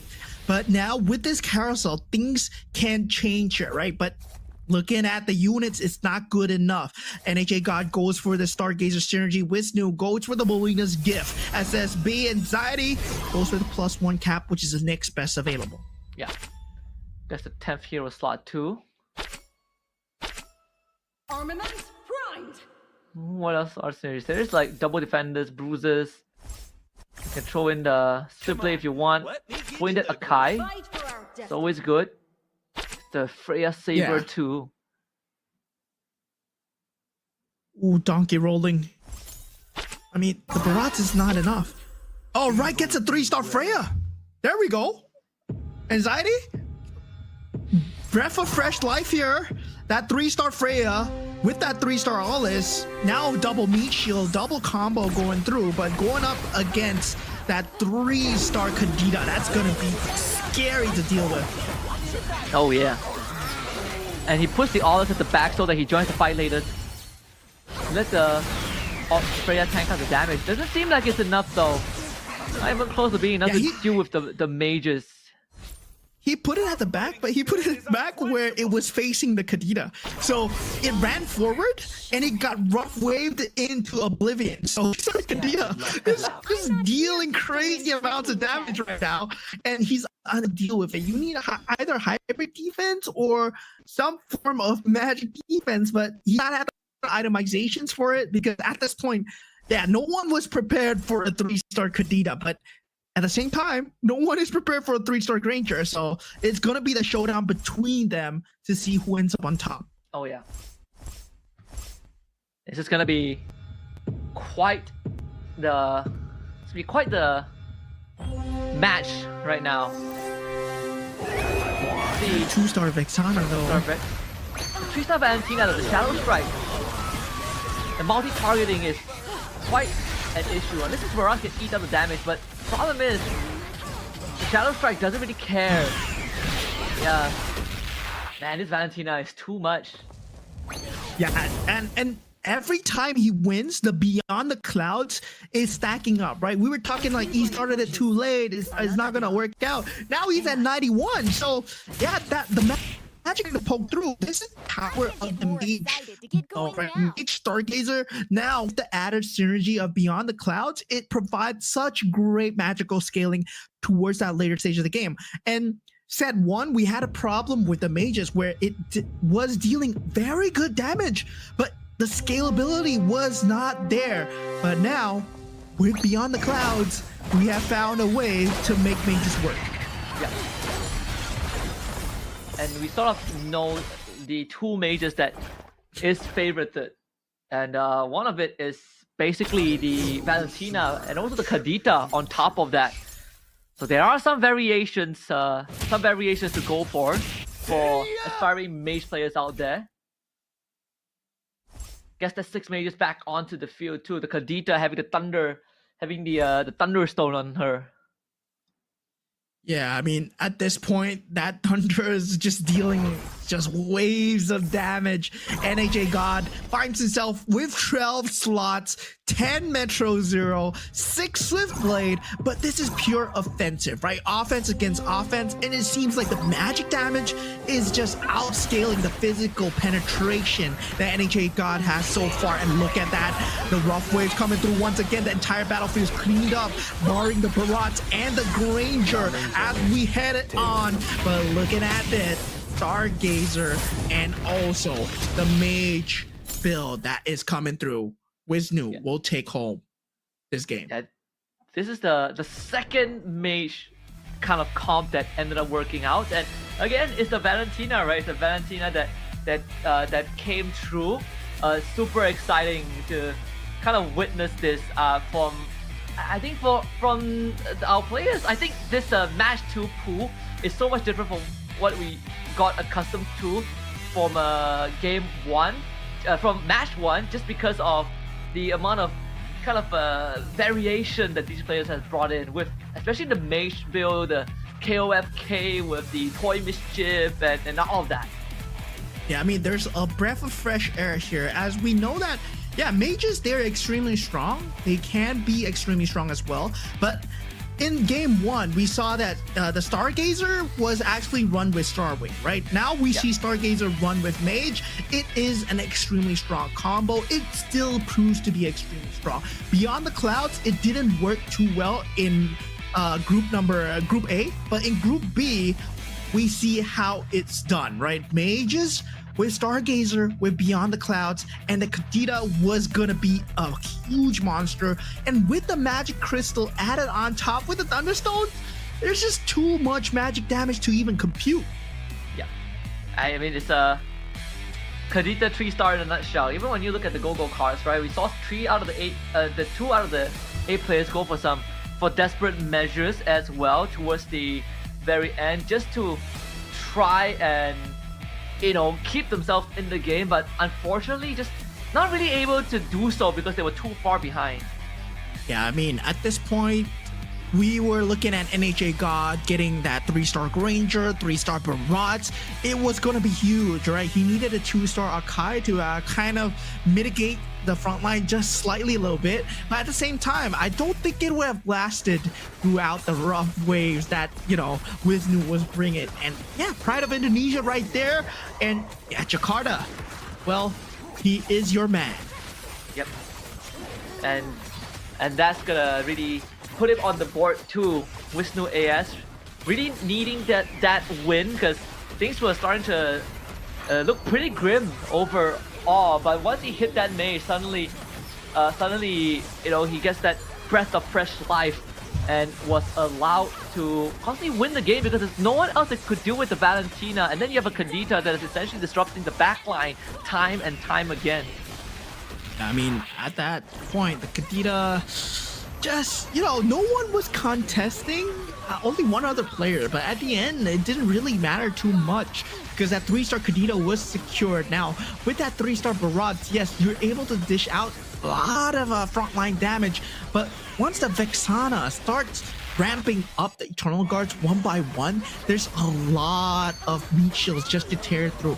And this build, right, with the build of having that Luminexus as well, it just gives you an extra link bonus damage and added AoE for Wisnu as well. Yeah. And and that's gonna shake it up a little bit, right? Because I feel like we're seeing some of the same scenarios where Zero Martins, he gets first. Reminds us of Yuresh, you get Jerry get first, and then you kind of get booted out the next game early. So let's take a look at the stats first, because I'm interested to kind of see how this game ended up going. Like Wisnu as the cushion as well of all things. I think that Roll Magic Crystal Chess really changed the game, because at one point he's running 4 defenders and have that defender crystal on the Kadita. But not only that, he also ended up going for the prime selection at the very end, and that allowed him to hit more different synergies, and then the Rising Festivities was the cherry on top. Yeah, I mean, a lot of people, they discount the Gushin as, like a secondary minor character. Not a lot of people like to play him, but I mean, when it comes to higher ranked players, higher MMR players, Gushin is extremely good because of the fact that it gives you a lot of direction for the synergy that you should head towards, and it gives you a lot of space as well, right? Especially if you get something like a Defender Crystal, like Wisnu got, it bought him the space, bought him the time in mid-game to build up towards that GoGo cards, towards getting that Mage Stargazer synergy. Oh yeah, and I think with that in mind, right, we are gonna have reaching the halfway point soon. That win for Wisnu puts him at 14 points. So 3rd place in round 1, 1st place in round 2. You got SoFi coming in 2nd at 11. Dorky in 3rd with 10. Cyril Mertens and Anxiety tied for 4th and 3rd with 9 points. Yeah, and sad to see, our regions are at the bottom, my friend. Maizen and K1, well, they're 6 and 4 points respectively. NHA God also at risk of elimination, 9 points, but that is tied with Anxiety, as you said before. So yeah, 3 members are tied right now, but it's still game number 2, right? There are 3 more games to go. There are 3 more games to decide who's going to be the top 5, and anything can happen here in MCGG. Yeah, and that's the exciting part. I think Man, now I'm curious. I hope that we can end the day with I hope we can end the day, you know, by seeing some what is it? Some like aspirant builds, because so far hasn't been able to see any. We've seen like the biggest cash out was like what 390, and we saw like a Nana that I thought was able to go into the aspirants, but that didn't happen as well. Yeah, I mean, I'm hoping for like a 500 aspirants cash out, man. 500 aspirant cash out. Last time I cashed out at 540.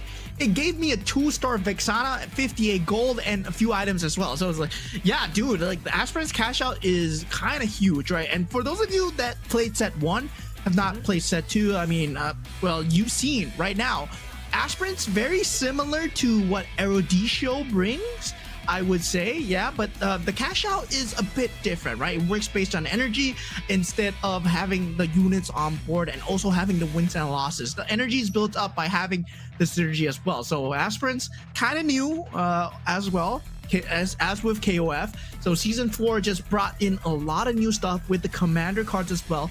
Now you get to pick different commander cards, as you can see just now. Gushin, yes, he picked the Gushin commander card, but we know that Valir, you get an extra 6 gold and you get a random commander card as well. Yeah, and I think that kind of makes economy so much more important in this current set.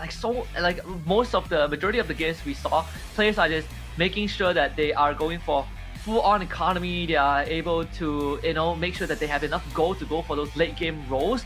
And I think that's gonna be the theme for the rest of GO1 until maybe we hit the next big patch in the future.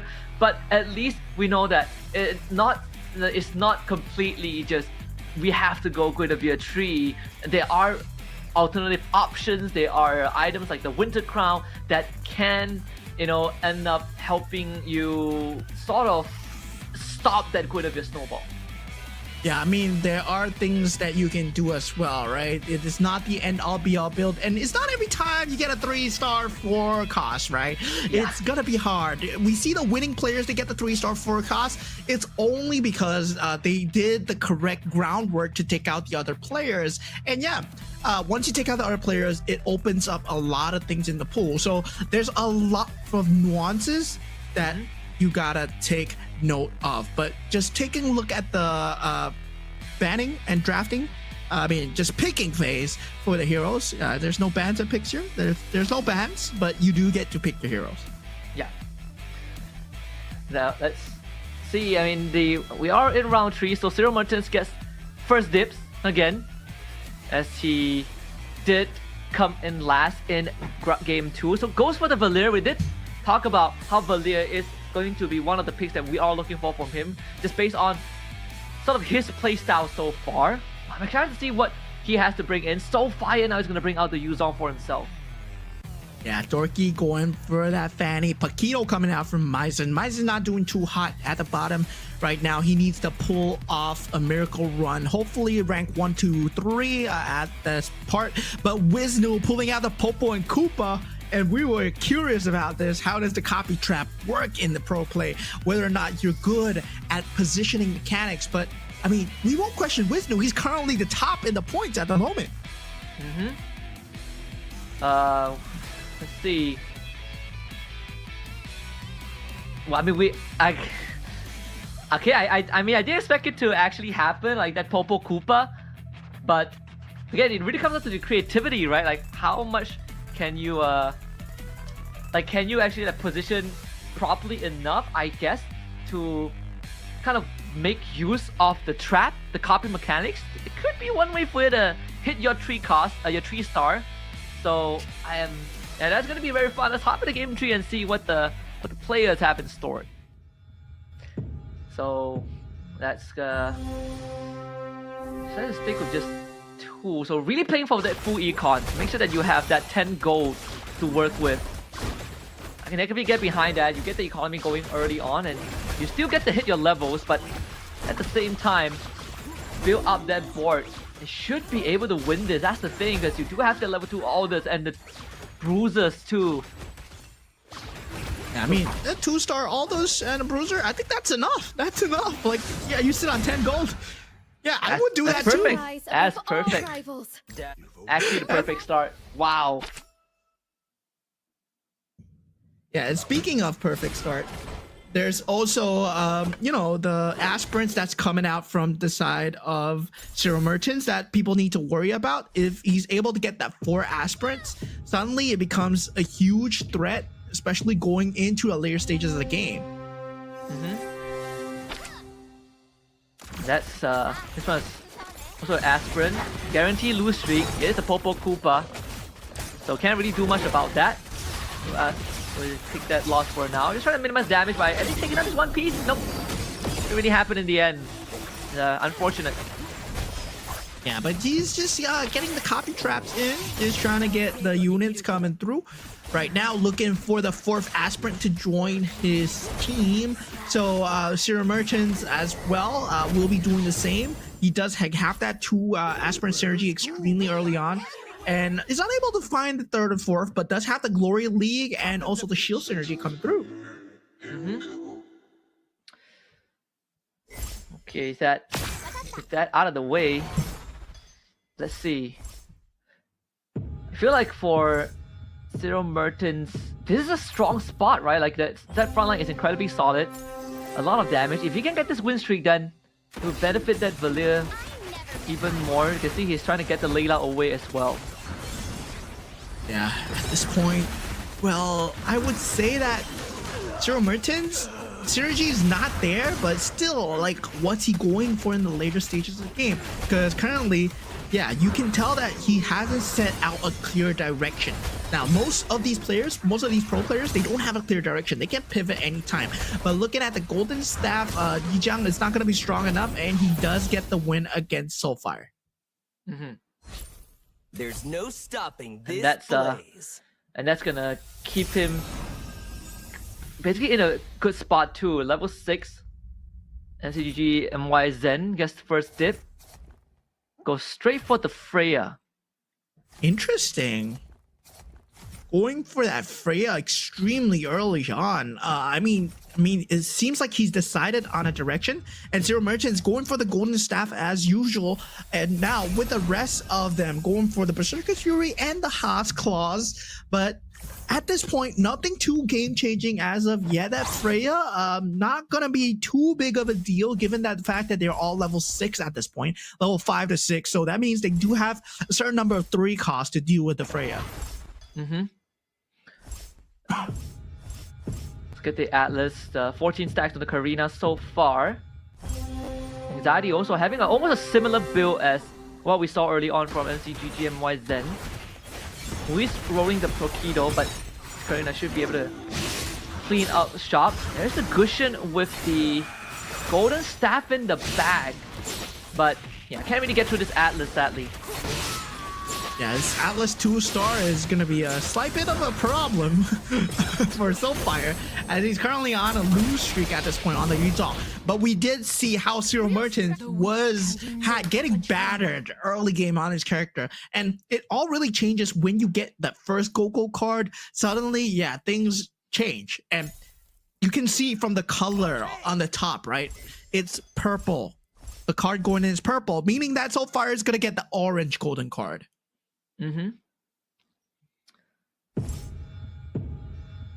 see.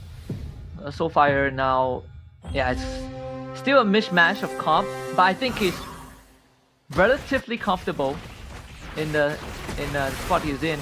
Oh, there's the Layla that's built up quite an item. The Uranus as well. They have the Toy Mischief, so 5 synergies. This could be a Metro Zero angle here. They get the Ixia on top for K1.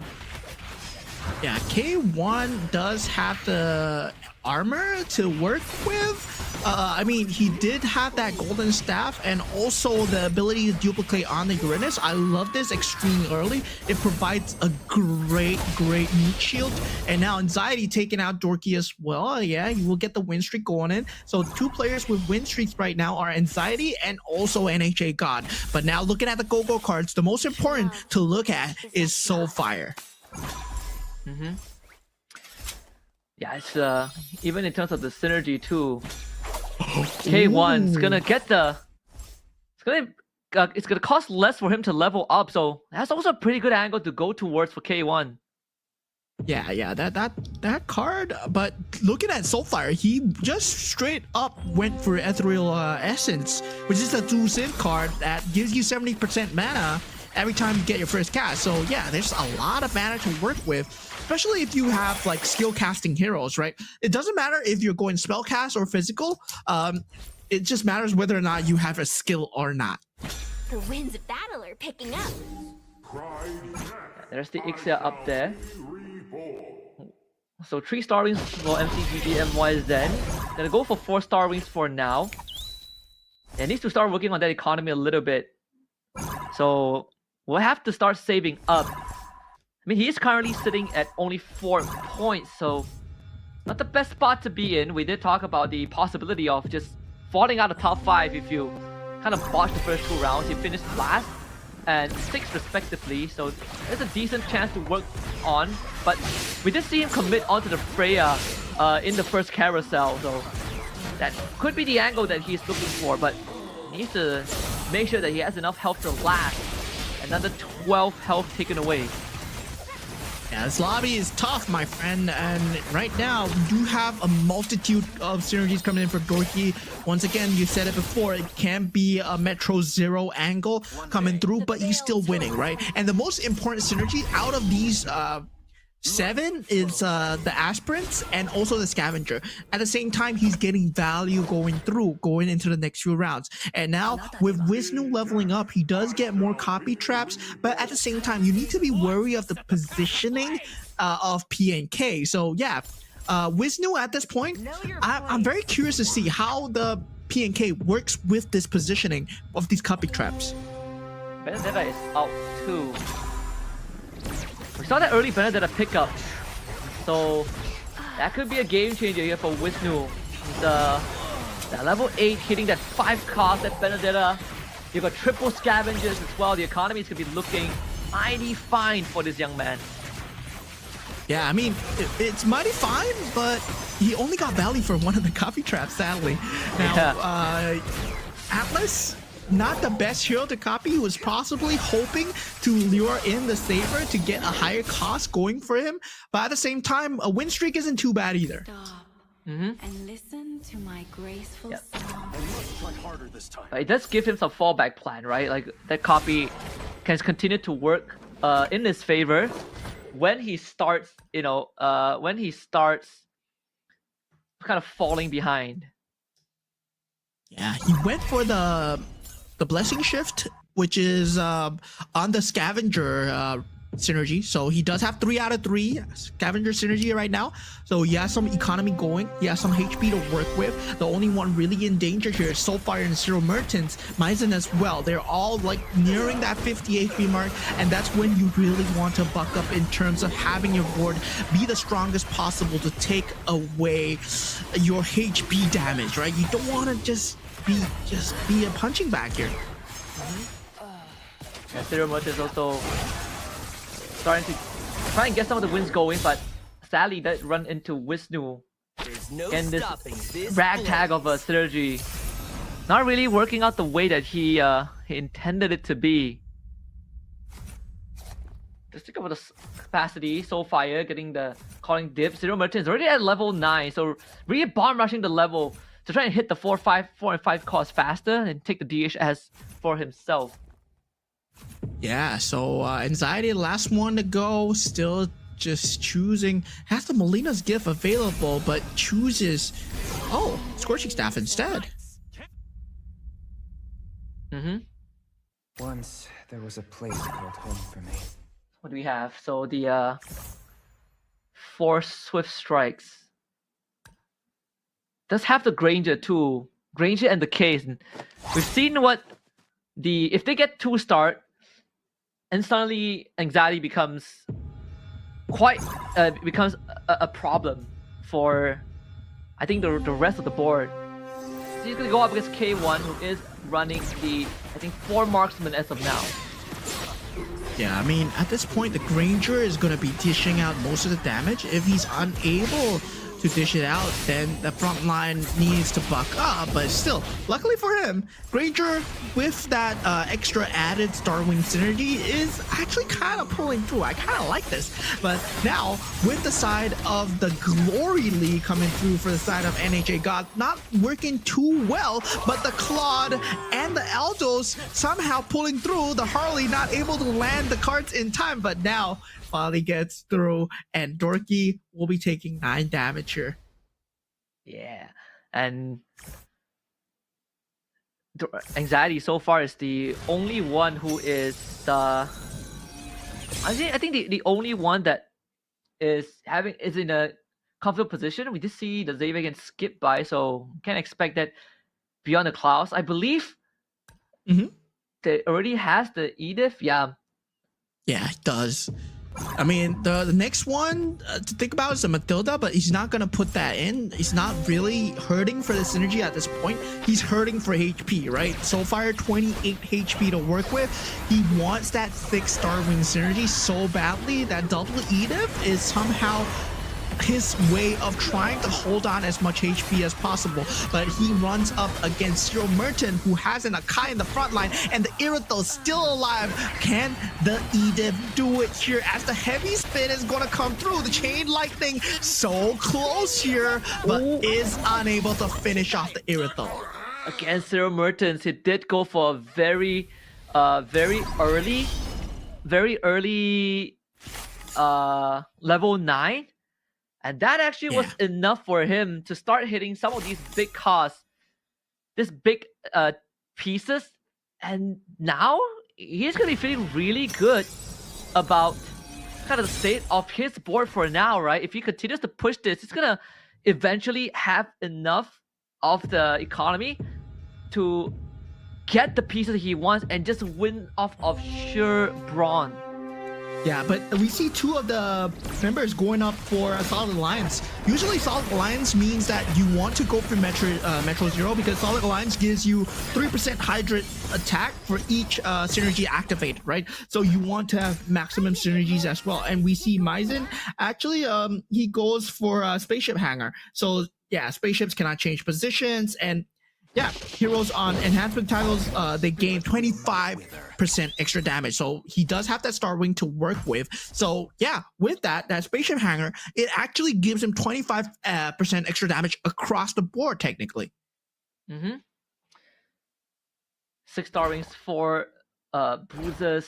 So we sort of have an idea of where this might be going. That 3-star Guinevere. Oh, okay. So he picked up that GoGo card, which is a Spaceship Hanger, right? 25% extra damage. So he's going for pure damage Guinevere, like you said, 3-star. And yeah, he has that Starwing? Yeah, Starwing emblem on the Guinevere as well. So he's hoping that the Guinevere can carry him through, but I don't think that's enough, right? I still think the Bruiser 6 is really needed here. I think so too. Man, it's gonna be the plan. I feel like he's down to 35 health. He can still build himself out of the Soulfire. Yeah, I'm not gonna win this against the Granger, sadly. And this is just a 1-star Granger. So, all this considered, you know, this is pretty good news for Zero Mertens. Yeah.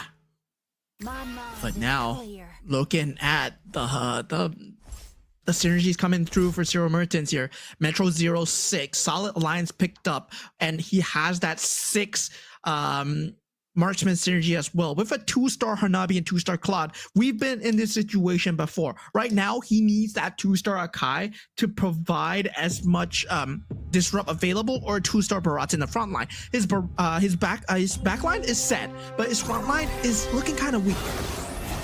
Yeah.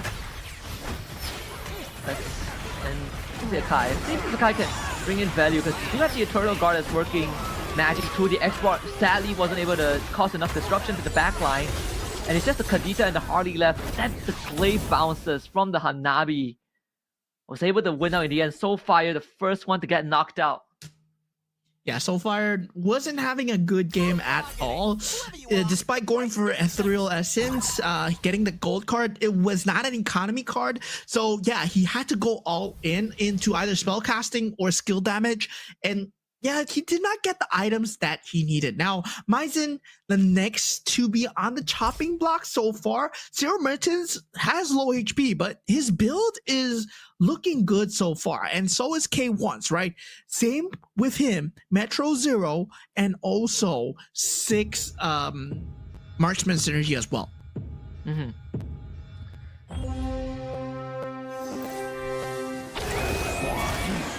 Is there any assassin builders?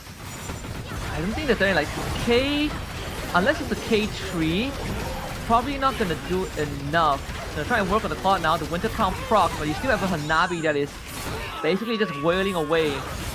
Now you all turn onto the Saber, who is getting basically sandbagged by the Barat. Yeah, K1. The difference maker right there between K1 and also I believe he was going up against someone who had the same synergy, right? The Barat level 2 really made the difference because that front line was really needed. Now, Zero Mertens, 1 HP, picks up the +1 capacity. Things might change it because he has that solid alliance.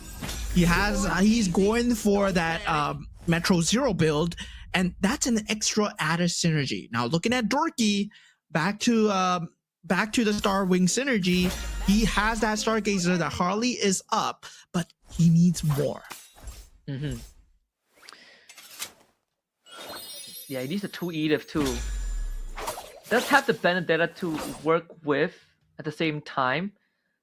Zero Mertens deciding to again stick with the. I honestly thought that he would try and push a bit more with his win streak to try and hit level 10. But I think he has sort of hit a dead end. Just 1 HP. He's going to be going up with anxiety of all people too. Zero Mertens is not really sure if he can get through this, but for Dorky, so far on a perfect win streak. K is doing a lot of work though from Wisnu.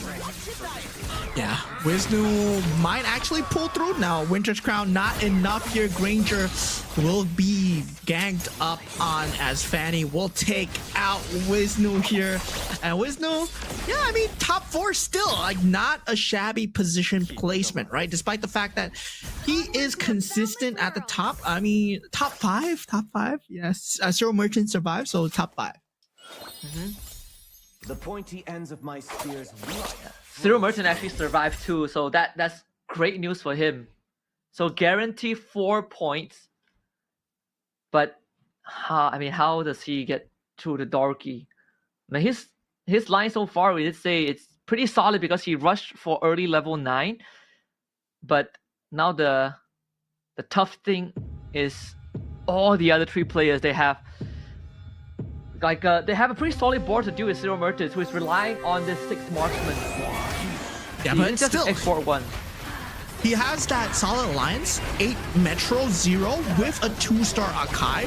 So I believe that he's going to get a top 2 finish at least, right? That 2-star Akai and 2-star Barats, like looking at it, it's just tearing through. 2-star Hanabi as well. With the Golden Staff and the Demon Hunter Sword, that proc damage, it's gotta be insane. Taking out K1 to 5 HP. Zero Mertens looks extremely poised for the end game here. I think the Star Wing with the Swift Blade might be his downfall, but he has a chance to get even more here with the itemizations. Might be looking for the Granger 3, but looking at the economy for Dorky, he can afford to stall this out. For a bit more, he has 60 health. Gets the Arlet, the 2 Arlet if he wants, but wants to play towards the economy first. So he gets like, what? 1, 2, 3, 4, 5, 6, 7, 8, 10 pieces. Thanks to the Fanny. Depends on the items too. Might be looking for a bit more of that front line just to deal with this Hanabi. Because we saw just now, K1 was pretty close to taking out both the Hanabi and the Claw of Zero Mertens.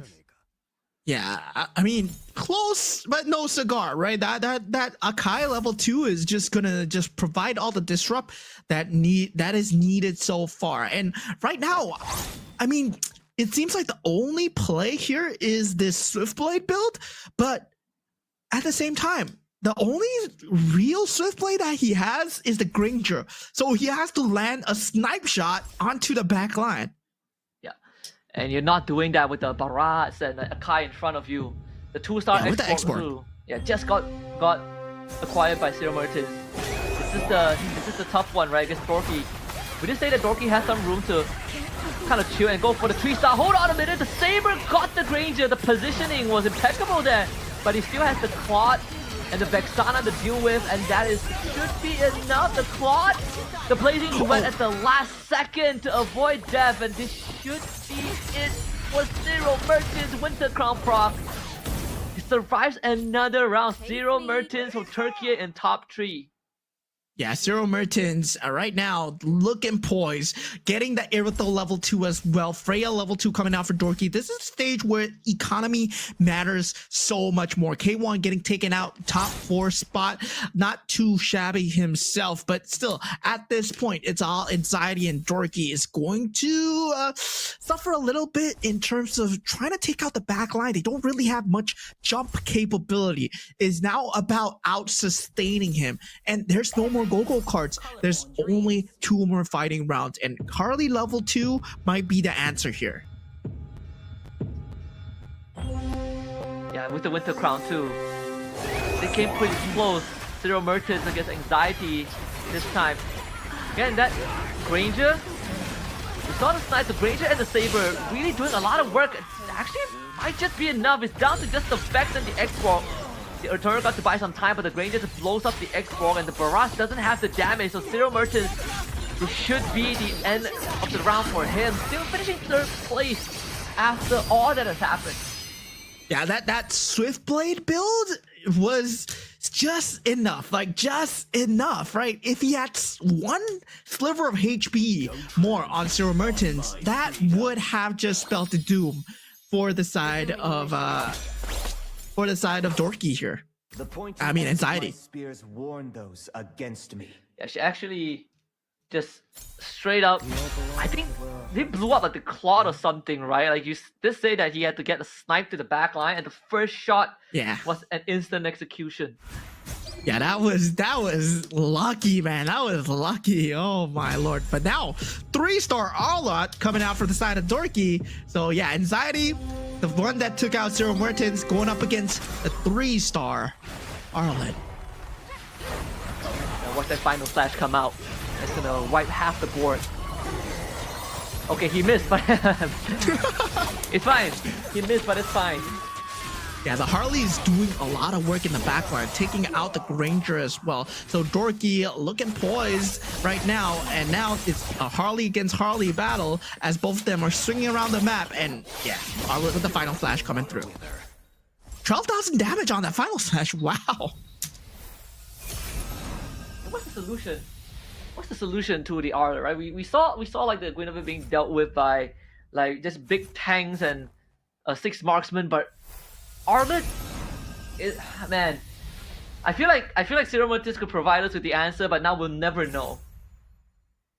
Yeah, at that point, it's either you get enough disrupt with either having the Vexana, having the Akai in the front line, Minotaur works as well, or also another way around it is the Face Warpers, right? You get the Face Warpers synergy. 4 Face Warpers actually can avoid every single final slash. I've seen it before in a game, and yeah, I was the one playing the Arlott, and it was disgusting. Yeah. Should be the last round for them. Let's see. This Arlott gets bounced in. So he does. The Granger and the Harley does avoid the Arlott, but I don't know. They don't have the damage though. Here comes the final slash. Oh my lord, that final slash just disgusting. And we do see Anxiety taking out Dorky here. Indonesian on Indonesian action here. I mean, Dorky taking out Anxiety here, as Dorky will be the top one, getting that 8-point lead. So Indonesia coming out on top during game number 3 of match number 2. Yeah. I think the Indonesians are like in top 3, right, on the overall leaderboard. So this is But this exciting. Like it's contrary to the Group A where it's a lot more open. Group B dominated by the Indonesians so far. So far, I mean, at that point, game one was completely dominated by Cyril Mertens and his Yuzong pick, but now it was close coming into game three, right? We're gonna have to check standings just a little bit later on, but going back into the game, there were a multitude of very good builds out there, right? With the GoGo cards, they found a lot of synergies. With the Fallen Starship, get that 25% extra damage on the Star Wing. We got the Solid Alliance coming through with the Metro Zero build. That is kind of a fresh build because in the first season of MCGG, that Solid Alliance card was one of the worst cards available because there was nothing to tie everything together. Yeah, and now I think, and now that has definitely changed. Again, the diversity is there. The stats of the of game 3, I definitely was expecting, SoFire to really get the ball rolling, right? It's what we've seen from Cyril Mertens. He got some pretty nasty GoGo cards, but sadly, at the end of the day, wasn't really able to get any of these pieces tied together. We saw him really struggling with those ragtag synergies. He never really found a line for himself, and by the time he figured out what he wanted to go for, he got the double Edith and the Beyond the Clouds. It was too late. He just didn't have the damage nor the durability. Yeah, a lot of these losses sometimes it's always about a struggle with direction because you don't know what you want to go for, and sometimes getting a direction early is not good either, right? Because you're so focused on like, yeah, I'm going to go mage Stargazer this game, but when the roles don't give it to you, suddenly you find yourselves in a position where, yeah, you're not able to get the composition that you needed. But now, looking for Dorky and Wisnu, I mean, they kept their options open. Anxiety as well, he kept their options open. And Cyril Mertens, well, he almost pulled through with 1 HP, nearly pulled off a miracle run. But at the same time, Dorky, it was just so beautiful. That shot from the Granger that sealed the deal. Yeah, pretty reminiscent of the actual game where Granger, still one of the deadliest like in meta marksmen right now, and very unfortunate that I against Cyril Mertens, he was about to really pull himself back from the dead. Right? Like this 6 marksman, 8 Metro Zero composition. He was doing all the work. He had the Vexana that was just spamming Eternal Guards, but we did say the caveat was that the marksmen have to stay alive, and if they go down, the entire line collapses.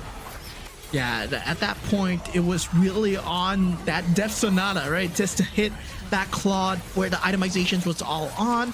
And it's always, when you go into full marksman, it's always about whether do you want to put the itemizations on the Claude and whether or not you want to put the itemizations on the Hanabi. And at that point, it felt better that it was on the Hanabi instead of the Claude, because the Claude was going to Blazing Duet forward and get shot down by the Death Sonata. But now we see the final engage coming through where Anxiety was going to come out on top. He did have a great Beyond the Clouds combination together with the rest of his synergies, but we'll take a look at his stats later. Yeah, you got the 3-star R2, so really was no way around it. So congratulations to Dorky for coming out on top in this game number 3. Basically, he could have easily run Metro Zero if he wanted to with the amount of synergies that he has.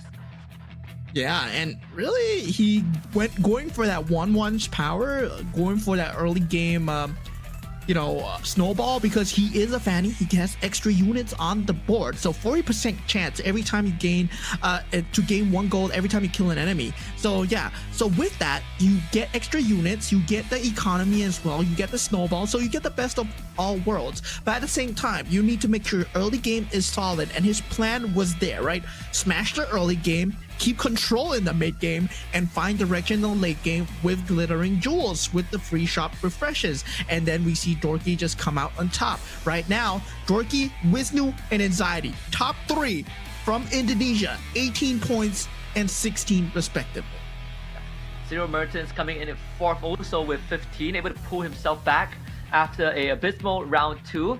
But for SoFire, he gets the opposite treatment, right?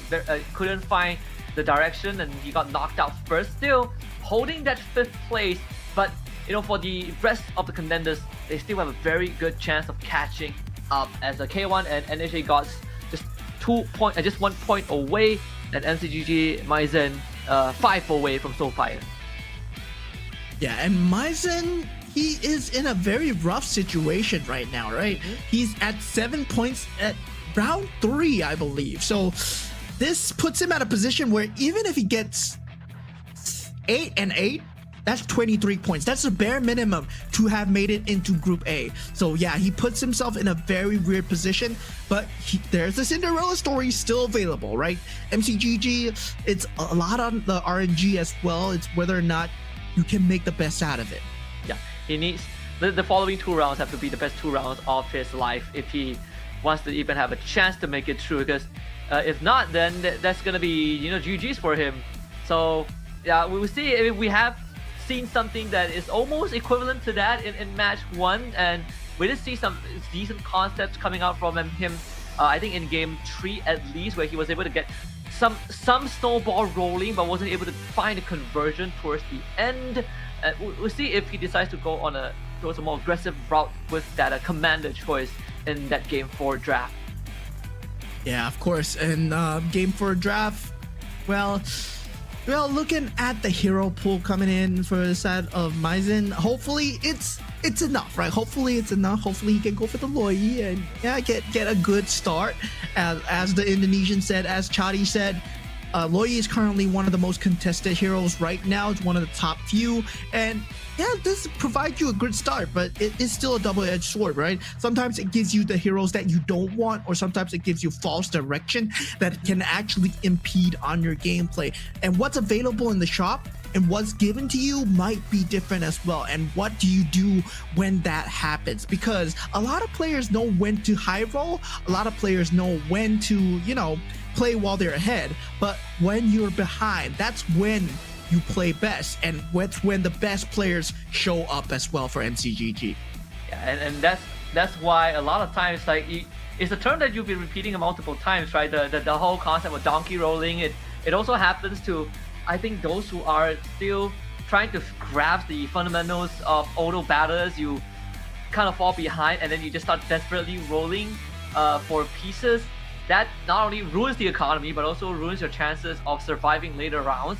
And I think it's acceptable in certain situations where you are, you're behind, but you're at level 9 and you're rolling for your 3 stars. But I think Magic economy is it's a very important aspect, which also ties back to why I like Last of Us so much, because economy is not a thing. Yeah, and also there's a HP management concept that we need to think about, whether or not it's okay for you to take damage this round, whether or not it's okay for you to buy time this round. But right now, I believe we're going to be looking at them drafting their heroes for the game. Yeah, gonna be game 4 coming up, so it will be Soulfire to start off, as he did finish last in the previous game. So opting for the Luoyi, followed by the Minotaur for NHA God. Yeah, the Minotaur doing very well for Soulfire in that game number 1, but sadly the Yuzong did not work out for him. Soulfire going for the Loi this round, and Maizen pulling out the Yuzong as well. And yeah, what a different look on the heroes here, on the commanders for Group B versus Group A, right? Group B, we are seeing Popo and Koopas, we're seeing Wanwans, we're seeing Yuzongs, we're seeing Gushins as well.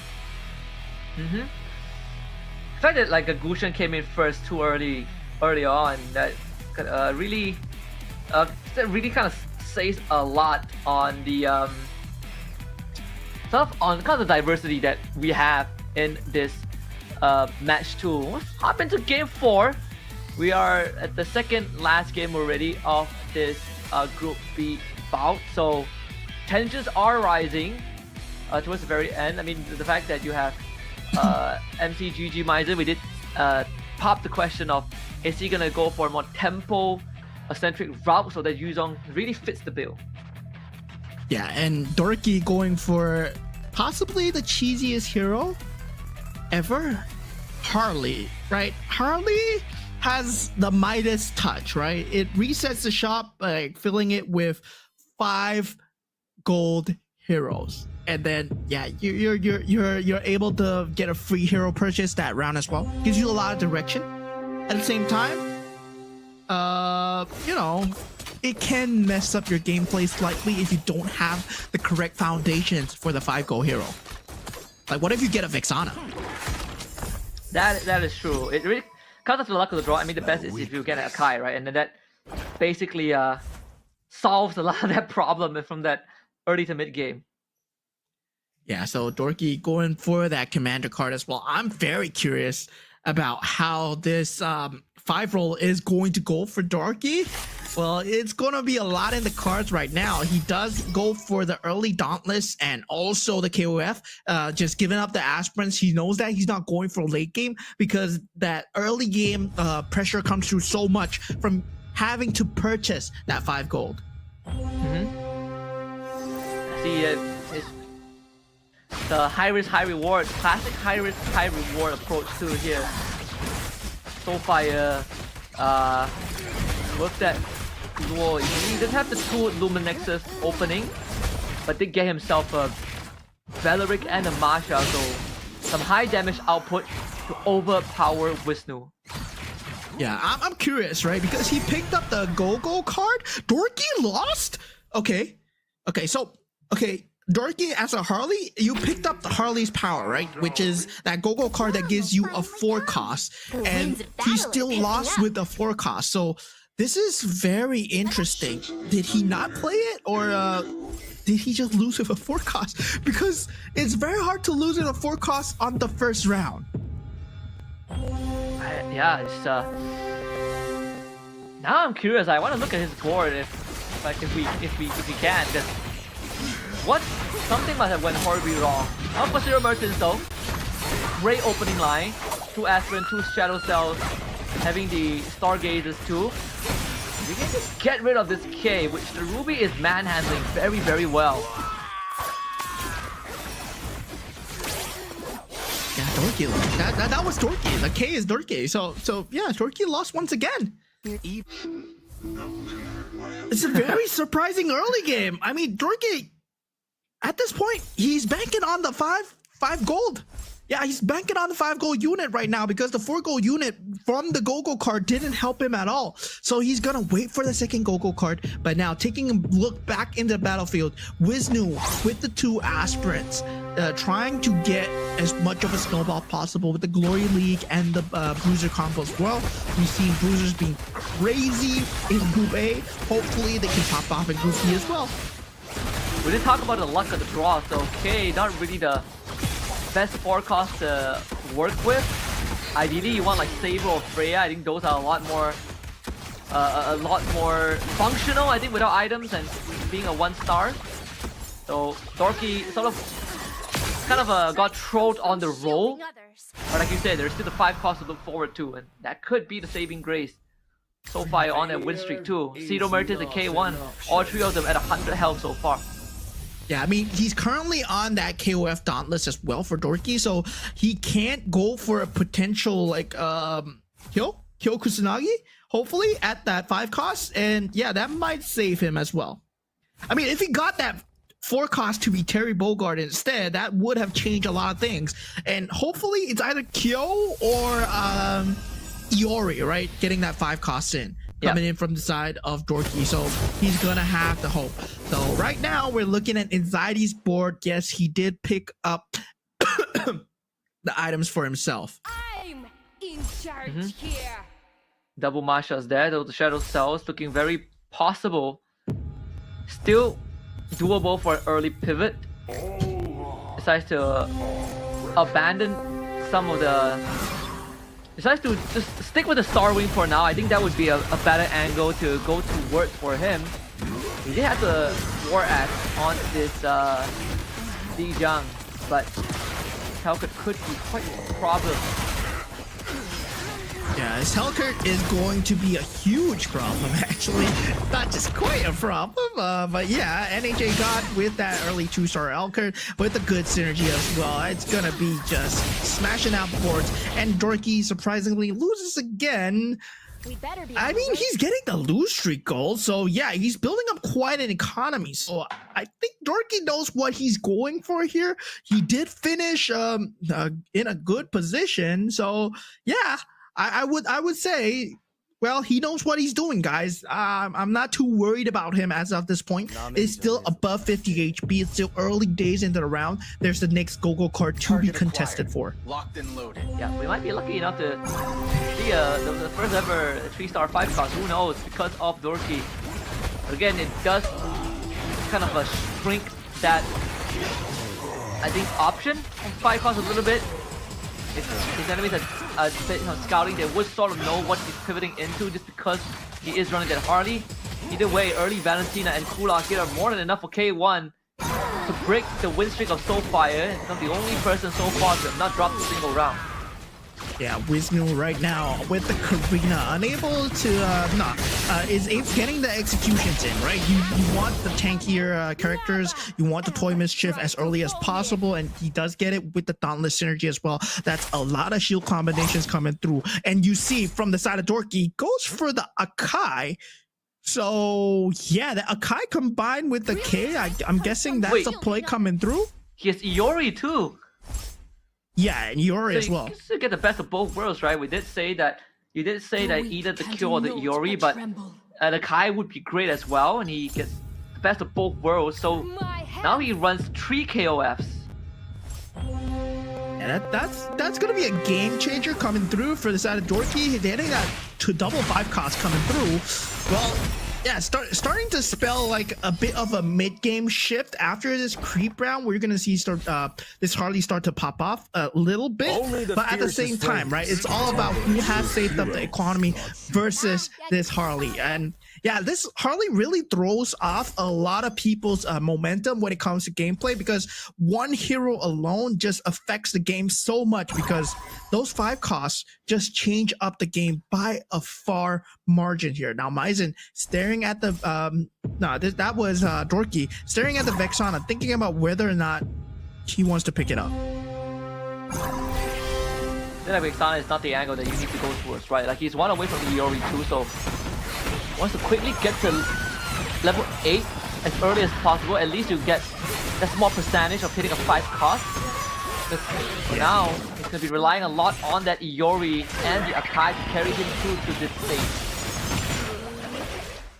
Yeah, the Kato just proven to be too much from the side of Maizen, who's able to take him out. And Maizen getting that enhanced GoGo card, working out well for him, as Wisnu is able to deal damage as well on the Karina. And I was scared of this, right? He get the Toy Mischief, he gets the Bruiser build, and then suddenly a 3-star Guinevere out of nowhere, because that's what it looks like he's going for right now. It's very doable. 3-star Gwyn with the Toy Mischief. Oh boy, I actually don't know how you deal with that, right? We saw how that went with a 3-star K, 6 KOF. Do that with the Gwyn with the 6 bruises, and that most likely is a GG angle, and he's making some pretty good progress towards that. Dorky, despite having literally 3 5 costs, he's still losing rounds. This is not going well at all. Yeah, but I think he's going for you know, the economy play. I believe he has some money saved up, and because his GoGo card, he went for Apex Weapons, right? Apex Weapons gives you 2 equipment chests at level 8 and level 9, so he might just be power leveling, get that level 8, then afterwards put the item onto Iori and Akai and make the 5 cost more powerful. So that might be the angle that he's going for, but he's still level 7. Oh, the cash out. The cash out, 60 cash out from Anxiety. Can't afford to wait any longer because he dropped down to 54 health with only 2 aspirants to work with. So, not really the best spot to be in, but he did get himself a Terry Bogard. He can run 4 defenders or 2 dauntless. Yeah, he's gonna run the 4 defenders.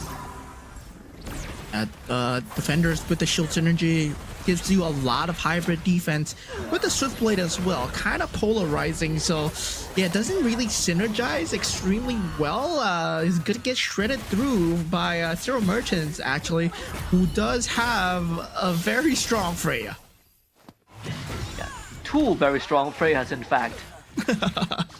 Beleric against Jawhead, Beleric wins. Well, that's not true in MLBB, but in MCGG, yeah, maybe. Because Beleric in MCGG just is a complete monster. But now we see Anxiety going for the +1 cap. Dorky actually picking up the Shadow Cell. So interesting coming out. He's going for Shadow Cell. Yeah. We've seen like a couple of Shadow Cell attempts, but I don't remember seeing one that has like work in that late game, right? Because unless you get like a very strong Arlet or Valentina, then even then it felt like Valentina is more worth it if you just go for Mage, Stargazer, or you have the Thunderstone from Beyond the Clouds. Yeah, the Akai being picked up from the side of NHA God at this point. Does have the Minotaur Akai combo, the standard, you know, cookie cutter control with the Claude in the back with the enhanced weapons, but only 4 marksman synergy at this point. I mean, level 8, I would say, is still good enough to shred through most of the enemies. The Akai starts spinning again, so at least we know that there are 2 Akais on the board for now. And oh, Sakai should be able to carry them through this, right? The other bar is gonna kill it. Nah. The blazing duet coming out was not prime. It's not into the best positioning available. So yeah, despite the itemizations, he needs a Claude level 2 or a 6 marksman synergy at the minimum to actually pull it off. Now K1 still at 90 HP so far with a winning streak along with Zero Mertens, who are all at the highest spots in terms of HP here. Anxiety and NHA got 34 and 37, but now we're taking a look at Maizen's screen here, right? He is on the Yuzong after all. He did get the golden card, but still, it's not finding the correct direction and synergy that he needs. So you check back in on MCG, Maizen does have the 2-star Saber. And it's making quick work of Zero Merchant's backline. That's sort of what is needed. This Saber with the War Axe, the Garden Helm, and the Purify cuts through the Freya 2. So this 4 Swift Blade, 4 Star Wing, and also the Face Warper. And it's gonna give him a lot of that utility to be pesky on the board as Vishnu continues on his winning ways. Yeah, I mean, I'm very surprised at the build coming out from the side of Maizen because the Saber has a War Axe and a Garden Helm, right? So it's a tanky Saber, and yeah, he went for the extra capacity as well. So now at the last GoGo card, the enhanced cost plus being picked up so far, going for that Star Wing card as well, the extra 25% damage. And now we get to see what Maizen went for. He did go for the extra hero capacity on the golden card as well. Yeah. So far it has a 3-star too. 3 scavengers for Dorky. Very much needed, and that's where the early Akai comes into benefit too. It unlocks that scavenger synergy for him, so he does get some decent economy going if he wants to. Some great item choices too. You got the Holy Crystal for the Hardy if that's the line he wants to go down. Gets himself a Kadita. So it's starting to come together. 6 Star Wing could be the direction that Dorky heads for. Yeah, Dorky needs to find direction right now. He is at 39 HP, but people that need to find direction more is Anxiety and NHA God, 21 to 24. Now we'll take a look at K1 here, right? We saw how this shredded the first few games, right? The Mage into Stargazer. Now he's looking for 2 more Stargazers to fit into the board or some form of synergy. Does get the Luminex's blessing available. So yeah, he's gonna be shredding through in terms of magical damage. Now it's all about the itemization. Is the Valentina gonna be enough? And it should be, right? Oh, it doesn't seem to be the case. Yeah, that K1. I mean, I mean, he the has, Saber. This mage build is good, but Saber kills mages, like just like in the game, you know, just like in MLBB, you know, if there's a Saber in the bush, you can be farmed as a Vexana, you're still going to die. So that's what happened here. Now K1 staring down at, this should be NAJ God screen, right? NAJ God staring down at Vexana, Yori Yagami. He's not too sure whether he wants to change the lineup into that. Yeah, the pivot is not going to happen, but he goes for the Metro Zero. The X-Borg is managed to pick up together with the Ixia, so he does have that available with a 6 marksman and the Irithel to back it up. 2-star Claude as well. So NAJ God, super late game, he might have found his power spike here now. Yeah. Was able to get the 8 Metro Zero. Did have the Benedetta actually. Yeah, ends up going off. This X-Borg could be the game changer. Can he get the other last sanity off? Doesn't seem to need it though. They have more than enough damage with the 6 marksman. Zero Merchants will be the first one to taste that, so that's 17 damage. Yeah, 17 damage being taken right now, and Dorky taking 22 damage, finds itself at 5 HP despite having this early game 4-star, early game 4 cost and 5 cost, unable to make anything out of it. And right now he finds himself on the ropes. Now, taking a look at Anxiety's board here, he went for the Star Wings. He is having that Swiftblade composition. It did take out the mages, but he needs one more Swiftblade just to be slightly more effective. Plenty of solid 2 stars in front too. This is 4 bruises. 2-star Iori, which is great. Dorky pivoting away from the Akai completely, and now is relying to see this Iori and Guinevere 4 bruises can get him through. And he assassinates the Saber on time. The Saber still gets the ult off, but he did have the Arla to keep everything under control. So Dorky back on the board.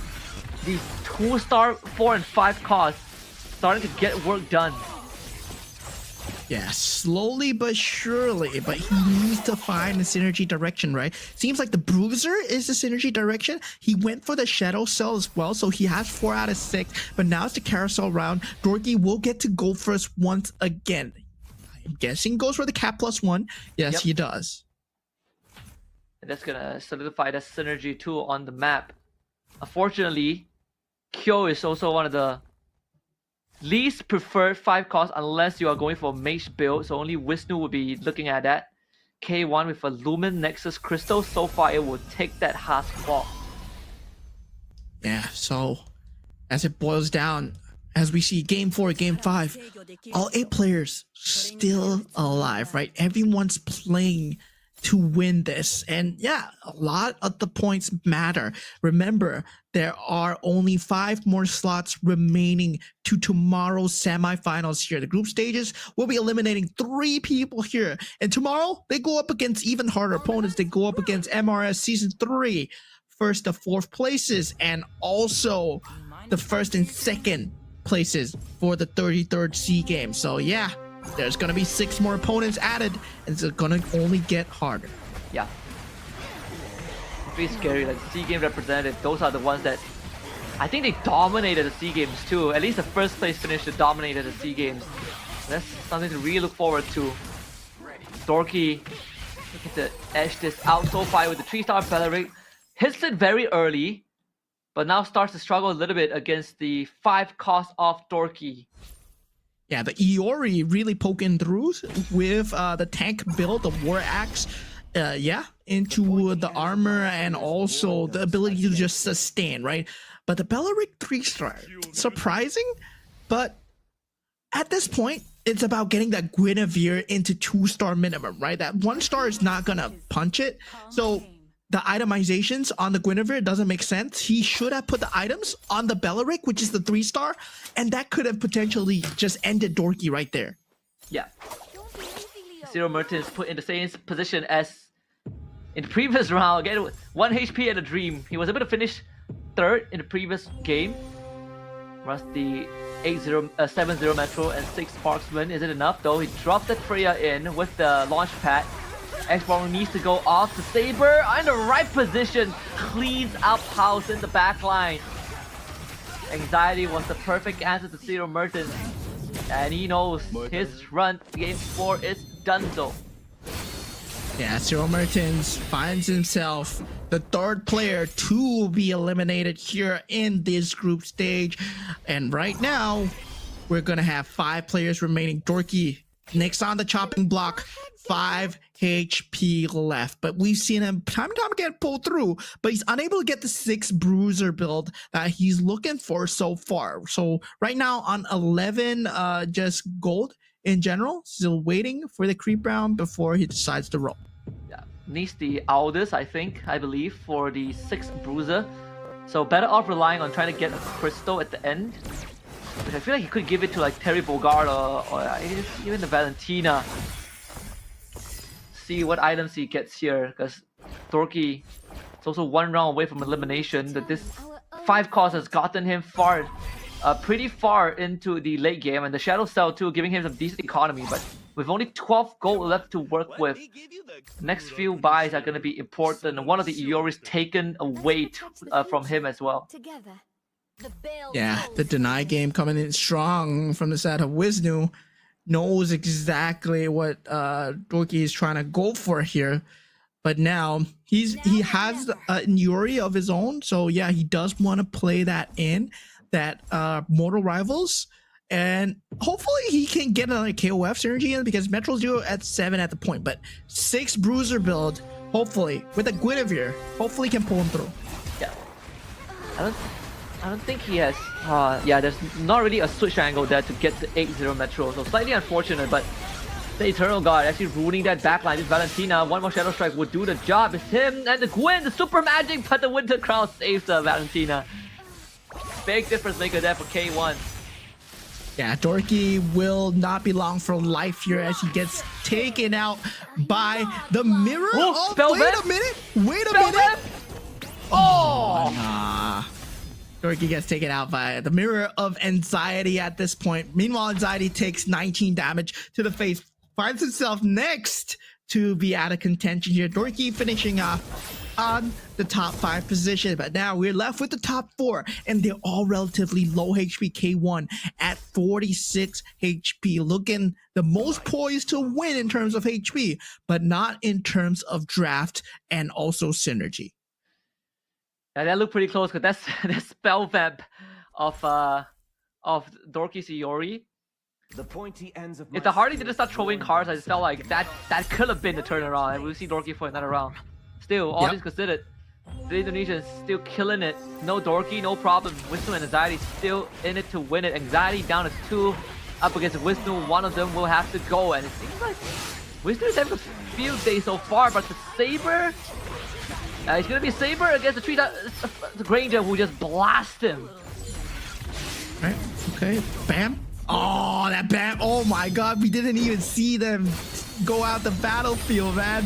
That was an instant execution with the 3-star Granger. That 3-star fur cost, it's proving to be the meta pick of Group B so far, right? Everyone's been winning with the Granger. Yeah, like Group A is Guinevere, Group B is Granger and Valentina. Zelkadita, take up Valentina. Oh, one more. One more Valentina. Is it coming home? Is it now? Oh, one more roll. Oh. You can still sell the Kadita. Yeah, there it is. Oh, he gets it. He gets it. So fire. Yeah, I feel like that's.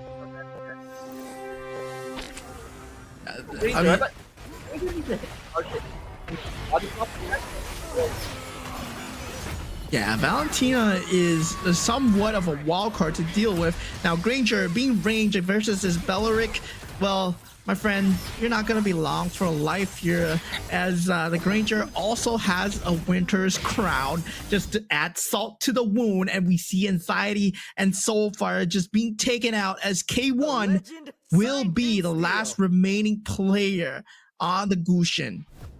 Another Gusion win with the 6 Mage, 6 Stargazer, Valentina 3-star carry, man. Group B, super interesting, a completely different angle from what we are used to in Group A. But yeah, this Valentina, right? Like we did have a discussion about how Mages comp are built and the conditions needed to make it work. You know, you sort of need Beyond the Cloud sometimes to get that early bump and damage, but Valentina 3 has been the magic so far.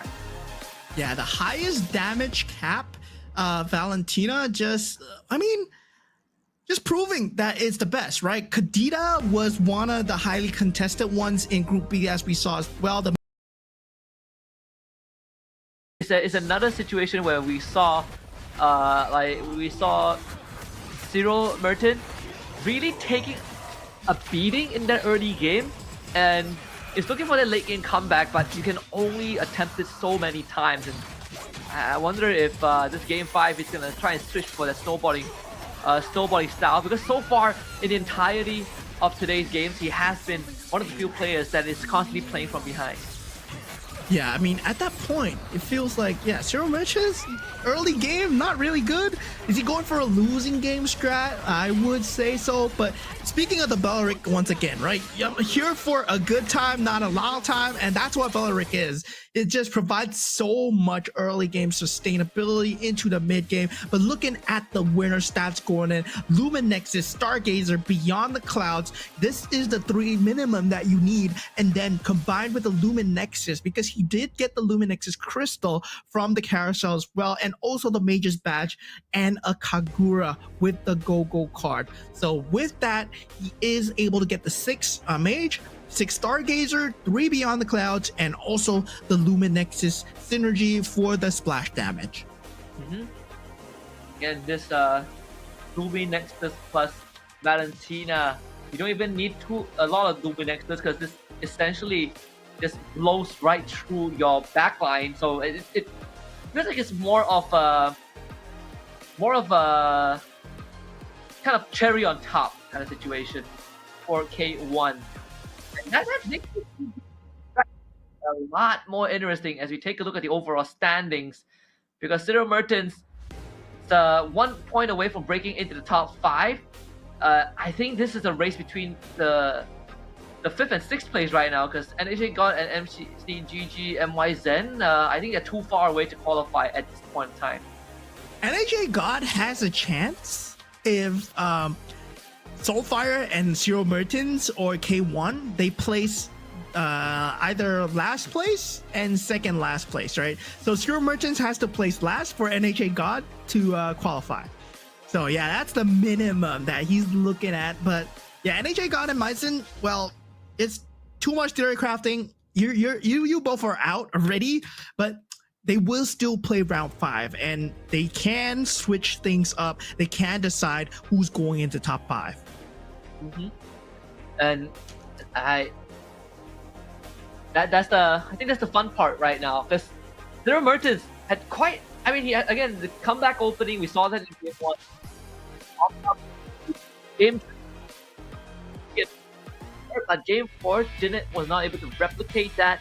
Now it all comes down to him. Can Zero Mertens pull it off? Because it's gonna be at the cost of Soulfire, right? Like, if someone has to go, and Zero Mertens, he has the power to kick one guy out of top 5.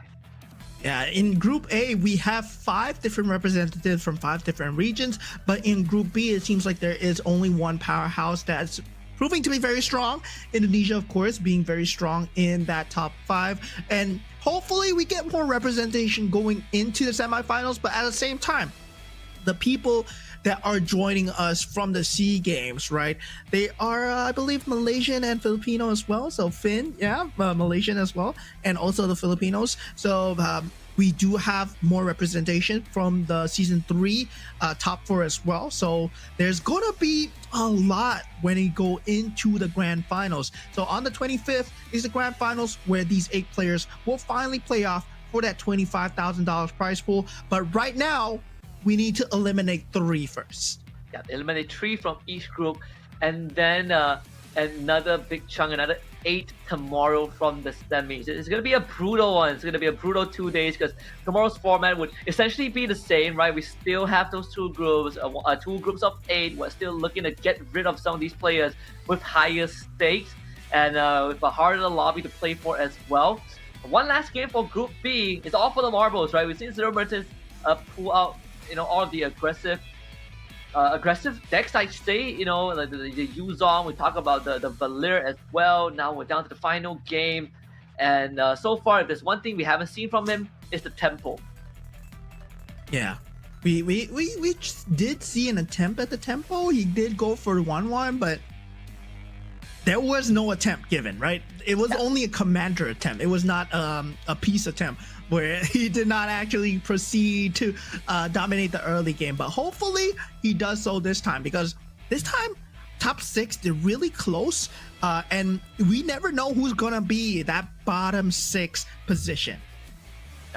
Yeah. And God gets first dip. Moskov comes through, and Zero Mertens, let's see what he goes for, right? The Fanny for CGG Maizen, the Daira for Zero Mertens. Okay, the Daira finally coming out. We talked about cheese, and this man's bringing blue cheese, man. Daira with the Abyssal Devourer, right? He devours 1-star hero every 3 rounds and returns a hero with a higher quality. So basically, it's a randomizer where he eats a hero, he poops out a hero that is like from 1 cost becomes 2 costs, and 2 costs becomes 3 costs. So technically you can greed all the way until 5 costs, and yeah, you can just RNG your way to the top.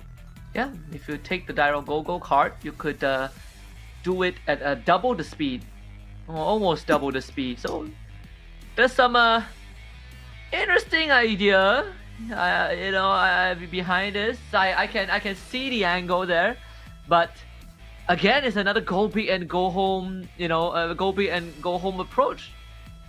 Yeah, I mean, at this point, right, we were talking about like whether or not you go for that top 4 mentality where, play safe, get top 4, play what the cards are dealt, or I go for top 1 no matter what. Like, no matter what.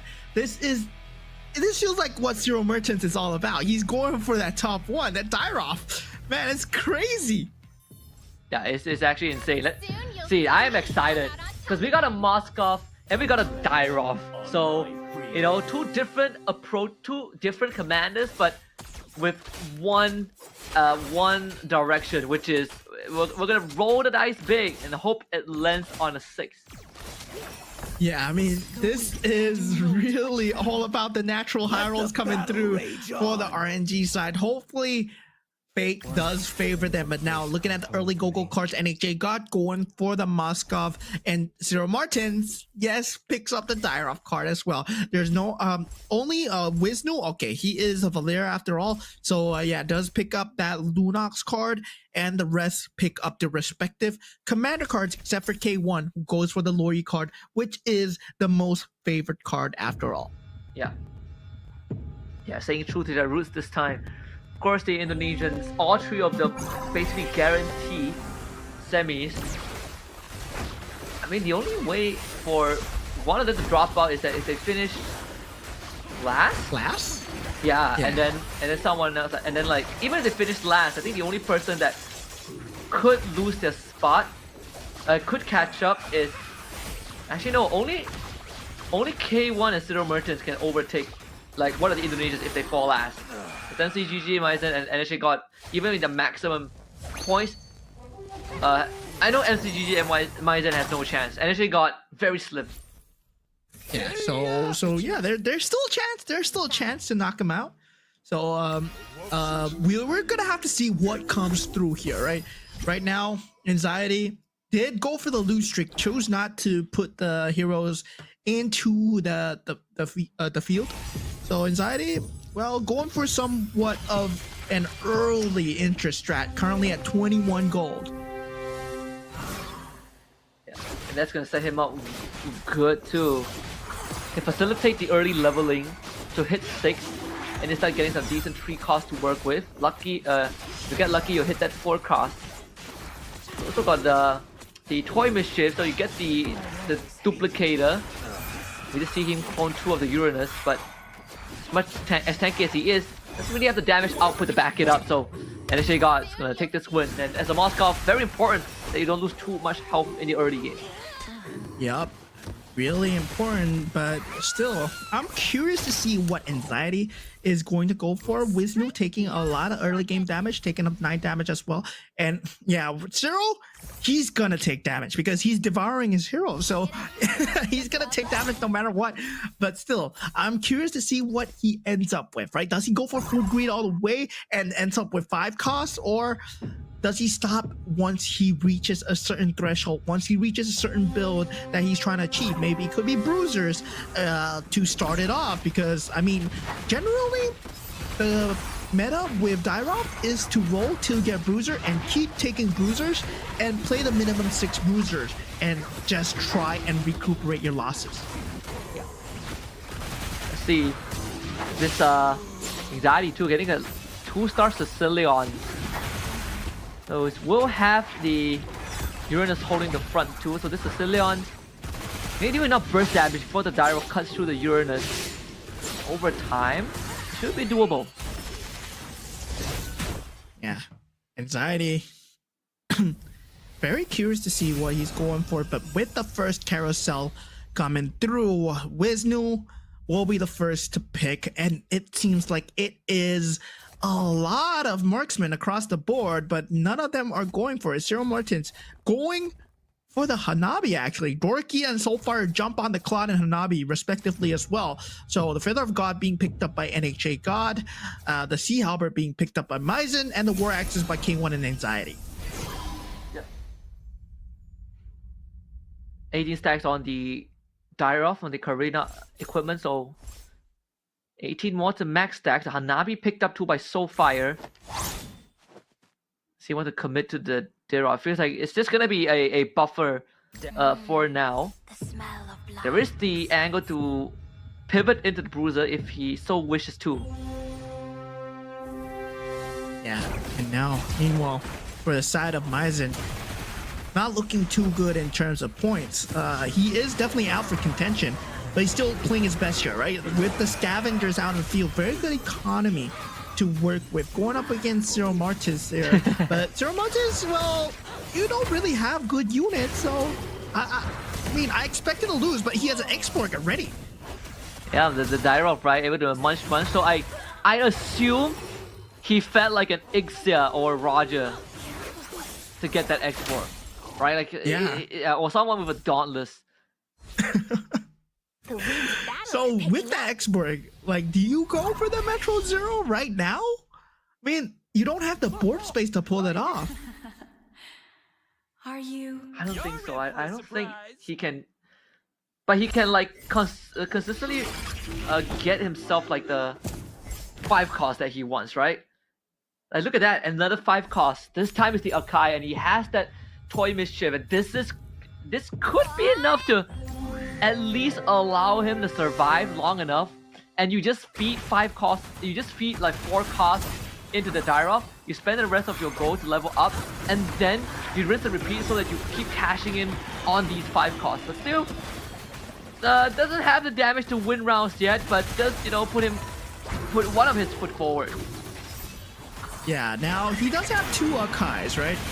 So that might mean something, but the heavy spin not dealing too much here, as the Minotaur is able to just soak it up with the backline of Anxieties, just coming through with the Clint, and also just having a lot of backline damage with the D-Jump. Yeah, the Akai kind of trolling there, spinning around, just Beyblading around the Minotaur, because the Clint was low on health, but hey, that's how the AI of the chess pieces work sometimes. Pretty unfortunate death for Zero Merchants. Goes for the GoGo card that helps him level up using lesser gold, and I think we see the angle there, right? It's all about hitting up pieces early. Yeah, I mean, at this point, he's full sending it, dude. He's full sending it. He's full sending it. For NHA God, going for that Shadow Cell piece, getting the Dyrop, and also the Shadow Cell Crystal as well. Has that early 4 Shadow Cell capability for the side of NAJ God, but taking a look at K1 is going for a very similar build to his winning build, right? Already has 5 out of 6 Stargazers, 3 out of 4 Star Wings as well, and the Beyond the Clouds is already at a stack of 27. Yeah, puts in the cooler. That's six Stargazers. Perfect, and he has a Kadita too. So in a prime position to start snowballing, or at least give himself a good chance of, if the game goes late, he will be able to pull off the Valentina, which no one is contesting so far. And that's something I think he has been playing to his advantage, right? And most of the other players don't really lean into that Valentina Kadita carry. Yeah, they go for a more traditional carry instead of the magic damage coming through, and suddenly you have a 3-star Kadita or 3-star Valentina and it's just destroying boards. But looking at NHA God, he is going for that 6 Shadow Cell, so he does have some economy to work with if his units survive, and 2 of them does. And there's a Dijang do it. After Kadita Rough Waves, K1, 6 Stargazer, a bit too much for now, and that's just a Holy Crystal on the Kadita, and just a 1-star Kadita too. But we did expect the Thunderstone to be put on her. 40 stacks now out of 99, so almost halfway there. Okay, unable to get the mage synergy though, so right now he's much more valuing the Starwing synergy, I would say, but I would think he would want to pivot out the Starwing, go into mages, and keep the Beyond the Clouds. So yeah, that's something that he's aiming for. Yeah. K1 against Wisnu here. Again, with the Kadita, should be able to do substantial amount of damage unless Kadita gets focus fire, but it doesn't seem to be the case with the 6 Stargazer. Pieces very well spread out. Another Rough Wave comes out. It's down to this Freya. One last channel of the skill. Nope, another Rough Wave. Towards the very end, K1 continues to be at 100. Yeah, that was 3 rough waves in just one sequence battle alone. Now, Claude unable to deal with this Guinevere so far. And yeah, the story of anxiety, the story of the Guinevere. Will it return to Group B this round? Entirely is just having that Toy Mischief. We did talk about the Toy Mischief. The Toy Mischief crystal on the Guinevere. We're seeing that in action. What does the Storky have left in the pool? Right now he's missing 1 bruises for 4.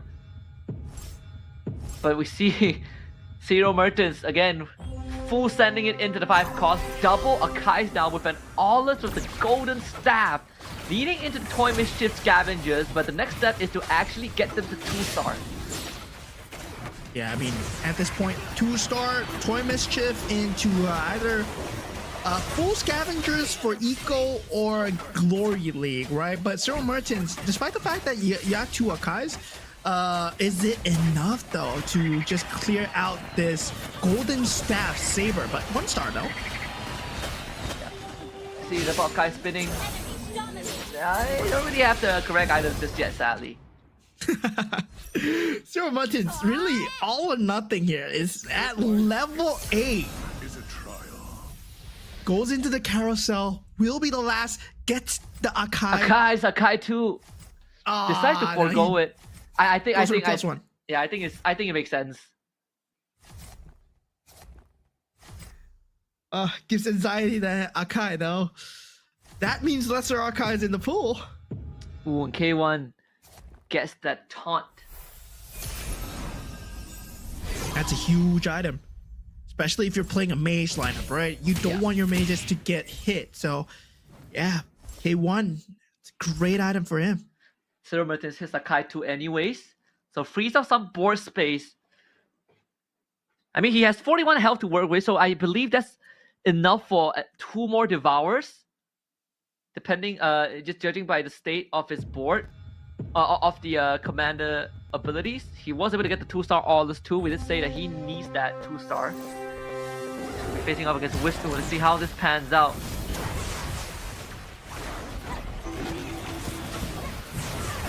Yeah, tough times coming out for the side of Zero Martis here, right? But still, with that 2-star Akai, will it be able to turn the tides here? He needs that split coming through, able to come through right now. Now with that heavy spin, first win coming out for Zero Mertis so far after a huge lose streak till 41 HP. Yeah. Might even have an angle to go into the Zero Metro if he wants to.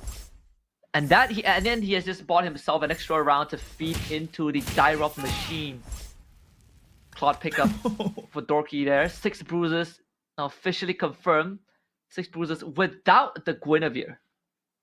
Yeah, but there's a bruiser emblem on the Claude.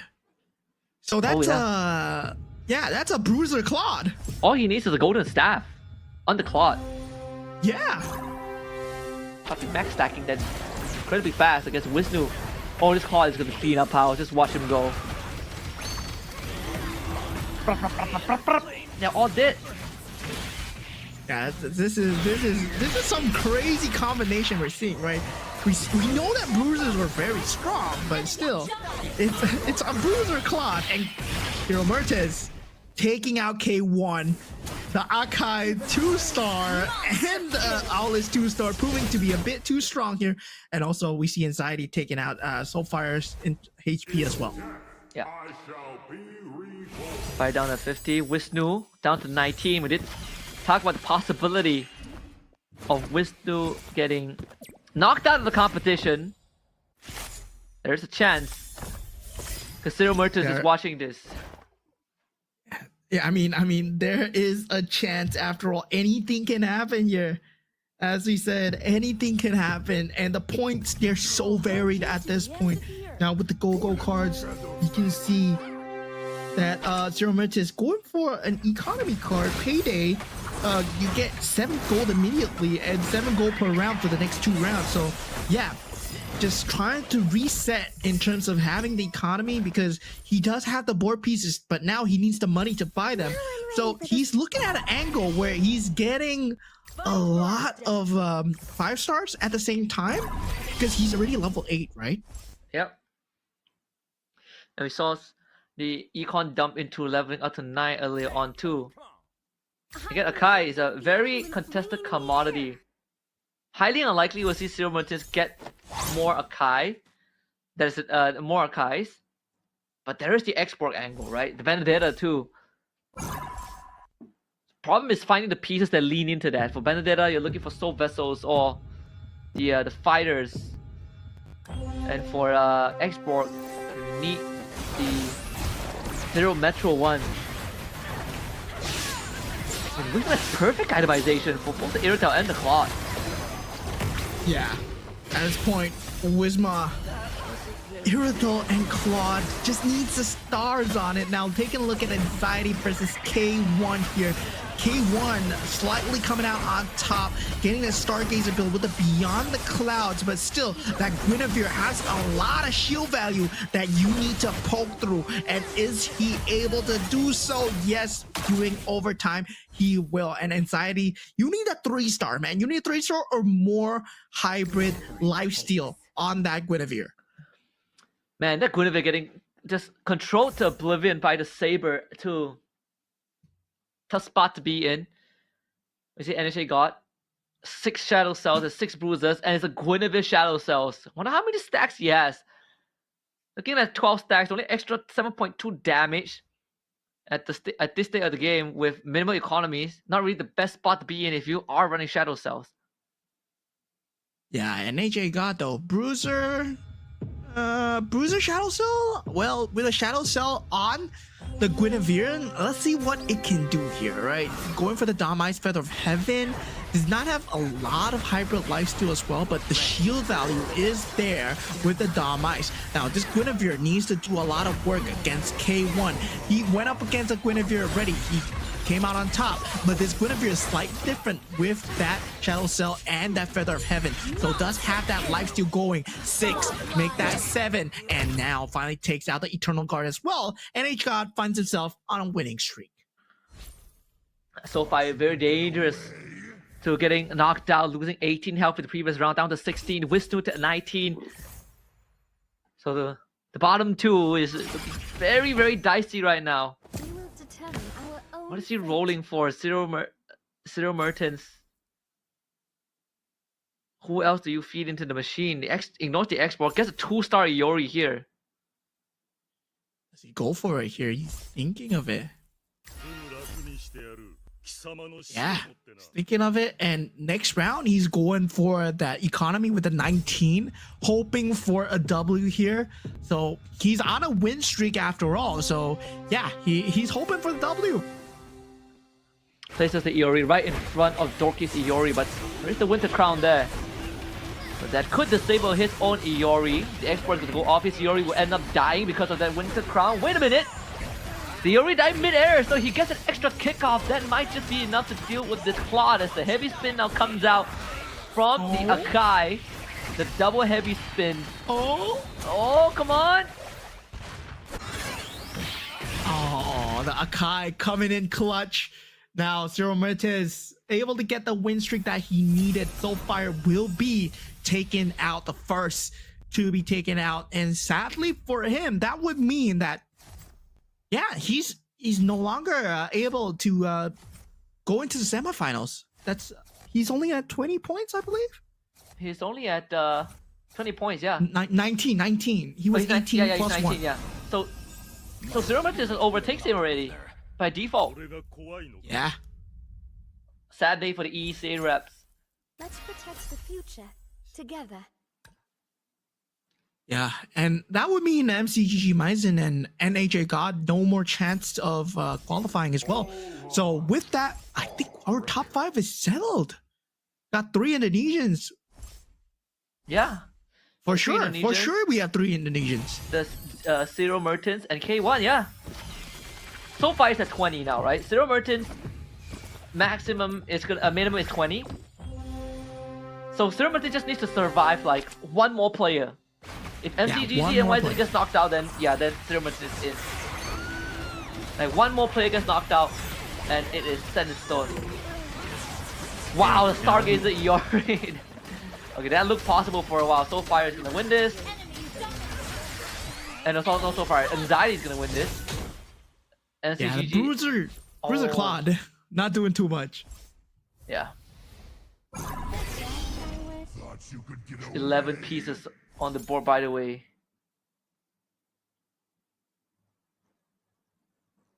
Tough call coming in for this round here. A lot of members on low HP. Maizen on the fanny.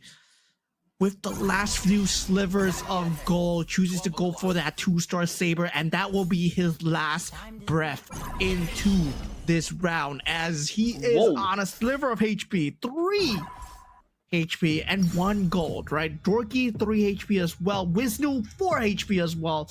Wow, a lot of players getting knocked out this round potentially here. Yeah, 12 pieces on his board. Is it enough though? 10 Metro Zero, 4 Swiftblade, 4 Starwing. This Hardy needs to go to work, but the Hardy maybe too late though. The Purify saves him from the knockup, but the Akai just pins down the Granger, who gets the job done. Iori finds the kick, and yeah, that's gonna be lifestyle for him, sadly. And that's gonna secure Zero Merton's slot in the semi-final. Dorky actually gets knocked out in the process as well. Yeah, I mean, at this point, 2 heavy spins, 2-star Akai is just extremely disgusting to deal with, especially when you have that cloning device that's available on that toy Mischief. That's just disgusting, right? And with that, you also have a hybrid life-stealing Guinevere at the back to deal with. Now, we saw this out from Wisnu before, the 6 marksman into that Metro Zero as well. So instead, he's prioritizing, actually, the Irithal. Irithel too, because the Claude Theft device would love to have that extra marksman, so that you get the 6 marksman synergy going on. This could give him some decent items for the Irithel, and then he can swap the Claude Theft device to the X-Board or the Akai. Locked and loaded. Target acquired. Yeah, he should actually take the BOD and see Albert from the Claude instead. And yeah, just add on another item instead of using the Claude Theft device, because that limits the 2 5 costs, and it's a 2-star 5 cost. Man, you put 10 gold in them. You wanna. I mean, 10, 15 gold in him. K1 is one Freya away from a 3-star. He's hitting all the pieces, man. He's looking for 3-star Freya, 3-star Kadita, 3-star Saber with 6-star wings. This is disgusting coming out. If 99 Beyond the Clouds stacked up, now he goes up against Zero Mertens as well. The double Akai is going to be something that he needs to deal with. And already he's handling the backlines extremely well. With the Harif being taken out, Iori though, still alive, just proving to be a menace. Now 2 Akais finally left to deal with. That Xavier is doing crazy work just being alive right now. Saber seal the deal at the very end too.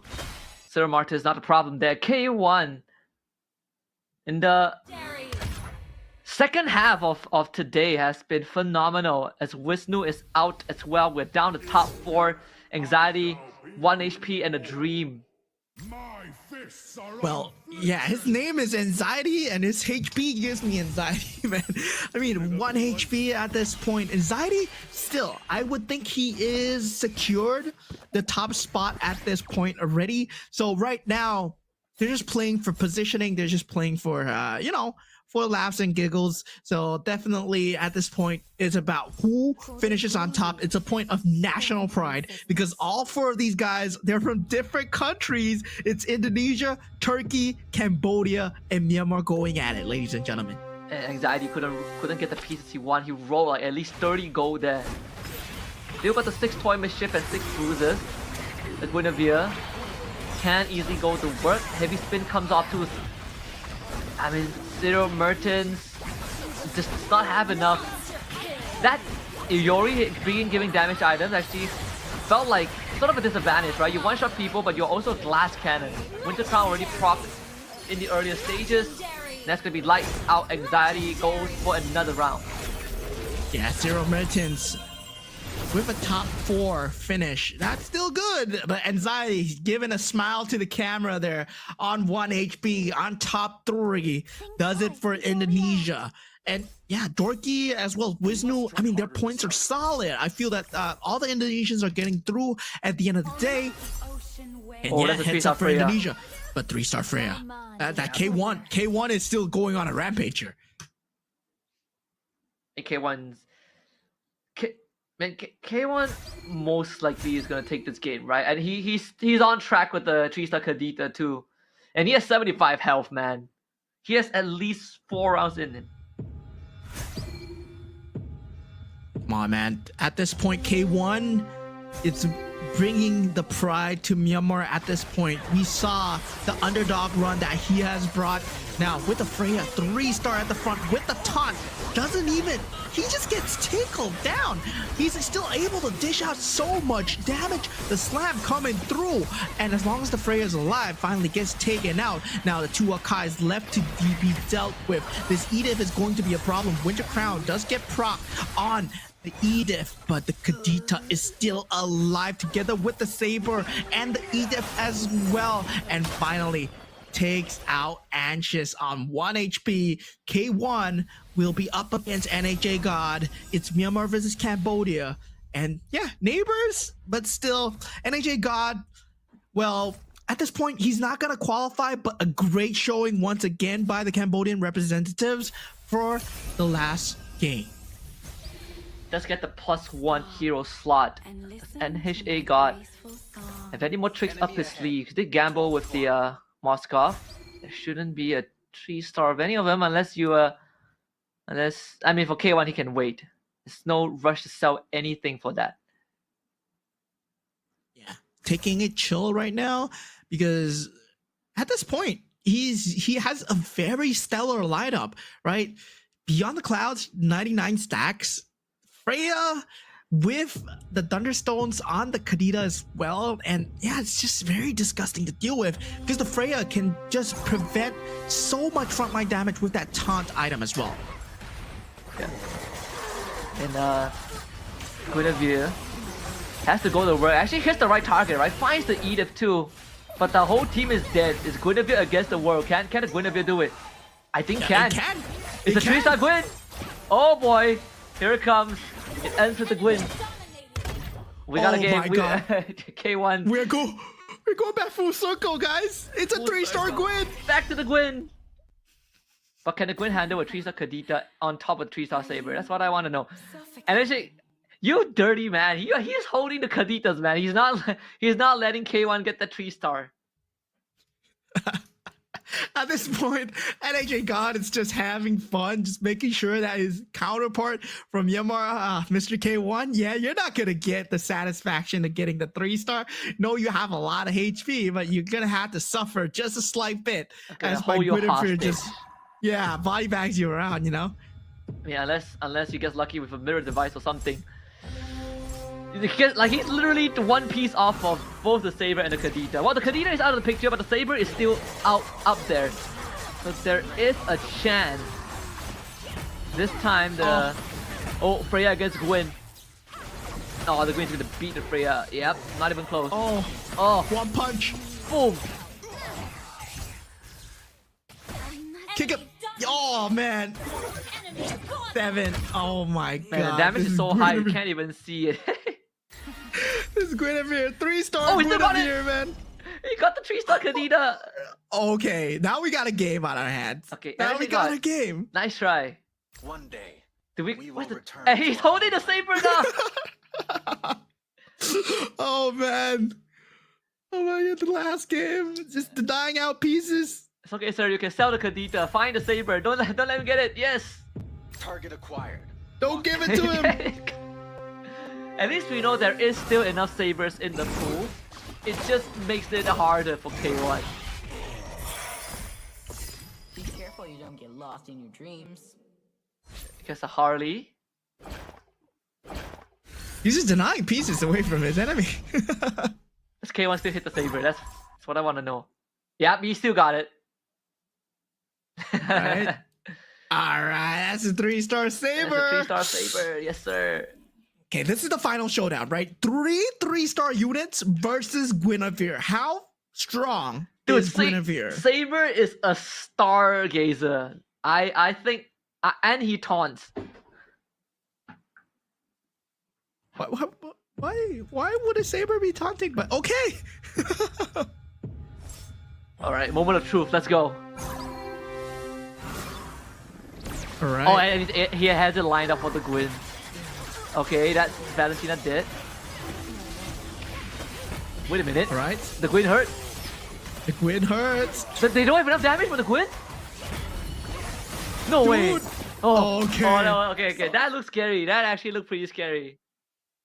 Okay, so K1 finally clutches it out with the 3-star Saber, 3-star Kadita, and takes the last game of the set home for Myanmar. And now we will have our top 5 coming through. Yes, what a day this has been. It all comes back full circle to the 3-star Guinevere, as we saw earlier today as well. And that was just so exciting. I mean, the funniest thing was if the 3-star Kadita didn't come out and only 3-star Saber was got picked up, the Gwyn would have actually won. So that was the scariest part, right? Like he was on the right track, but K1 too far ahead of the curve, too much health to use as the bargaining chip, and in the end was able to, complete the conquest. Right? All NHA God did was delayed inevitable.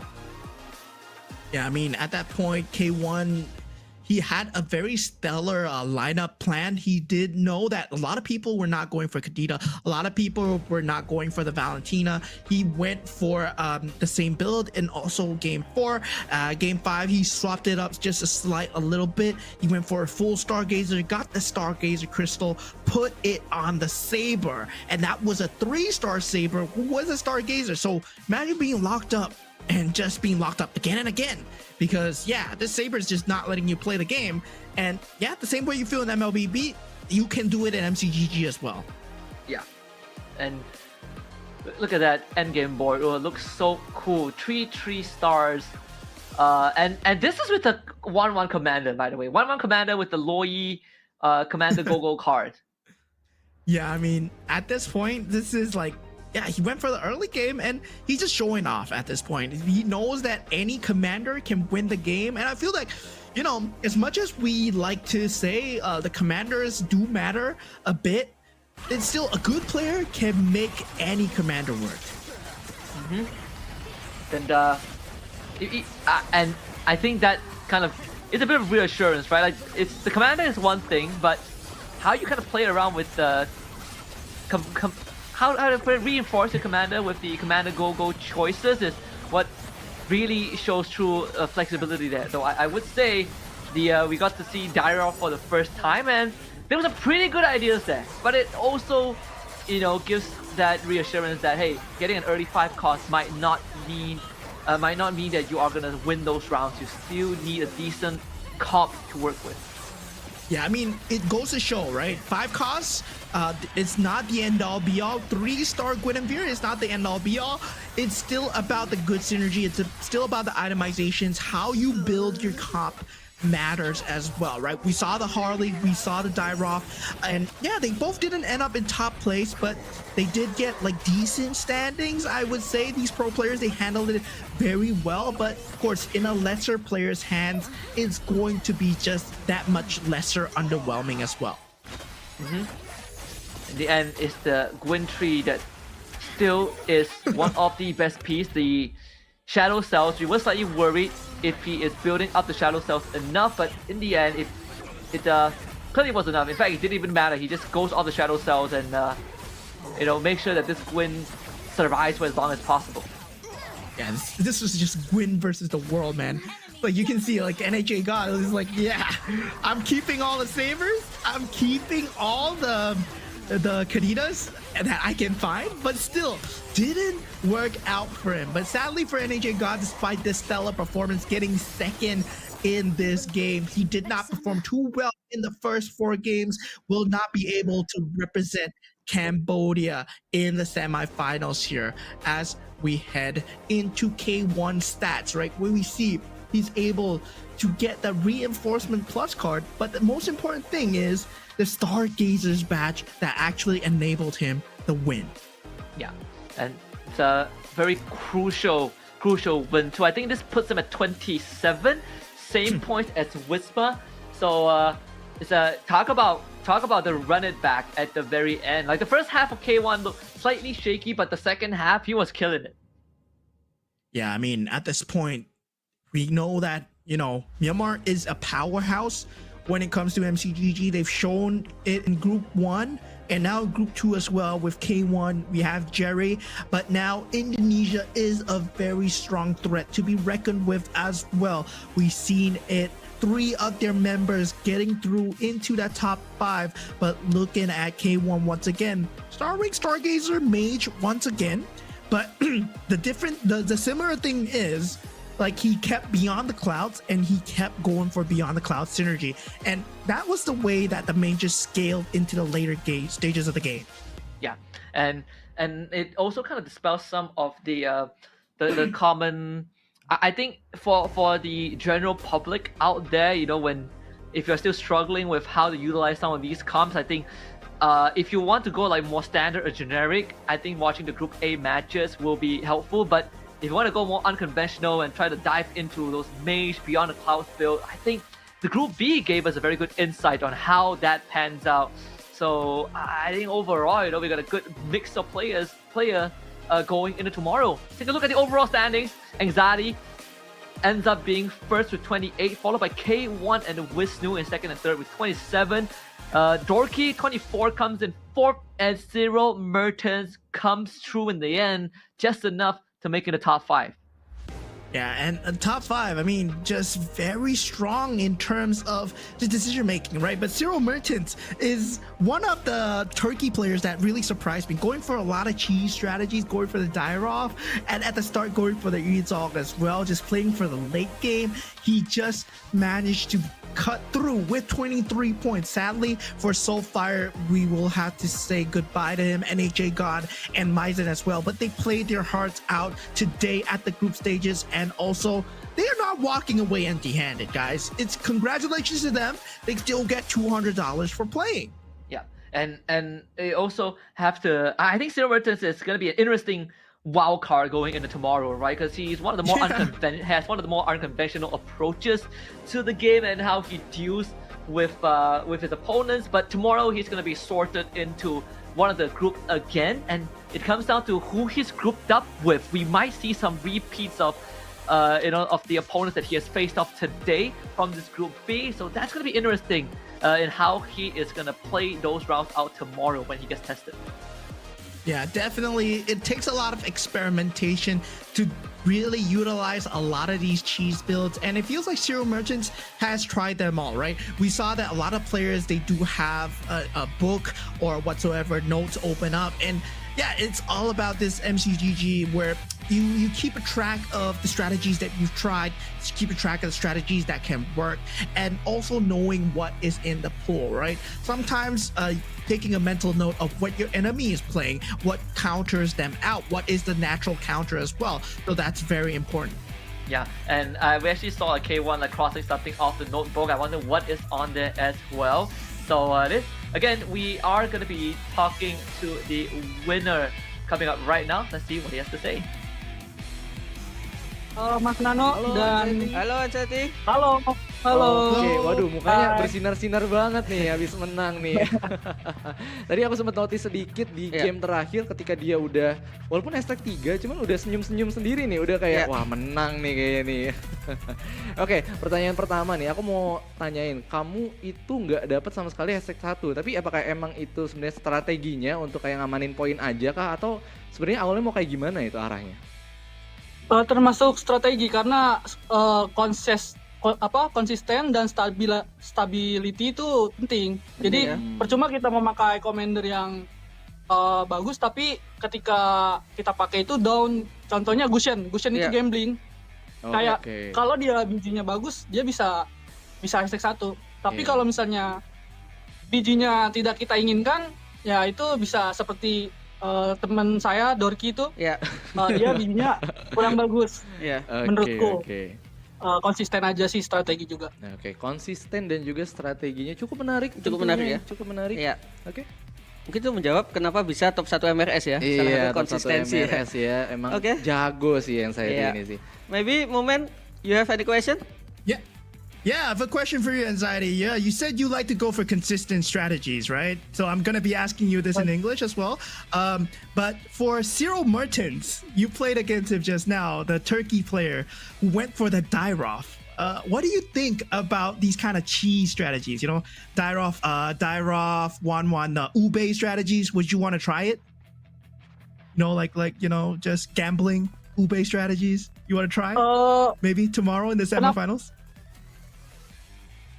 Kenapa aku tidak memakai 1-1 ya? Pertanyaannya seperti itu bukan? Tadi kenapa ini tadi cukup kaget nggak ketika melihat hero yang menggunakan direct nih di fase-fase terakhir ya? Iya, gimana untuk strateginya nanti ke final ya? Iya, apakah mau mencoba direct juga? Menurutku direct itu termasuk commander yang gambling.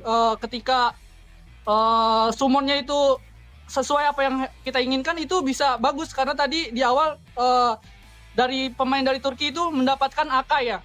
Dan itu bisa 6 toy dan Skypenger-nya aktif. Tapi ketika tidak diinginkan seperti Vexana atau maybe Harley yang nggak memakai sinergi itu, nggak memakai combo itu bakalan sangat berat banget. Yes. Itu my opinion ya. Pendapat dari saya itu gambling menurutku. Kenapa aku tidak memakai D-Rod, karena ya seperti yang kita ketahui. Oke, berarti komandannya emang cukup gambling ya. Karena kita lihat tadi juga dari area anxiety-nya di match pertama itu pakai Fanny, lalu Luoi, Karina, Valir dan juga Kagura. Mungkin dari arah Valirnya emang agak cukup gambling di arah kartu, tapi untuk gameplaynya dia milih yang arah stabil aja ini. Stabil Mas. ya. Gitu. Oke, dan tentunya congratulations sekali lagi untuk Anxiety memenangkan di bracket yang B kali ini dan melaju ke babak selanjutnya nih. Jadi sampai bertemu di final nantinya ya. Oke, congratulations. Yeah, see you. Thank you man. And that was Anxiety, talking about consistency. But I gotta do a quick translation of just just a brief summary of what's his answer, right? Because we did brought up the whole Zero Merchants and their approach to the game, and through him, Dyrov is a, they call it a gambly, right? A roll of the dice sort of a commander. You are looking to go big or go home, sort of like Harley as well. We also saw that being brought in, and but he did express his interest to perhaps try out Dyrov, maybe tomorrow, or if he makes it to grand final. So that would be interesting, right? Sometimes these curveballs is what's gonna bring you across the finishing line. Yeah, it's gonna keep their players on the toes as well. So it's gonna be something to look forward to, especially we're going into the later stages. There are better players coming in. Tomorrow, the first and second place for the 33rd SEA Games, they will be coming into the pool, and also the first to fourth places for the MRS Season 3. So there's gonna be a lot better players in the pool, and they're gonna have to battle it out. Yeah, and if you guys want to make sure that you're not gonna miss out on any comprehensive news and official live streams for GO1, remember to follow our official global Facebook and TikTok account at MagicChess GoGo, MagicChess GoGo for Facebook and MagicChess GoGo Global for TikTok. You'll find all the latest news. But at the same time, you can also follow MCGG TikTok in the chat. Take a screenshot of it, go to the pin post in the official global TikTok account for the live stream event. Follow the event rules and participate for a chance to win a random lucky draw prize. If all else fails, just scan that QR code and then you will be able to be a part of this community, because GO1 is the first inaugural MagicChess GoGo World Championship, and it's been an honor to be on the starting lineup for the broadcast. But this is just day one. We've got a lot more action coming in tomorrow. Semi-finals, bigger, better competitors, and even higher stakes to find out who will enter the grand finals. My name is Husky. This is Moment. We'll see you guys same time tomorrow. And until then, have a great night. We'll see you soon.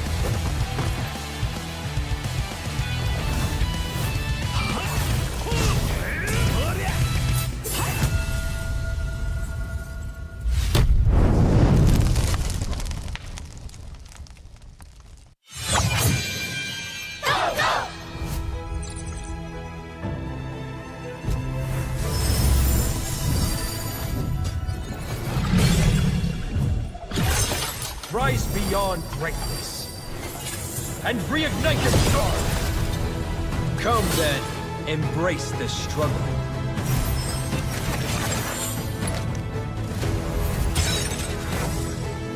Hold on. Let it become your strength.